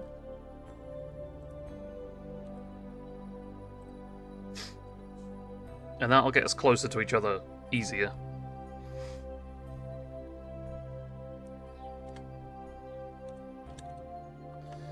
I'll take 0.7. 0.7 is fine.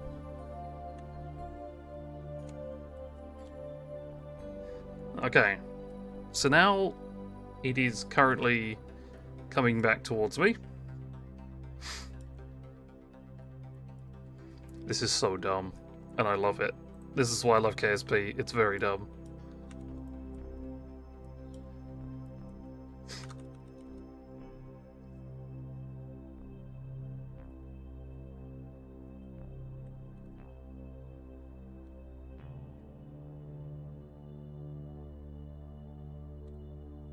So, now we are currently pretty much zero on the old,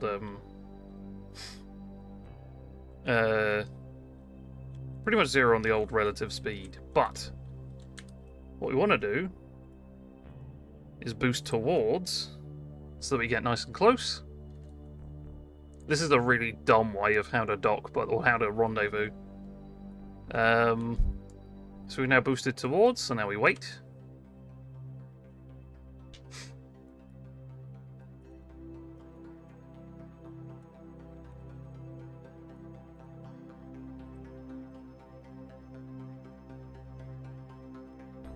Now, we are pretty much stationary with these with the other one. So what we now need to do is transfer over, including all the science. So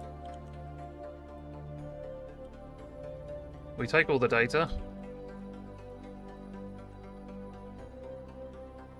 take that data, There should be more data around in general.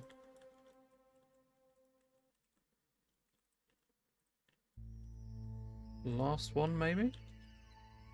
No, that's fine.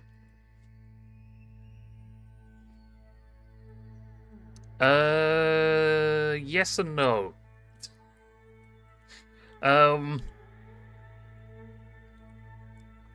So, in Kerbal Space Program at least, the heat shield has a built-in decoupler. The problem is, it'll detach the heat shield. So, what I'm going to use is the engine and the tank as the heat shield. For this, it should be fine. It's not the fastest landing on Kerbin. But it's not the best.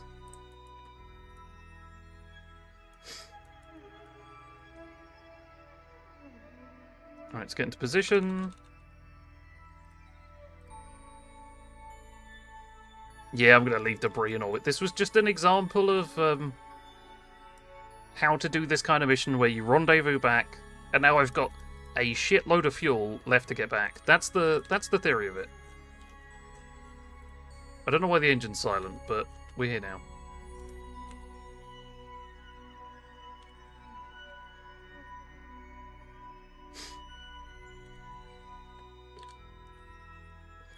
So,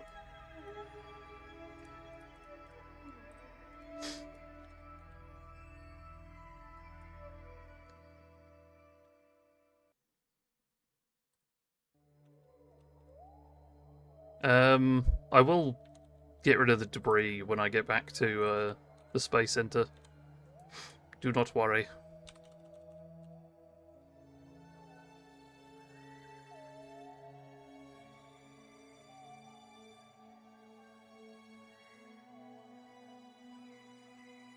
Thing is, I couldn't even deorbit if I wanted to.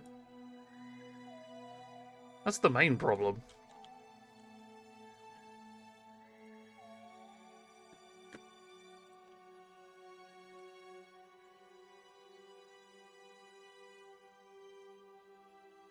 Right. Now we fall back down to Kerbin.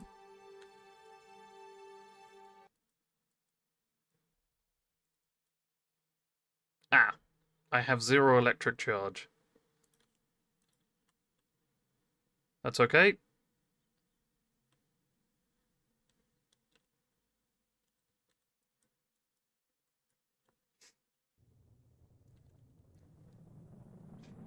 The orbited with the other vessel.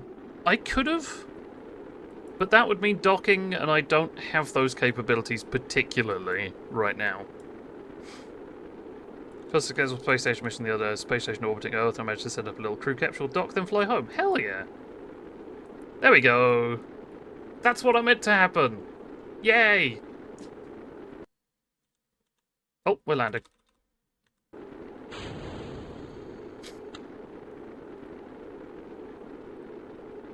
Oh, damn it.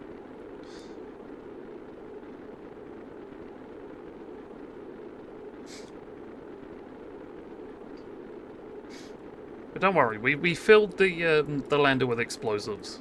It'll be fine.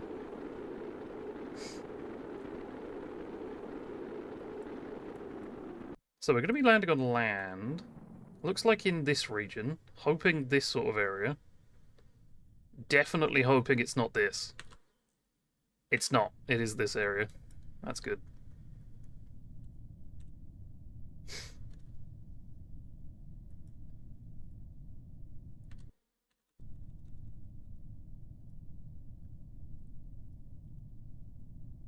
Crashes into mountain. I have done that.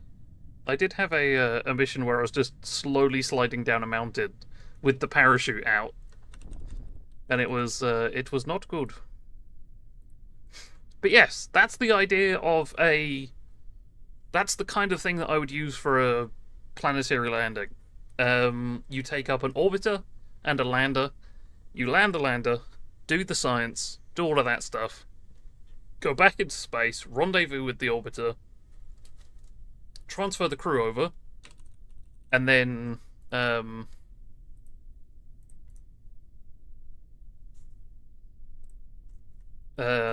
back using the orbiter.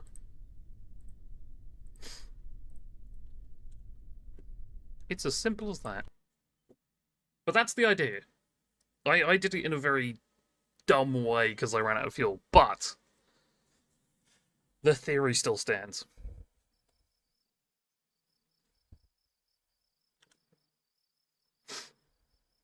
That's quite a bit of science, actually. Damn.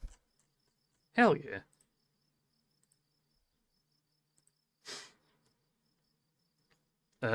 Now. This is what I mean by we put explosives in the thing. So, at you. It's gone. We don't have to worry about it. It's fine.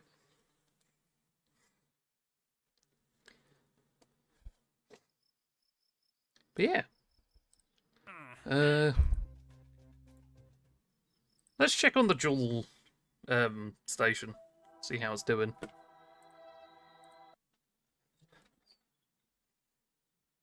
See how the JSO is getting along. Oh, bit of a backclick there. It was very nice. So 31 science in there, 717 data, which is a lot. It's looking good. Have you made a Voyager? I have not. I mean, I could. It doesn't really get you much in this, apart from just, hey, this is kind of cool. That's the downside. So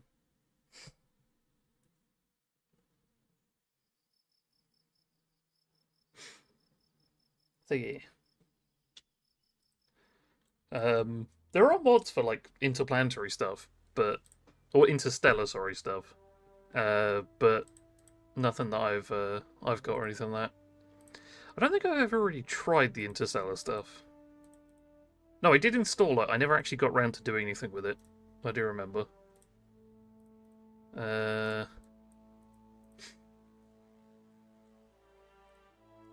is a lot of plane-related stuff in this, but I don't really have a lot that I want to do with it. But the more I think about it, the more I think either Duna or Eve make a plane, and then that lands on the surface and gets data, and then it basically runs as an SSTO on the way back up. That could work. That would be really cool. That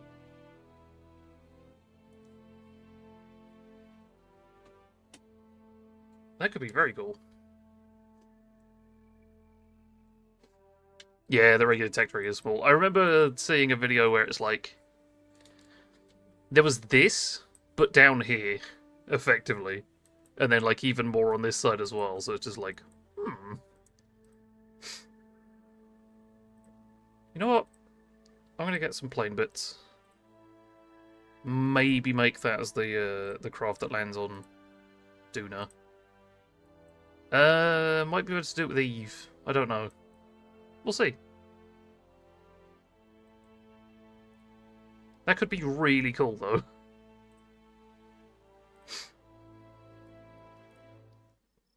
I don't know how I'd do it. Also, I haven't actually upgraded the spaceplane hangar or anything. So, yeah. I would need to do that to test things. But we do have some nice nice bits and bobs now. What is this? What?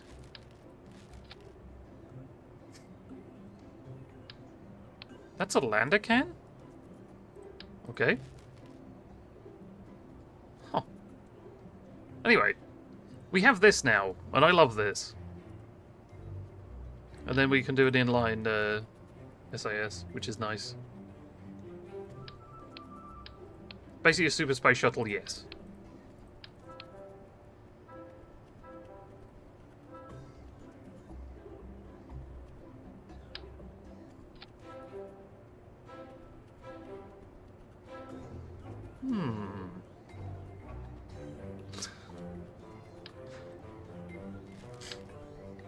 Is that rocket? That is rocket fuel. I just want liquid.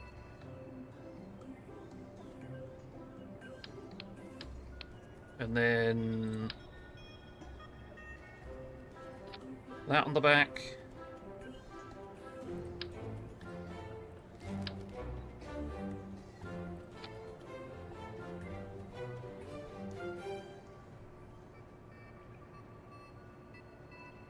No. Too small. Too small. Way too small. Probably still way too small. But in the right direction.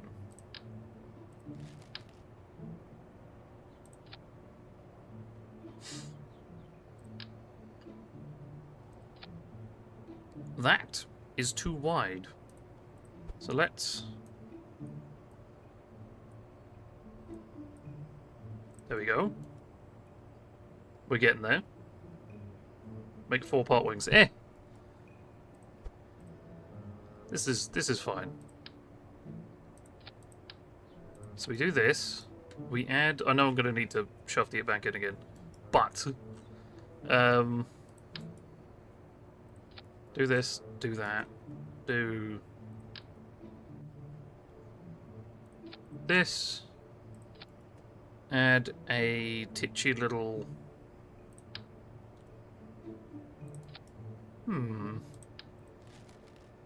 Does need a tail on it.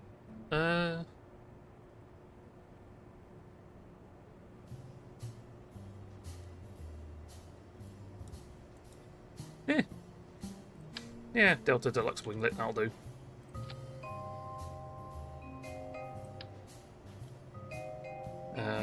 About there. And then we just...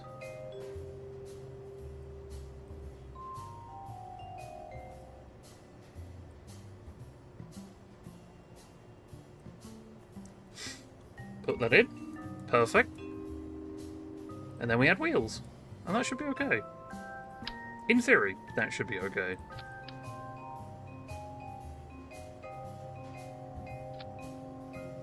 And that should be a perfectly functional plane. Emphasis on the word should.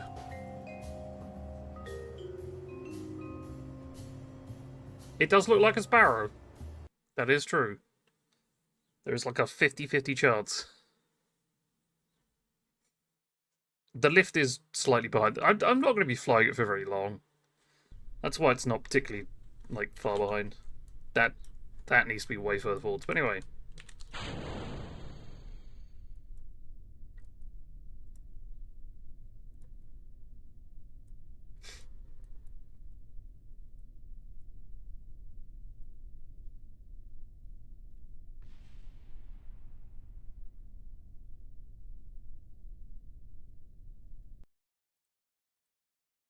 It's fine. The engine may have killed itself, but it's fine.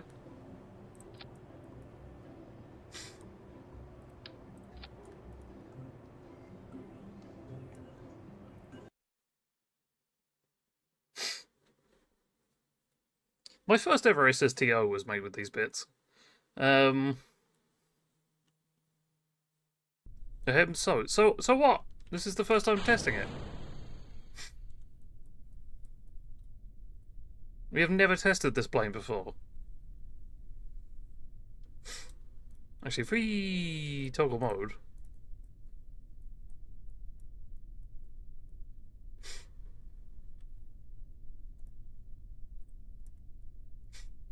I don't know why the sound has fucked itself, but it has.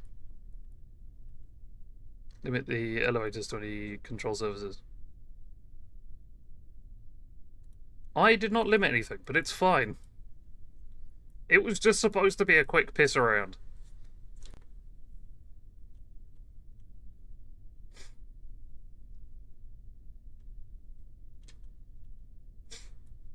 Worst best plane.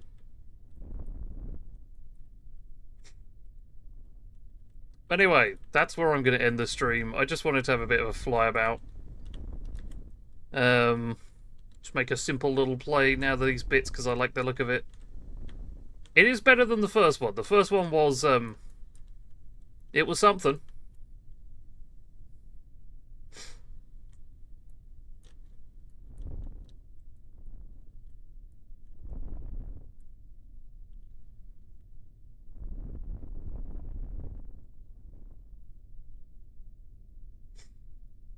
Boom diada.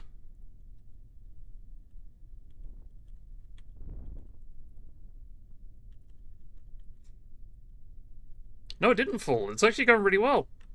What's the top speed? That is a good question.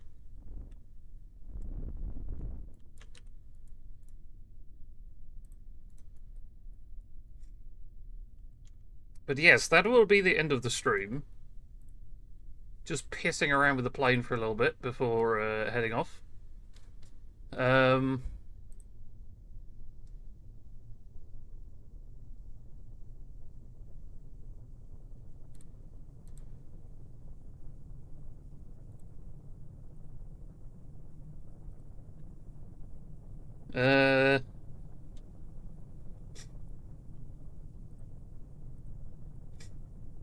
Quite fast. That's what the top speed is.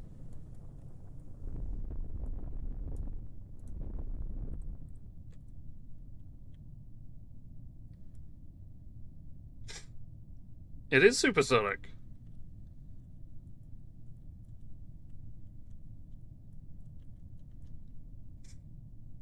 Also, hell yeah, that actually worked.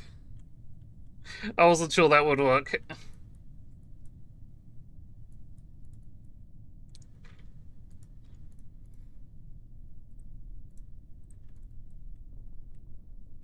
Anyway, we're going to raid over to Doodles.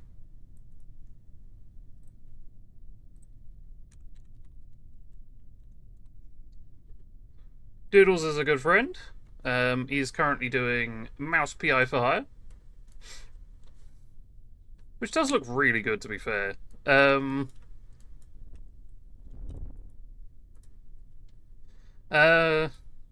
yeah. So we're going to be doing that. I won't be back tomorrow because I'm helping out a grandparent. I should be back... When should I be back? Wednesday! Couldn't think of the word then. Not sure what I'm doing on Wednesday, seems we're not doing Projects Onboard anymore. Might be back... Well, we'll definitely be back Thursday doing Divinity Original Sin 2 if you're interested. If not, I'm still doing it anyway. So yeah, I hope to see you then. If you can stick around for the raid, please do. If not, that's absolutely fine. But apart from that, I hope you have a lovely day. Bye!